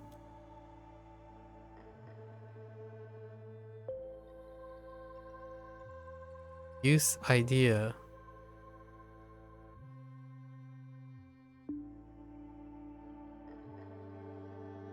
Practical?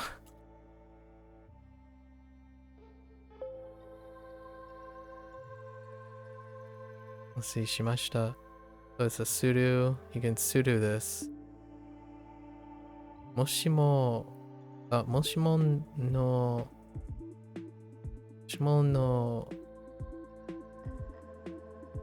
ji? Toshi? Doko. What you call it? Toki. Toki no tame ni.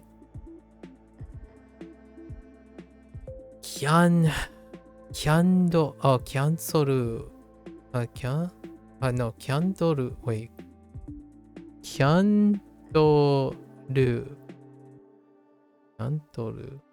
Oh. Okay.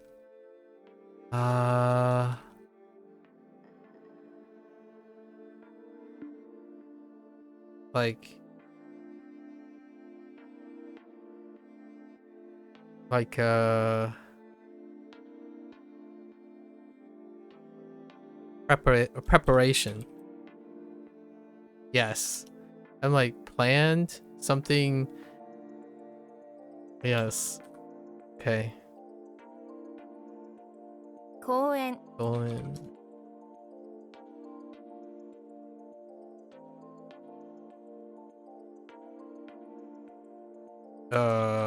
Senjo? 戦場 Senjo.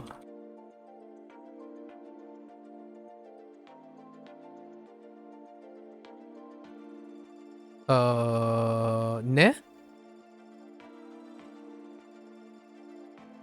Oh.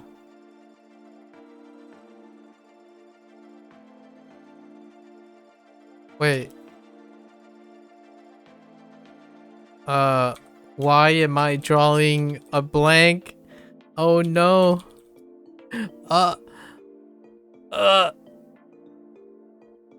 遠い Okay. Oh, I had a brain fart.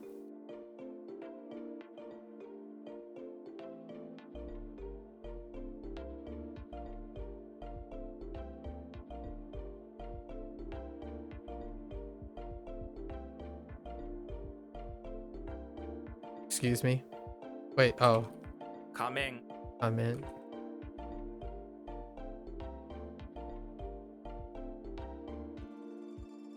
Yeah. 戦い Atakai.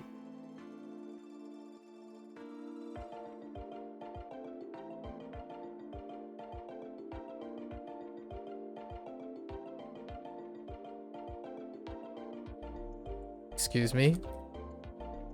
Oops. 物質 Bushitsu. Bushitsu. What?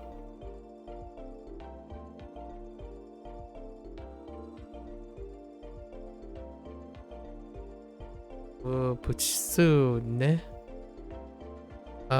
Me? Okay. Wow. Media. Me.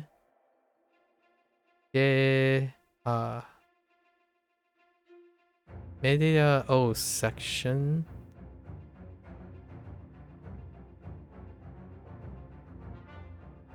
What?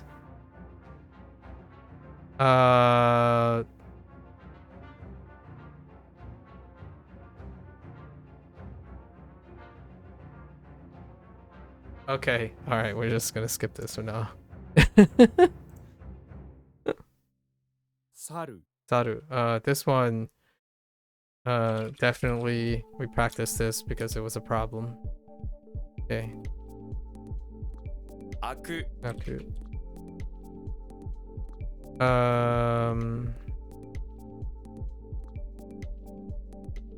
Oh no. I skipped this again because the left one is not. I'm gonna say. 競争 Okay, Kyoso. That helps me with one of the ones I skipped. That's not it. Wait.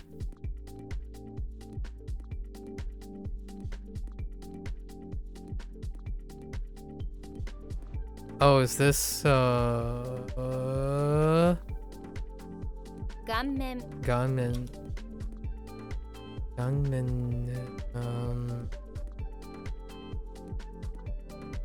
Eh. Oh.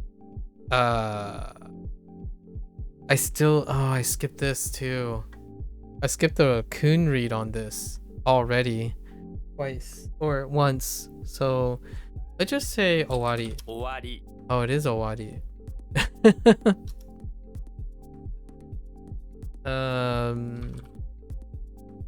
Okay. So I must have typoed something on the other one. Because it's probably all still.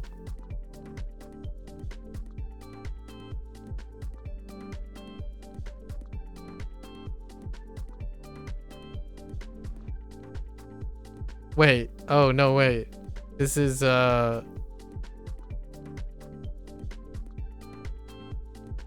How do I do this? How,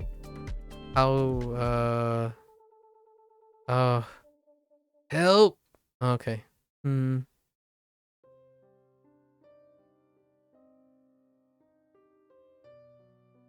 I want to say YOLO. That doesn't work.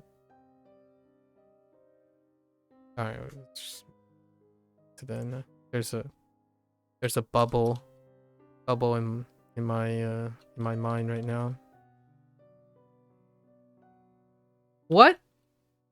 Oh, wait. It's wait. What is this? E? That gut feeling sucked. Sucked gut feeling. Alright.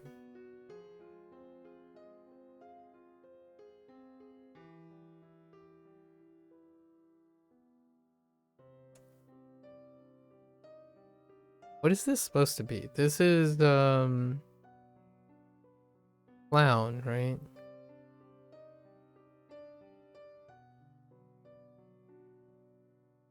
It's something to do with double. Oh. Wait, whoops. That's the typo.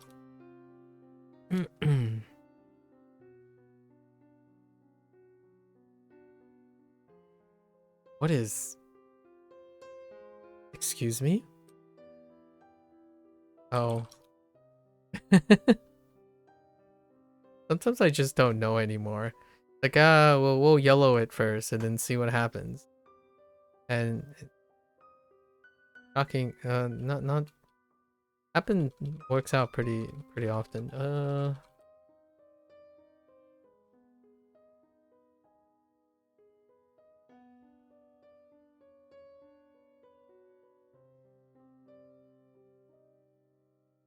心配事。心配事。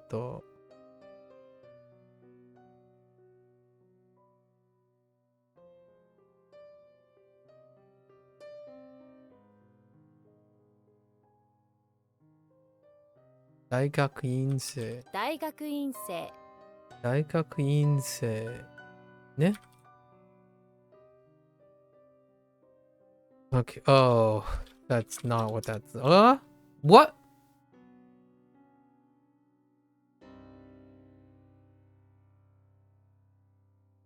Oh.1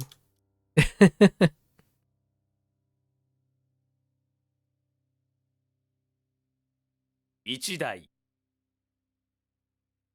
I wonder what it's like for people to just, like, you know how sometimes viewers would only have the audio available and then they wouldn't like look at the screen. I wonder what it's like to listen to me without the screen, like without seeing what's happening. All you hear is like, what? Huh? Wait. Yes. Absolutely. No. And that's all you get. And then like, occasionally there will be like a readout of a Japanese where it's like, oh, okay. Ooh. Ichidai what? A lifetime? Or, yeah, one lifetime?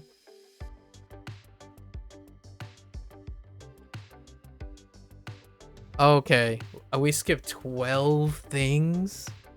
Okay, so 2 of them, technically we skipped, technically 10 things are a problem. So, oh, yes. Oh, this worked out. Okay, so that's 1 less. So what happened here?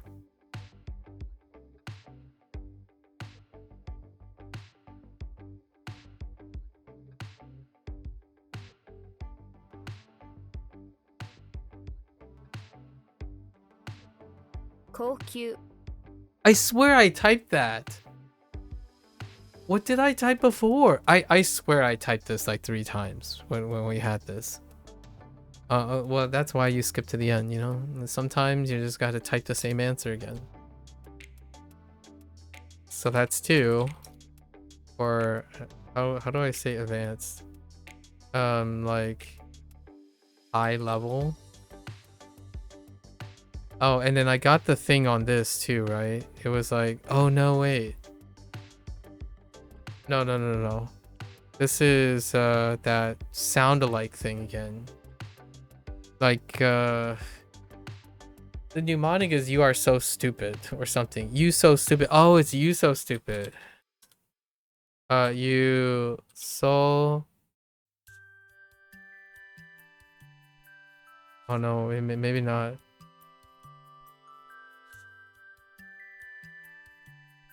Wait, ooh, so. Ah, so rao. Oh, what? I swear is this one. Oh, what other permutations could it be?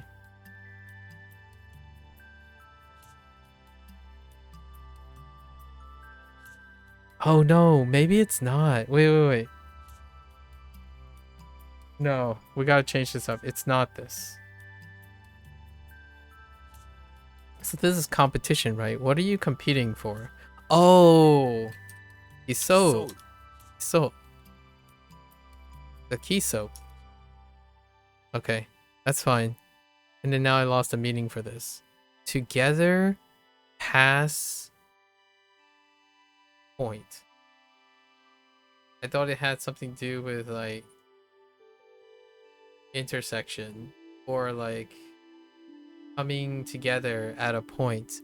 Oh, maybe it's like a common point. Or like a shared point, a common point of view or something.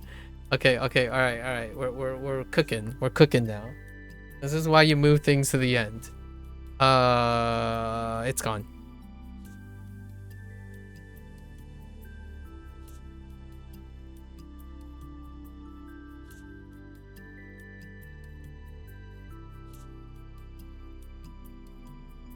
Shellfish and a folding stool.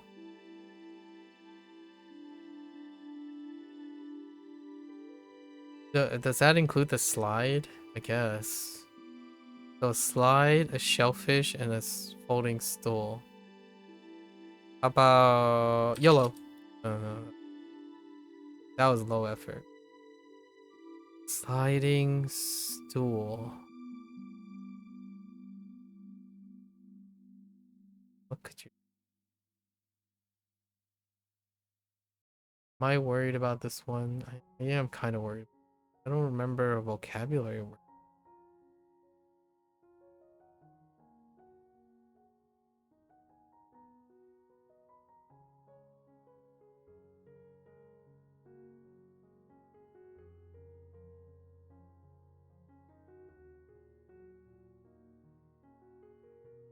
Usually Japanese meanings, like translations, go really fast. Not so much on this one. All right, we'll come back to it. So what happened here?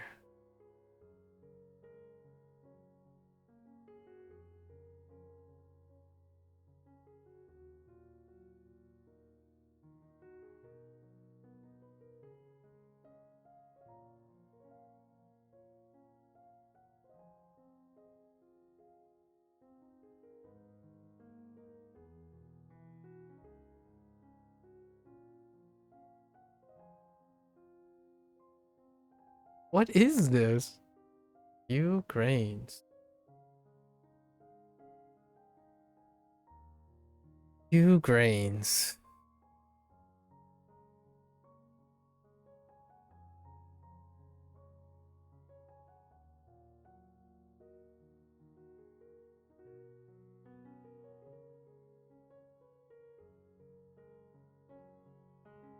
I honestly don't even know what the meaning is right now.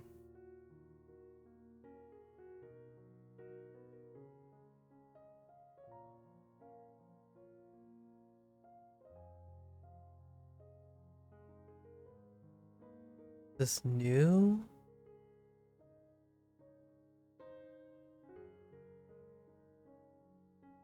Ukraine.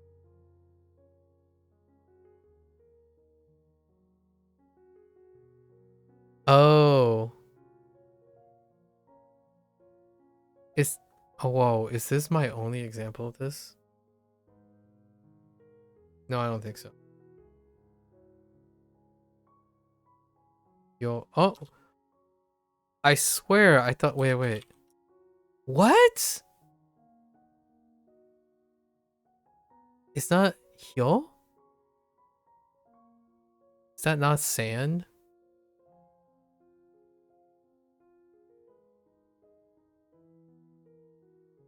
Oh no, not hyo. Pyo. Yo. 秒 Oh, this one's fine.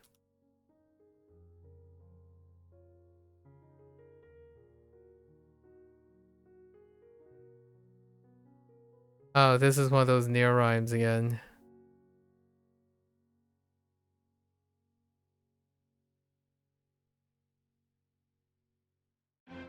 I keep wanting to say like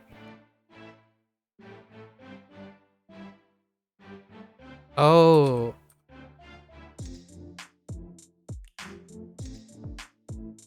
It's like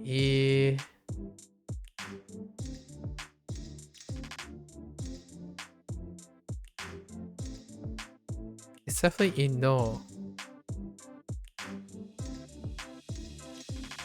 What? I swear this is it. Oh. It's probably inochi. 命 Inochi.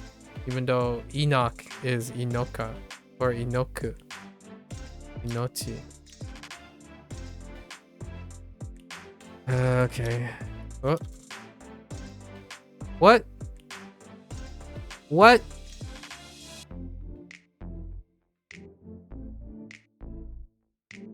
Oh. Yes. I mean, that's fine. Inochi.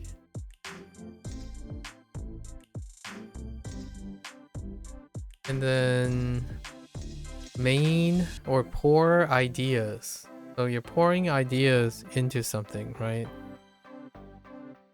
That's kind of like a what is that? Like an article? In order. Sensei ni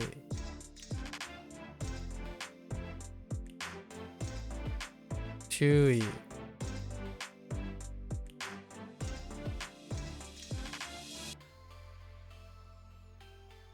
The idea was like you pour ideas onto a piece of paper. And when you pour ideas... Oh, wait. No.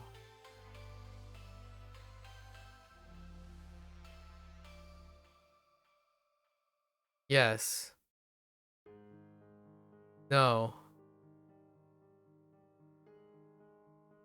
It's caution. But not because of WaniKani. What did WaniKani use for caution? You pour your ideas into something you're thinking a lot about. You're paying close attention. Using... I see. I was thinking more like order. Or like instructions. And I lost this too. It's not discovery. What is it?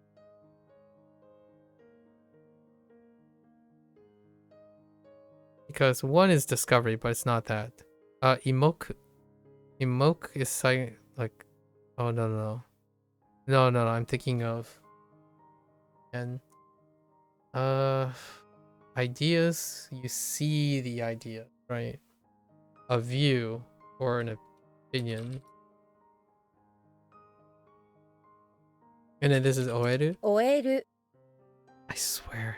Maybe I put like wow or something.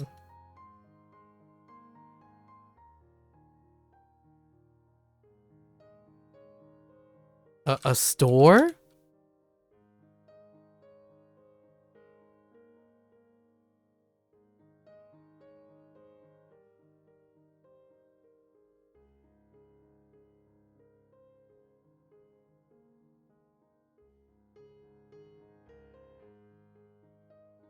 A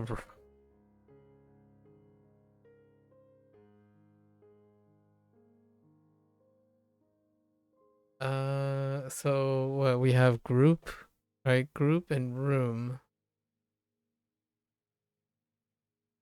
Or a club room, a department room. What are we talking about here? And it kind of just looks like it's a department. たくさんの yeah, CD があります in the section.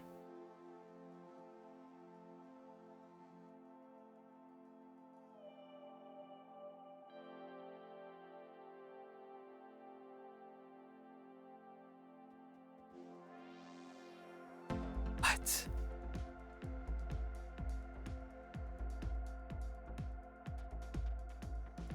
Alright, we're gonna push this. Alright, we're back to this. Did it help? Did it help?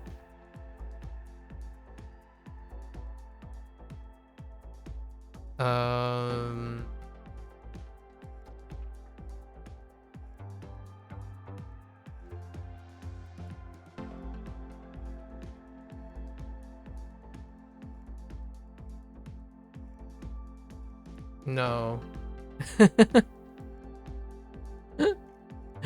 Not a oh.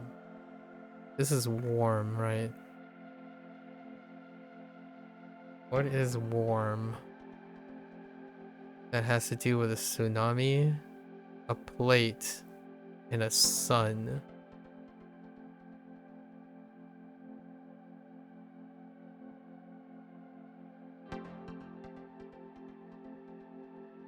Sun plate.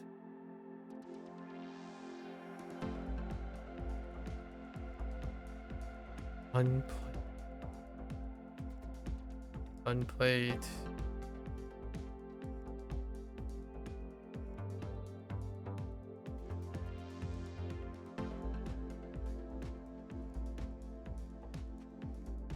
I don't know why it is, but it's definitely anchovies. No? Oh no, it's onions. Onions. Yes, okay, I got it. I got it. It's fine. You're cooking onions.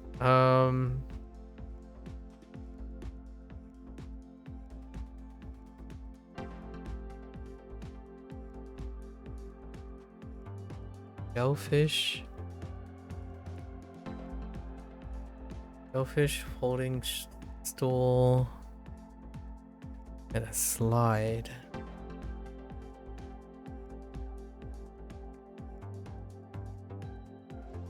Maybe I'm thinking, no, that's definitely a folding stool.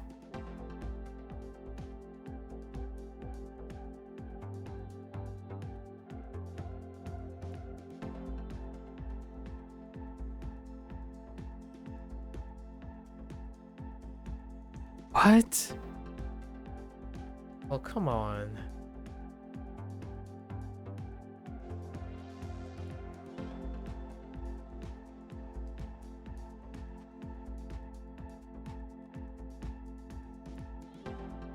Well, wait.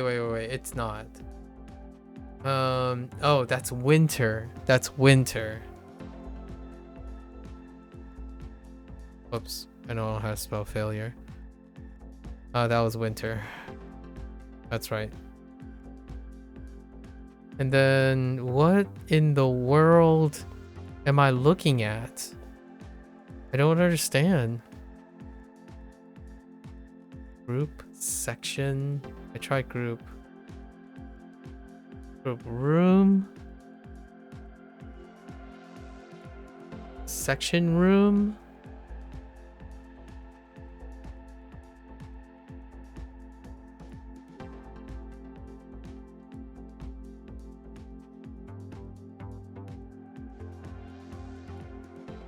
How could those be so difficult?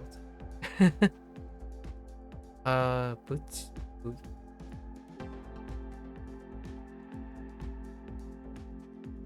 Yeah, it's like booze.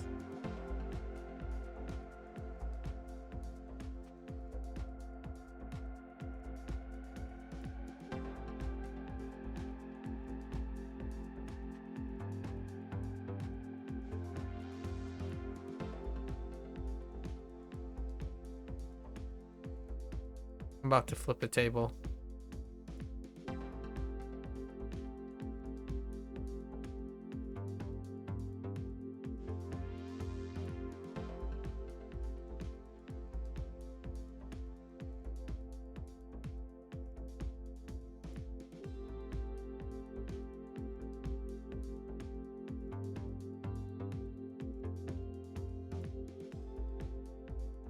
What's another way to say maybe it's like a maybe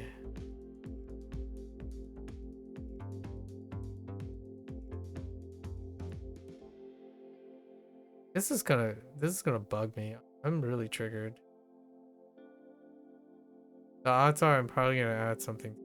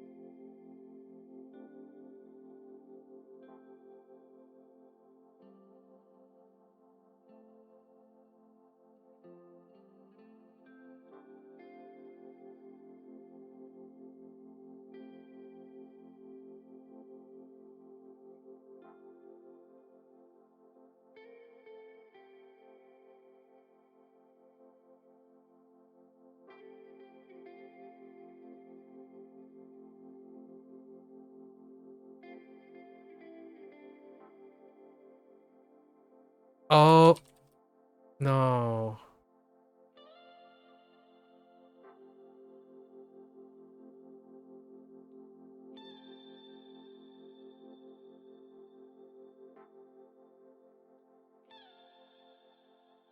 You googled it, and yeah, there's no way that's what.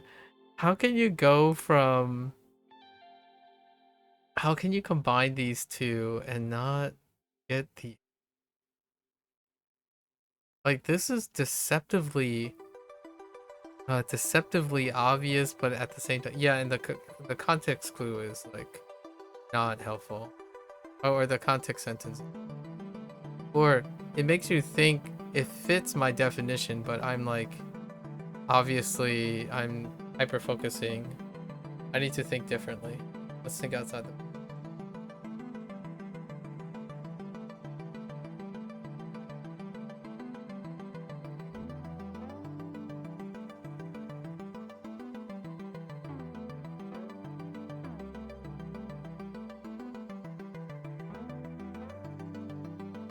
This is the most stumped I've been in quite some time. I guess there's something about the combination of these two are yeah, so it's like part, department, and club plus plus a room.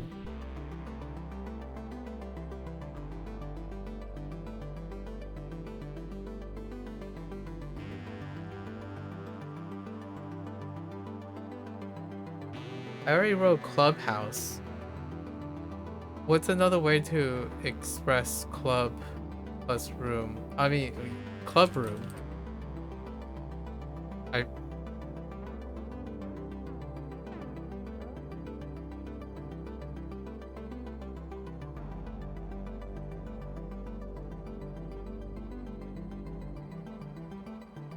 I'm telling you, one day,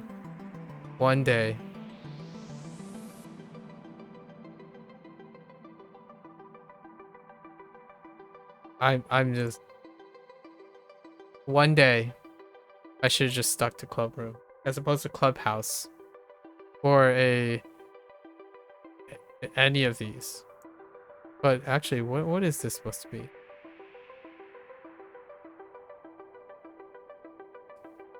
In the media club room?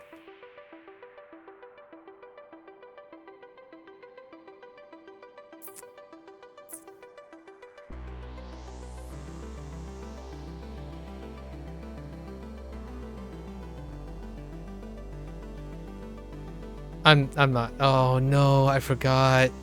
I need to do my lessons today. All right. We gotta book. We gotta. Oh, it's after midnight already. All right.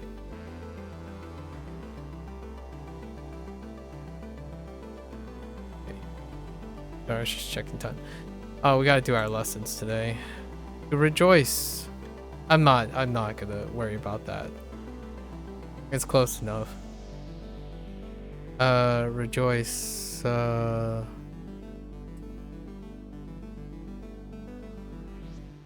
It's not key. Something else. Boo is intransitive. That's interesting. Too much chatting. Yes. 喜ぶ Yorokobu. Oh, I should have known Yorokobu. Yorokobu. So Yoroko. No, that's bad. Rock on. This stuff leads me down to like enochi problems. I guess Yoroko. Okay. Alright, I'll try. 喜ぶ Yorokobu, sure. Right side. Makes sense.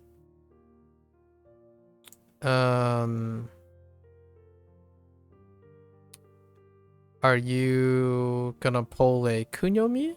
You're probably gonna pull a kunyomi. Or maybe not. It could be sa.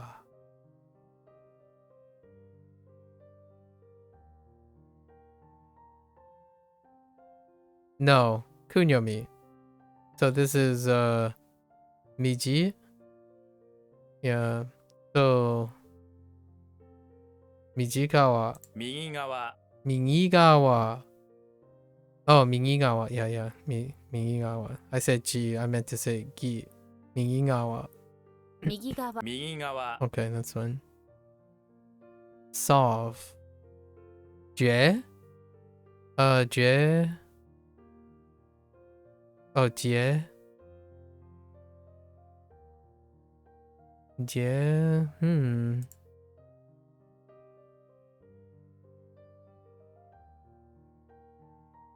Oh, this is a new one. That's right.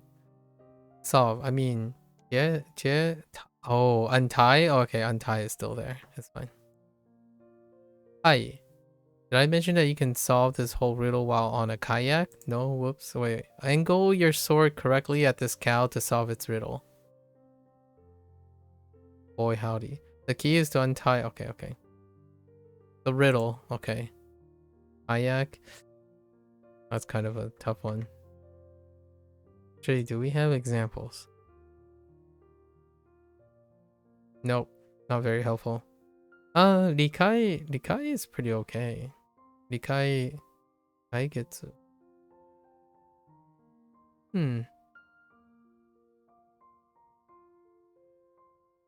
Get it? No, not really. Left side. Hidari. So Hidari gawa. 左側 Okay, fine. And then Naigawa. Or oh no, it could be Uchigawa. 内側 Uchigawa. 内側 Double kun. Okay, double kun. Alright, we're fine. It's okay. Right?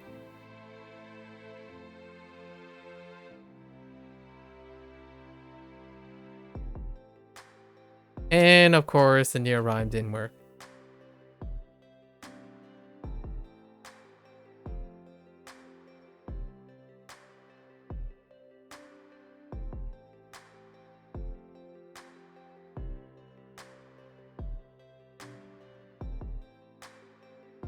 Yep.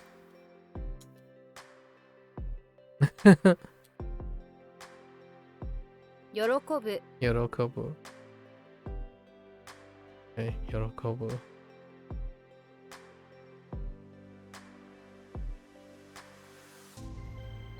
右側 Migigawa.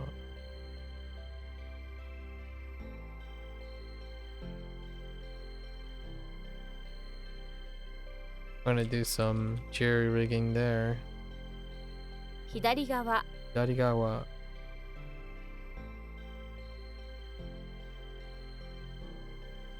内側 Jingawa. Yep. Yeah. 外側 Sotogawa. Oh yeah, that's right. Because of double kun. Sotogawa. Ooh. I don't actually know which kun are we using for this. Do we have a kun? Ryo is onyomi.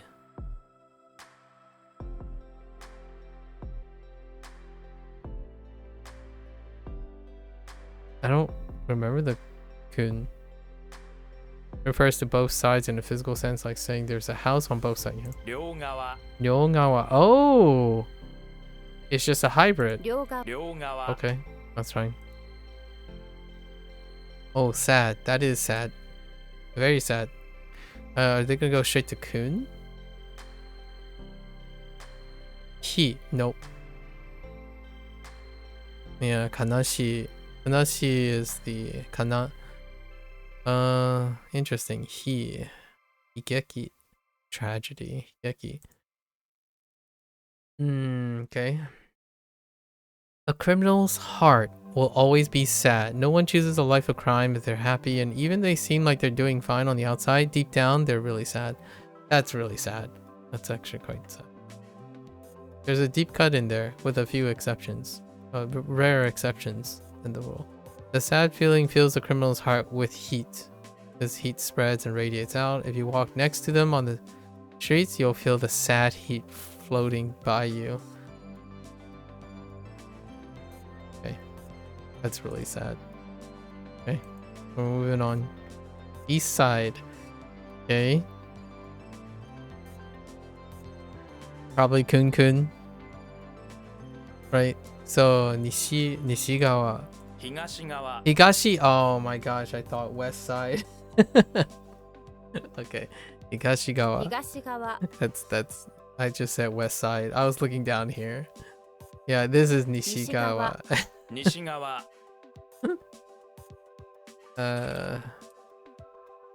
What?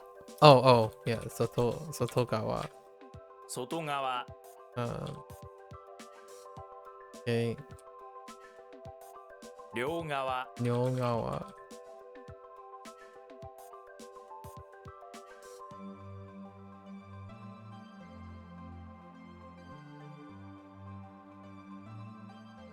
西側 Higawa.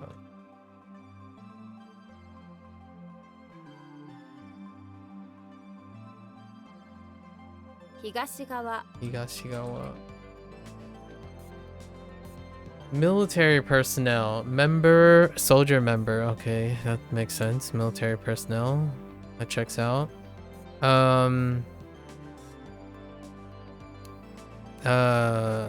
兵員 Okay, 兵員 that's fine. Okay. Hey. Eki? Eki, ne? Arms. Yeah, soldier weapons. 兵器 Eki. Okay. Eki. That's fine. Eishi. Soldier. 兵士 Eishi. 兵士 Alright. That's fine. US soldier. Oh, that makes sense. Using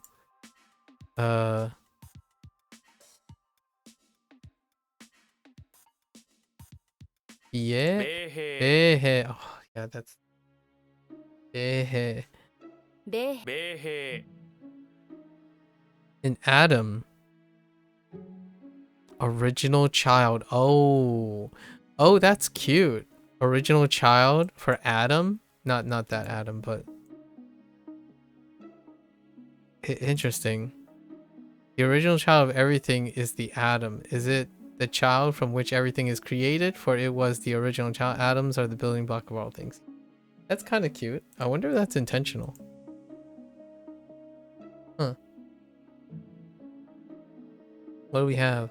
Genshi. 原子 原子 Okay. So most of these are self-explanatory. I like it. I like it. 兵員 Pain.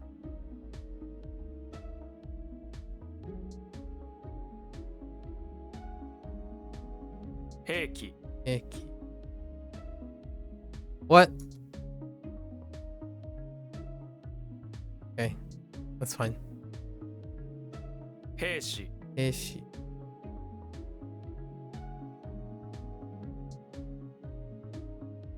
原子 Genshi.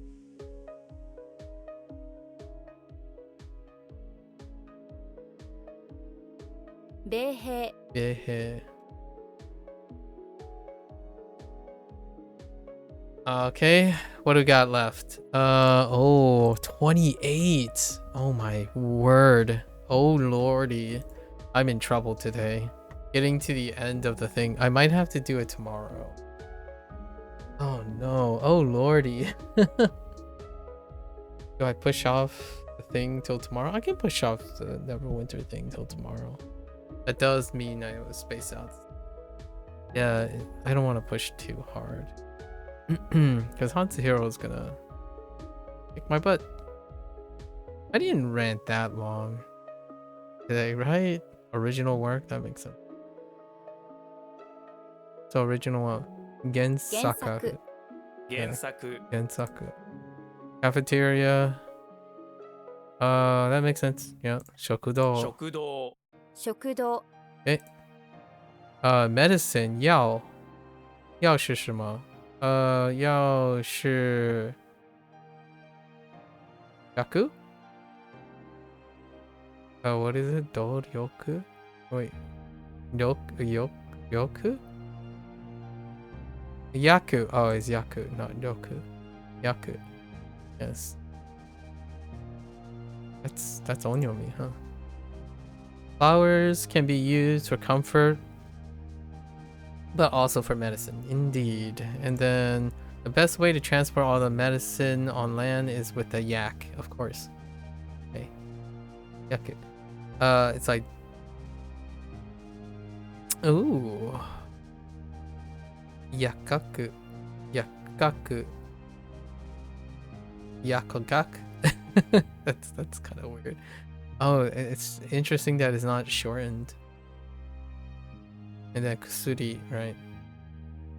And no pharmacy though. I don't remember the beginning of.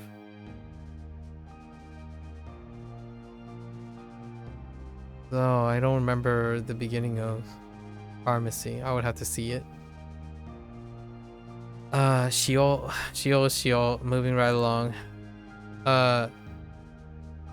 Is that Shiomigi?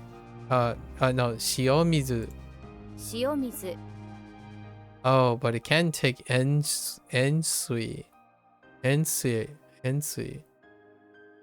Interesting. The reading are kunyomi readings, you know. Yeah. And then, oh, interesting. Ensui.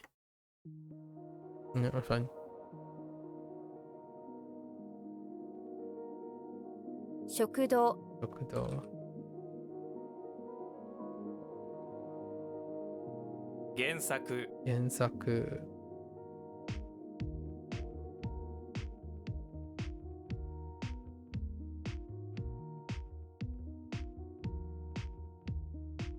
塩 Shio.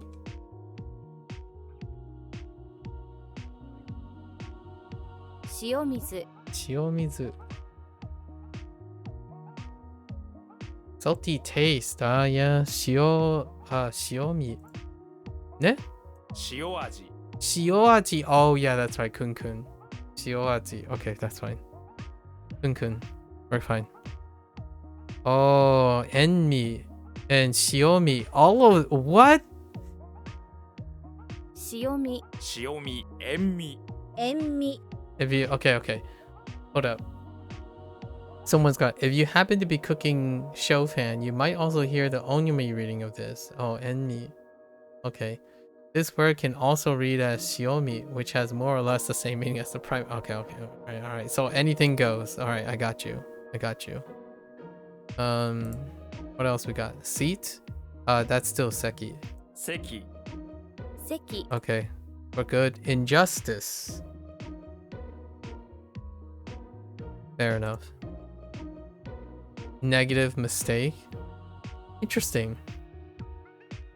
The criminal has done an injustice. Being a criminal is a negative thing, and if it was just a mistake, it was still a crime. Heat. When you commit an injustice, you know because heat fills your body. Maybe you've never done anything, but when you make a mistake, oh, that's kind of true. That's pretty apt. Absolutely. What? Absolute injustice? Absolutely? Alright.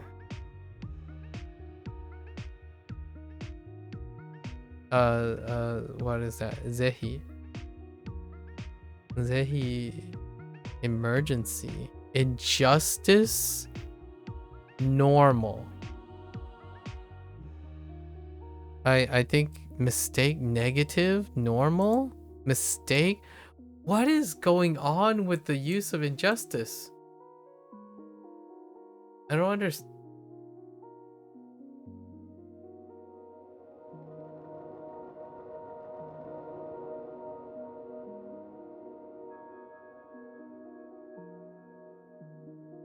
All right. Ijoni. Very? What are these examples? What? I don't understand. I guess we'll find out later. No time to think about it today. A lack of seat, absence. Lack of seat. Okay. Okay with that. When a seat is lacking, the person is supposed to.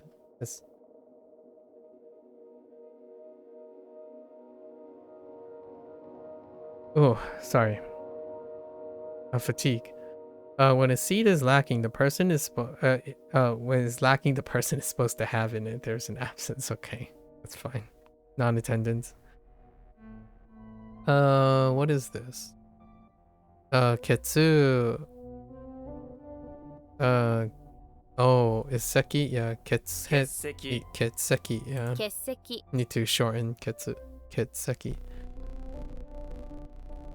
In attendance. Oh, that's interesting. Exit seat is in attendance. Like the people who exit their seat at the end of the show are a number of okay. Exit seat for attendance. Alright. What do you have? Shitsu. So shoot. Shoot seki. 出席出席 Alright. Fair enough. 席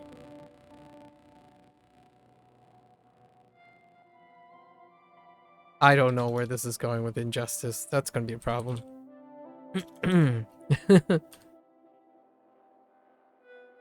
塩味塩味。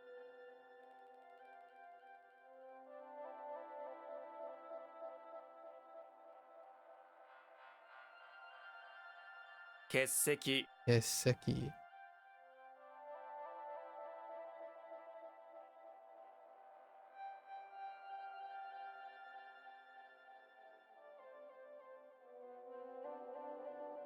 出席出席。I am scared of injustice. Open. See. Oh, okay. Not Sora. Useki. 空席 Useki. 空席 Useki. Oh, we can use this now. Alright, that can help. Oh no, this is Kun. That doesn't help. Or does it? Hi? No. Haideru? That sounds not right. To be defeated. Failure to be defeated. Okay. So intransitive. Okay, ready. Interesting, ready. But intransitive. This word consists. Okay. To be defeated. Okay. Okay. And 破れる yabureru. Oh my gosh, yabureru. Alright. What do you have? You have been defeated. You lay there on the ground, and the fans around the stadium are disgusted with your performance. Some hipster walks up to you and says, "Yeah, boo," referring to how poorly you did. "No, boo," you reply back. "Yeah, boo," they say again. Yeah, boo. Alright, alright. I'll take it. I'll take it. Alright.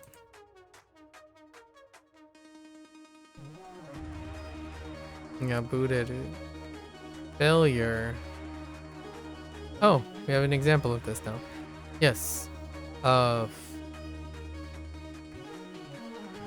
Shitsu. Shitsu. So maybe like.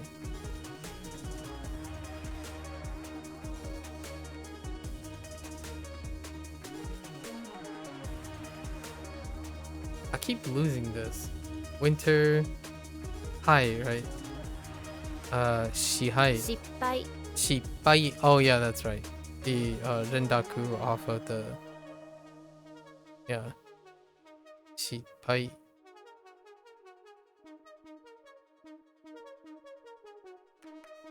失失敗 Pai. Ne. Okay. Okay, failure. Alright, alright. Victory or defeat. Alright, that's fair enough. What are the chances this is gonna be different? I feel like it's like. Pai. 勝敗 Shohai. Oh, Shohai. Okay, that's just normal. For a moment there, I thought it might be different. 勝敗勝敗 With victory. Victory, man. It's like a 50-50 for victory. So Shohai. Okay, just normal. Normal stuff. Normal. And then loser. Haisha. 敗者敗者 Alright. Words that I will very seldomly use, but will most definitely hear, probably.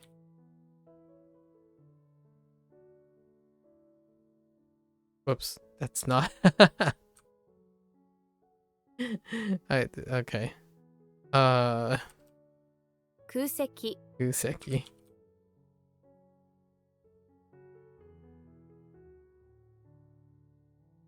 破れる Yabureru.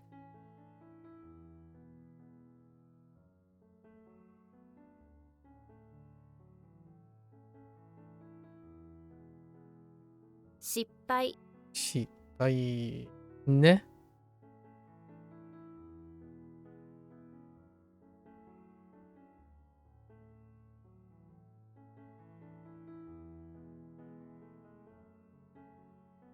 敗者 Aisha.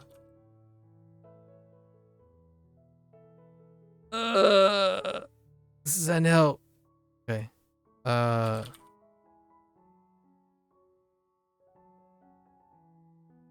勝敗 Shohai.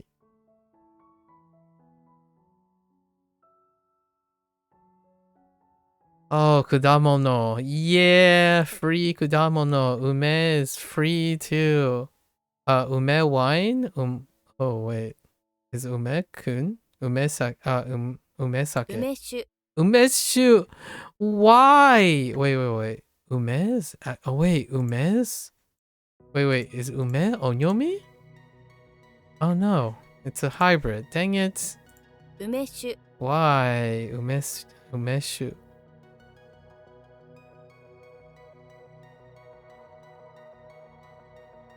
Wait, I could have sworn shu is onyomi, but they don't mention anything about it. 梅酒 Okay, that's fine.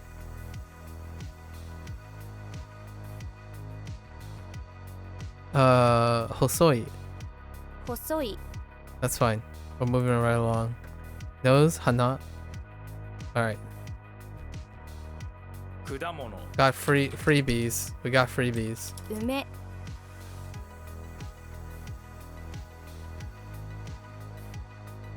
梅酒 Umeshu.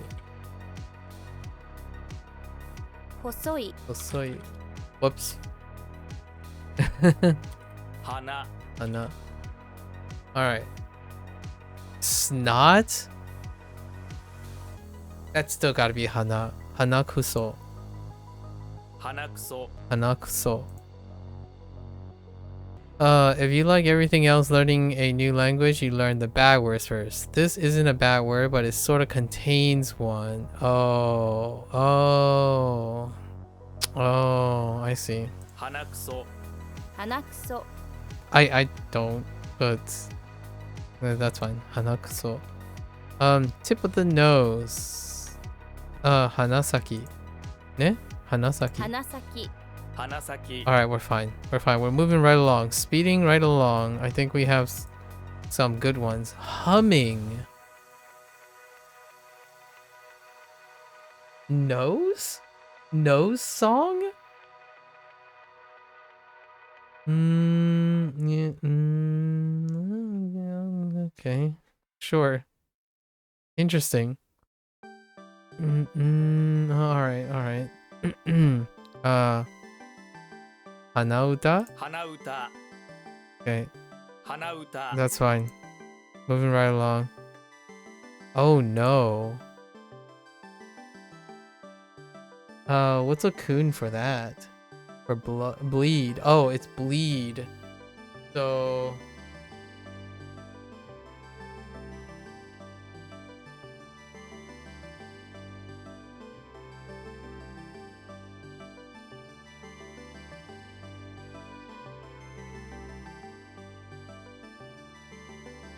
I have no idea.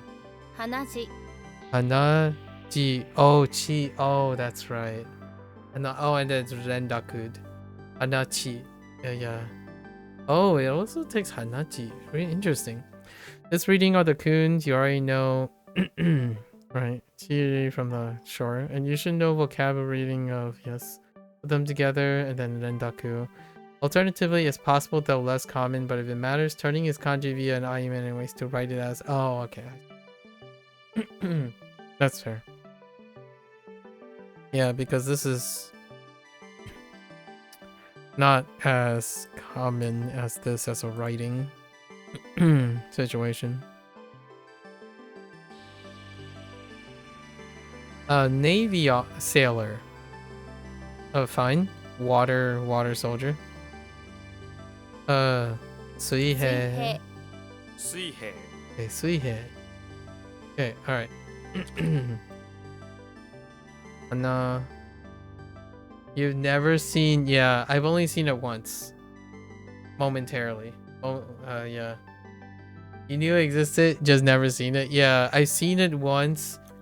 And even now, I'm not sure how to produce it. Oh, hold up.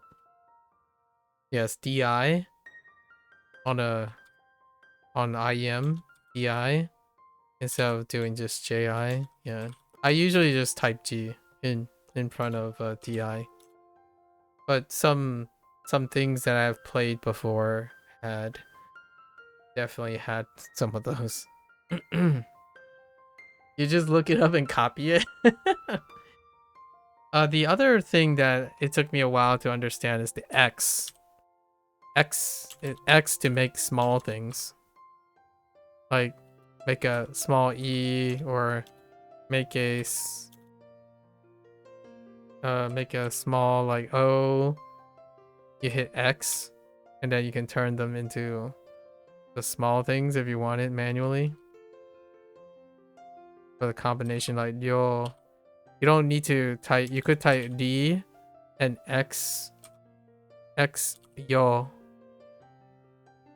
Yeah, so you don't have to type yo if you don't want to, but it is yo and stuff is pretty useful. But in katakana, you might not have it. So like T. So you have like Oh, I don't know how to switch to katakana on this in WaniKani. But if you want to say like chimu, right? Chimu, you can do X and an I. You get the E, so you get chimu.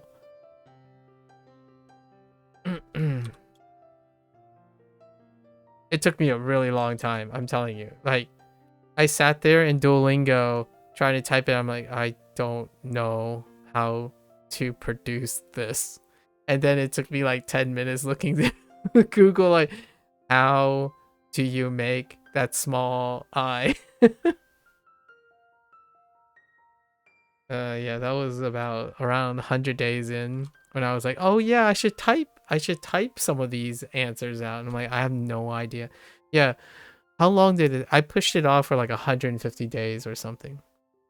It took a very long time before I became comfortable with all the, like, super comfortable that I'm like, all right, time to use the keyboard to type things. Now it's like, you know, it's more like I can feel my typos. I'm at the point where I can feel my typos.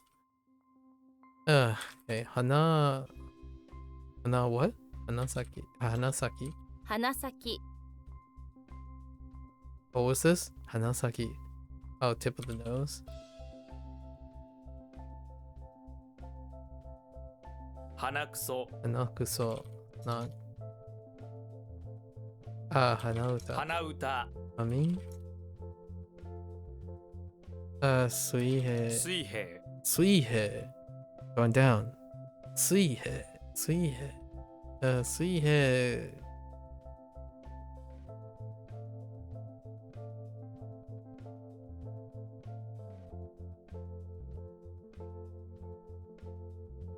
Hanaji. It took me so long. I'm like, wait, how do you type this? DI? Hanaji. Nosebleed. Alright. Oh. Head for 100, please. Don't you dare change it. Hey. Hey. へ Hey. Hey. I didn't know they teach tone pitch accents on here either. It's a script. It's a script.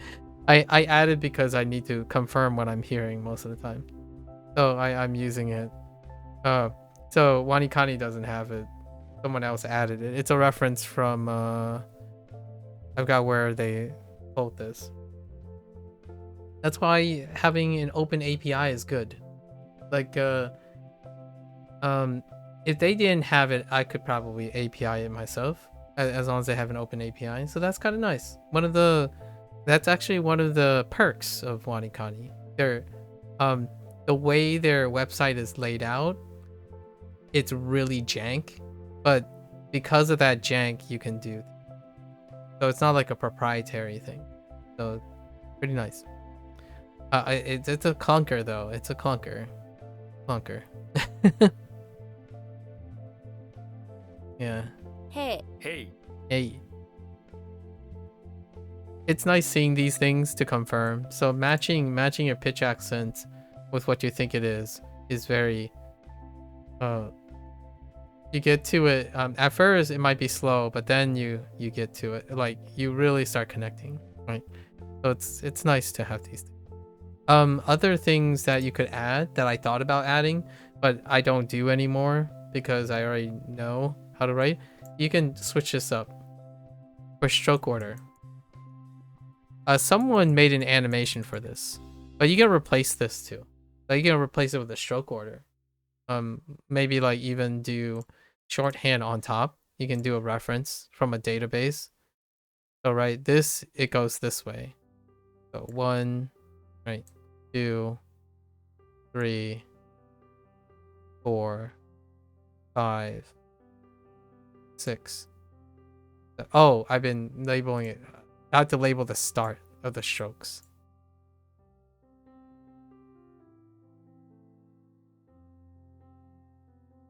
So you can do this, where you have a modified thing. If you have a database that has already images, you can replace this. Right, so you can fetch it from another database and display it. So these would be the stroke order. It's right to left, down, right, down, down, down. But I don't use that anymore, largely because I see the stroke order already, because I write a lot. Yeah, when you see it, you get it right. That's good motivation. Yeah, and after a while, you no longer have to do that. You can also do like, hey, hey, hey, hey, right? Hey is going up, hey is going down. Now, also, if Jack, if you're so confident, you should also learn Chinese. Tonality gives you pitch control too. You could totally. Now, here's a funny thing. I want to share with you one thing. Now, in Mandarin, there's no atamadaka. Like this one, like there's no like atamadaka. No, not atamadaka.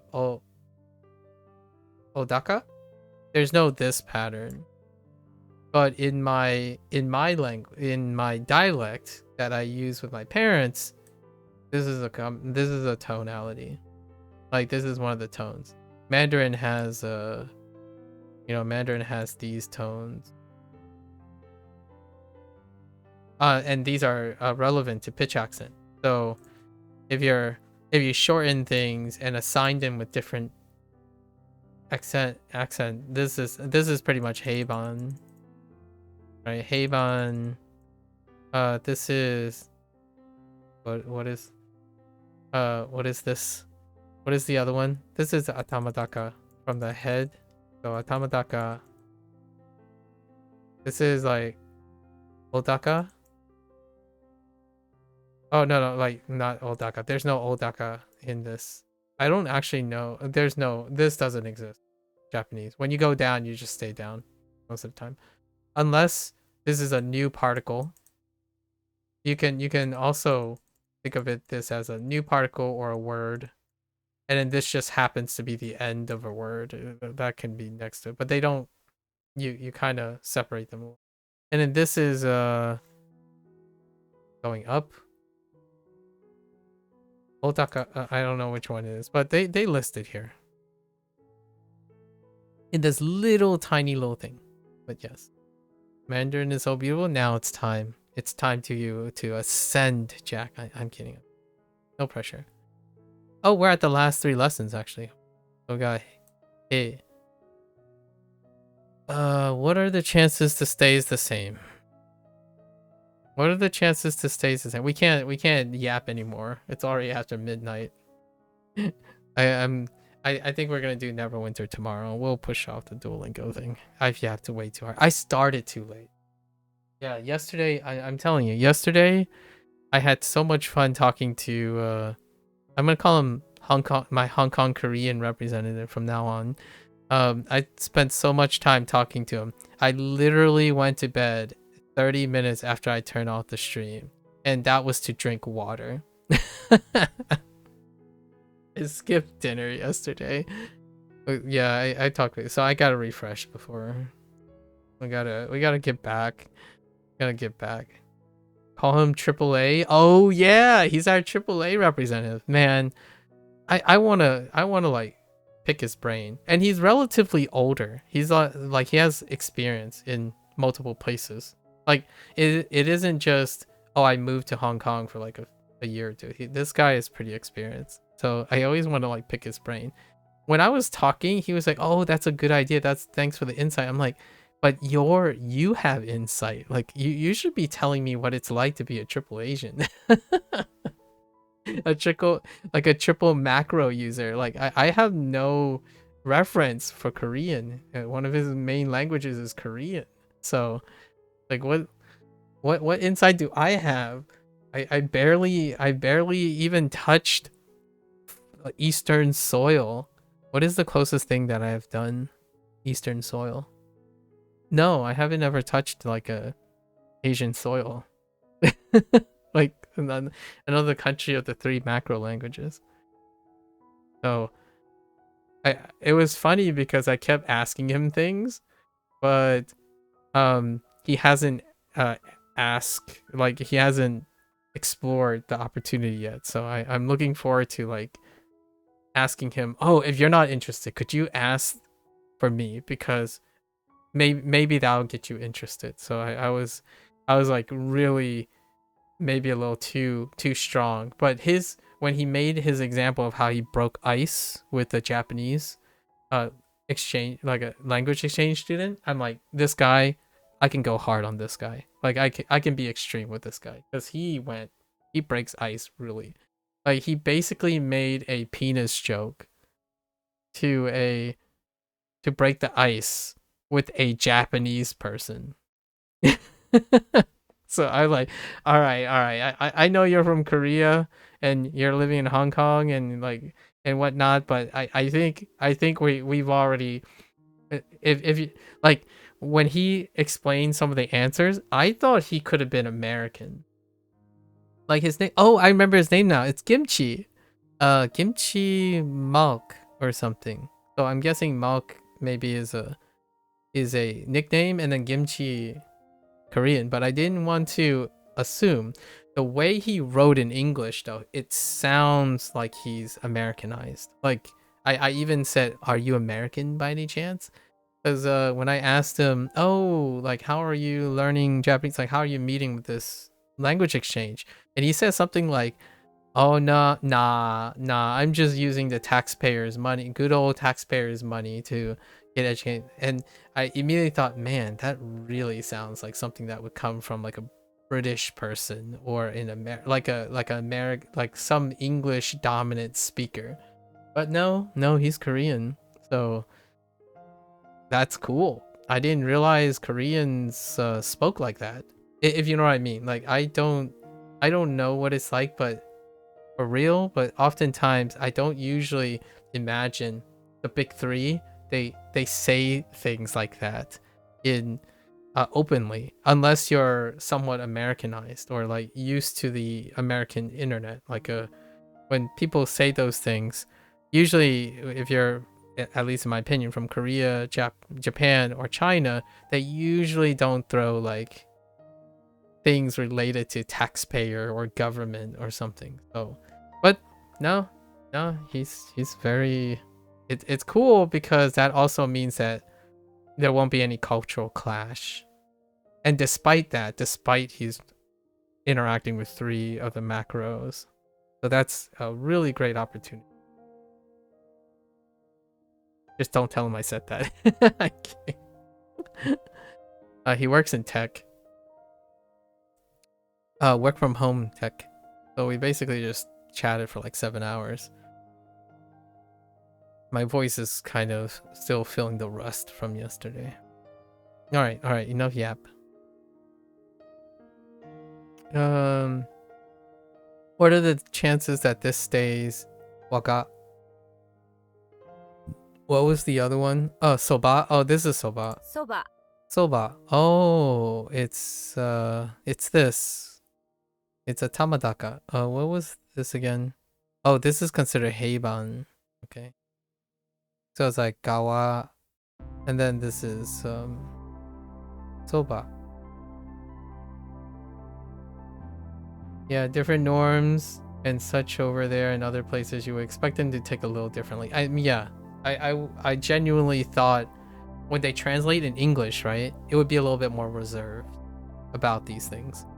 But nah, it was just straight up punch in the face.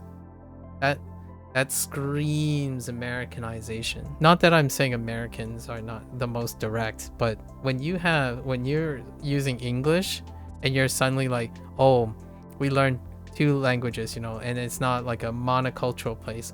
Usually the direct English speakers tend to be like a westernized culture. Like, yeah, you know those, you know about the government, right? Yeah. Government things. that feels more like a Western remark, but maybe I mistaken Korea for something. Soba. Soba. Sober. Yeah, soba person by your side is important when you're drunk. You've learned gawa is the reading for this gawa, but when it's used on its own, yes, soba. This Duolingo. introduced already. Think of other vocabulary words that use gawa. In those words, okay. I got you. Fine. Oops. And then to end with fruit? Come on, Japanese. Why? We have you. There's already 4 ends and 2 finishes and 1 complete. Now you're just gonna use 2N with fruit. It's like the effect, I suppose. Like the result. Die. If you hear teru up a fruit. If you hear teru, oh, tear up a fruit. Is this how you spell tear?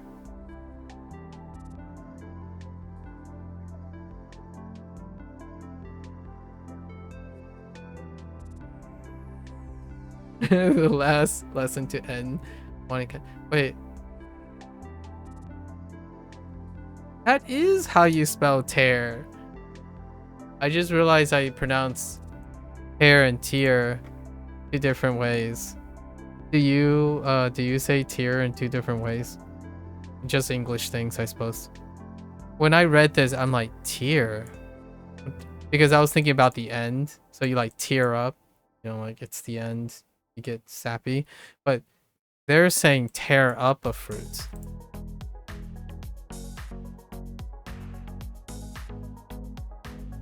Wow. Tear up a fruit, its life is going to end.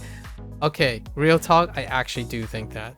In other words, the poor thing is going to die. Fruits can't go on when they have been beaten up. No, hear me out. I understand how people feel about animals and whatnot, and the whole consciousness and whatnot. But when I eat a banana, I think the same thing. Or like the fruit that's sitting on the table are slowly they're dead, right? Their life support is on life support. So they're all the responses and the chemical reactions are the cells slowly coming to an end. That's what the ripening is. That's why fruit ripens. They try to they're trying to preserve whatever's left in the cells, right? So that's actually kind of what I think about when I'm eating cucumbers and whatnot. So tear for the stuff that comes out when tear for the stuff that come out, and tear for the ripping stuff. Yeah, exactly. I didn't realize it was spelled the same way. Shows you how often I use the word tear. Tear is all I remembered. I didn't remember how to write tear. I literally thought tear was spelled exactly how you spelled it. I thought this was how tear was spelled. I'm like, wait a minute, that doesn't look right. And then I had to type tear something in order to be like, oh yeah, that is how tear is spelled. English. I tell you, English. In English. Imagine explaining that to a Japanese person. And then they're like, oh wait, but that's okay. We have atsui and atsui and atsui and atsui.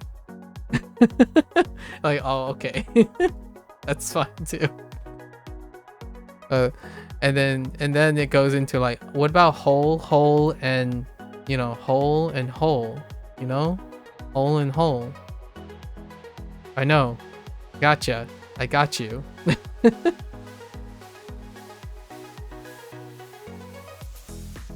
You got hot and thick. We got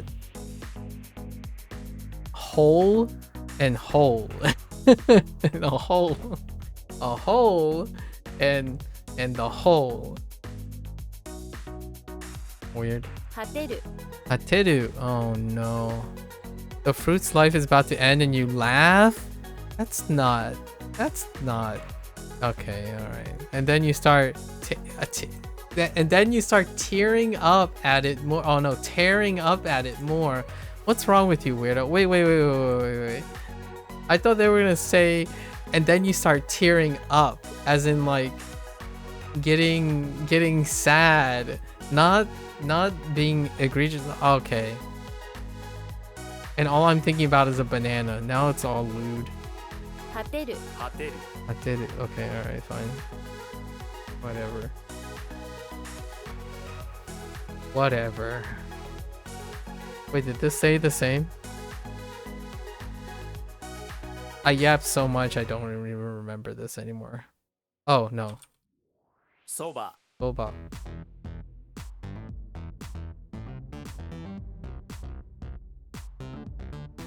Did this change?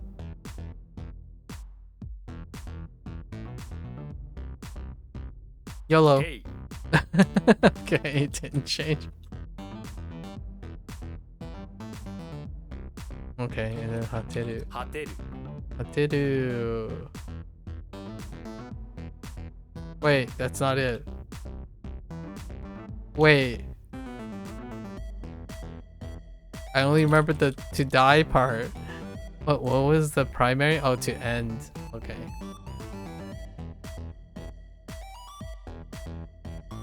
Alright. We finally made it. The peak day was supposed to be tomorrow, but we kind of yapped the first during level up day, and that's why they're broken up in halves. So tomorrow we have a semi-long day, but I'll try to start earlier. Alright. Beforehand. There's no way I'm gonna get to Neverwinter Day. I do have to get to it within the next 3 days because it's the end. Yatta!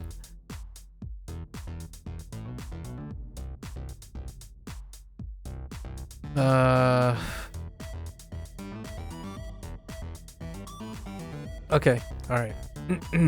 Criminal, comfort, nothing. Good luck. Tiger. Poem. The heck happened to my... It just cut off. What the... Oh, I hope my tablet's okay. Okay. Guard and festival. Alright, we're doing reads, but we have 2 new ones, right? These 2 new ones. What is this? What are you? Medicine. Flower, comfort, good medicine. Yak.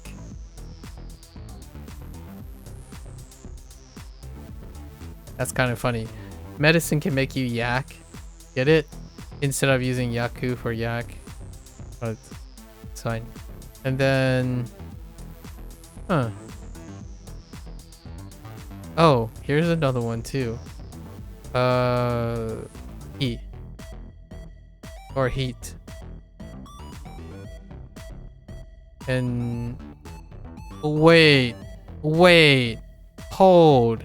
Wait. I think both of these are heat. Am I crazy?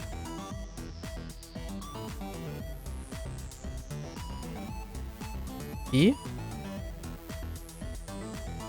E. Alright, wait, hold. Because I was gonna remind myself, I gotta make sure these 2 I don't get them confused, but the read is still the same. The onyomi, anyways. Alright, so we got I.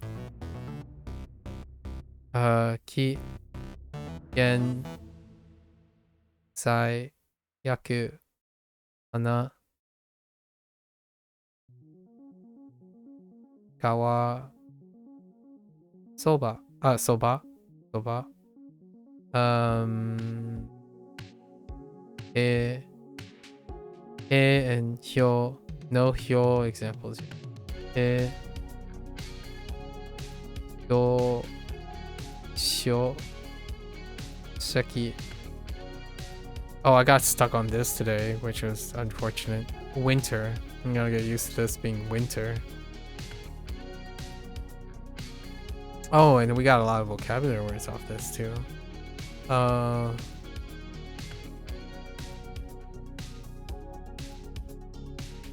Hi. Hi. Ka. Ume.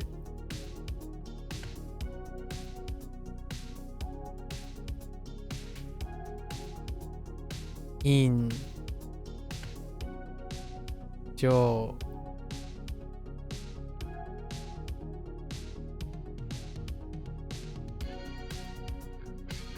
Oh, what?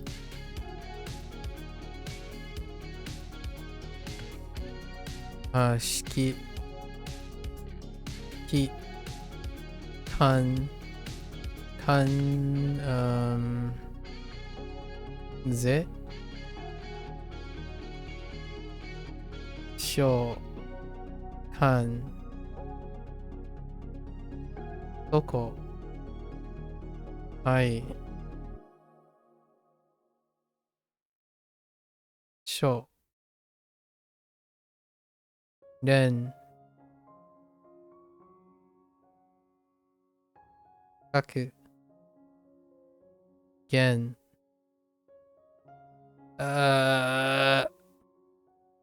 Sure. Alright.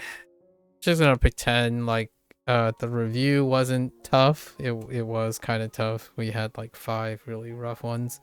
We're just gonna pretend like they're there. And then cross our fingers for the next time. Okay, that's a wrap for WaniKani today. That's our half peak day. I guess next time tomorrow we'll do the other half. And set the timer. Right? That's a lot of them. So this unit ended up being quite a lot. And then wait, hold up.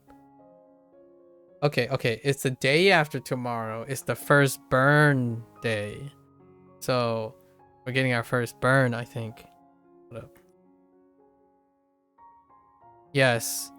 So tomorrow this 82 is probably going to be a mix of burn stuff. Actually, how long does it go? Yeah, these 65. Oh, it's 8 p.m. Okay, the day after. There's gonna be two, we're not gonna do. I gotta boost. I gotta boost earlier. Can't start at 7 p.m. EST anymore. But it's too not enough time for yap. All right, folks. That's a wrap for WaniKani. If you're gonna watch this later, arigatou gozaimasu. Yeah, feel free to stop on by, talk about things. I've been strong-armed to thinking about French. Shh, don't tell Brie. We'll do some back, and I gotta watch a show now. I gotta watch The Diplomat. Like that's gotta happen now. So we gotta make time for that. Maybe I'll squeeze in like 1 episode, 2 episodes, and eat dinner.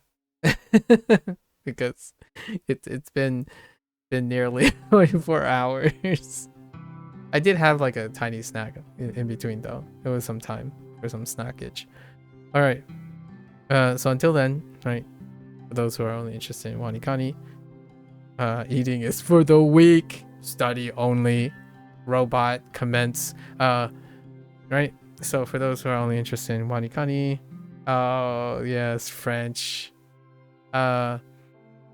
Minasan mata ne. Right, I'll see you guys next time. I am gonna get up, stretch. I'm gonna find some glucose because my sugar level is non-existent right now. And quick back from bank. I'll be back for Hanzahiro. Thank you.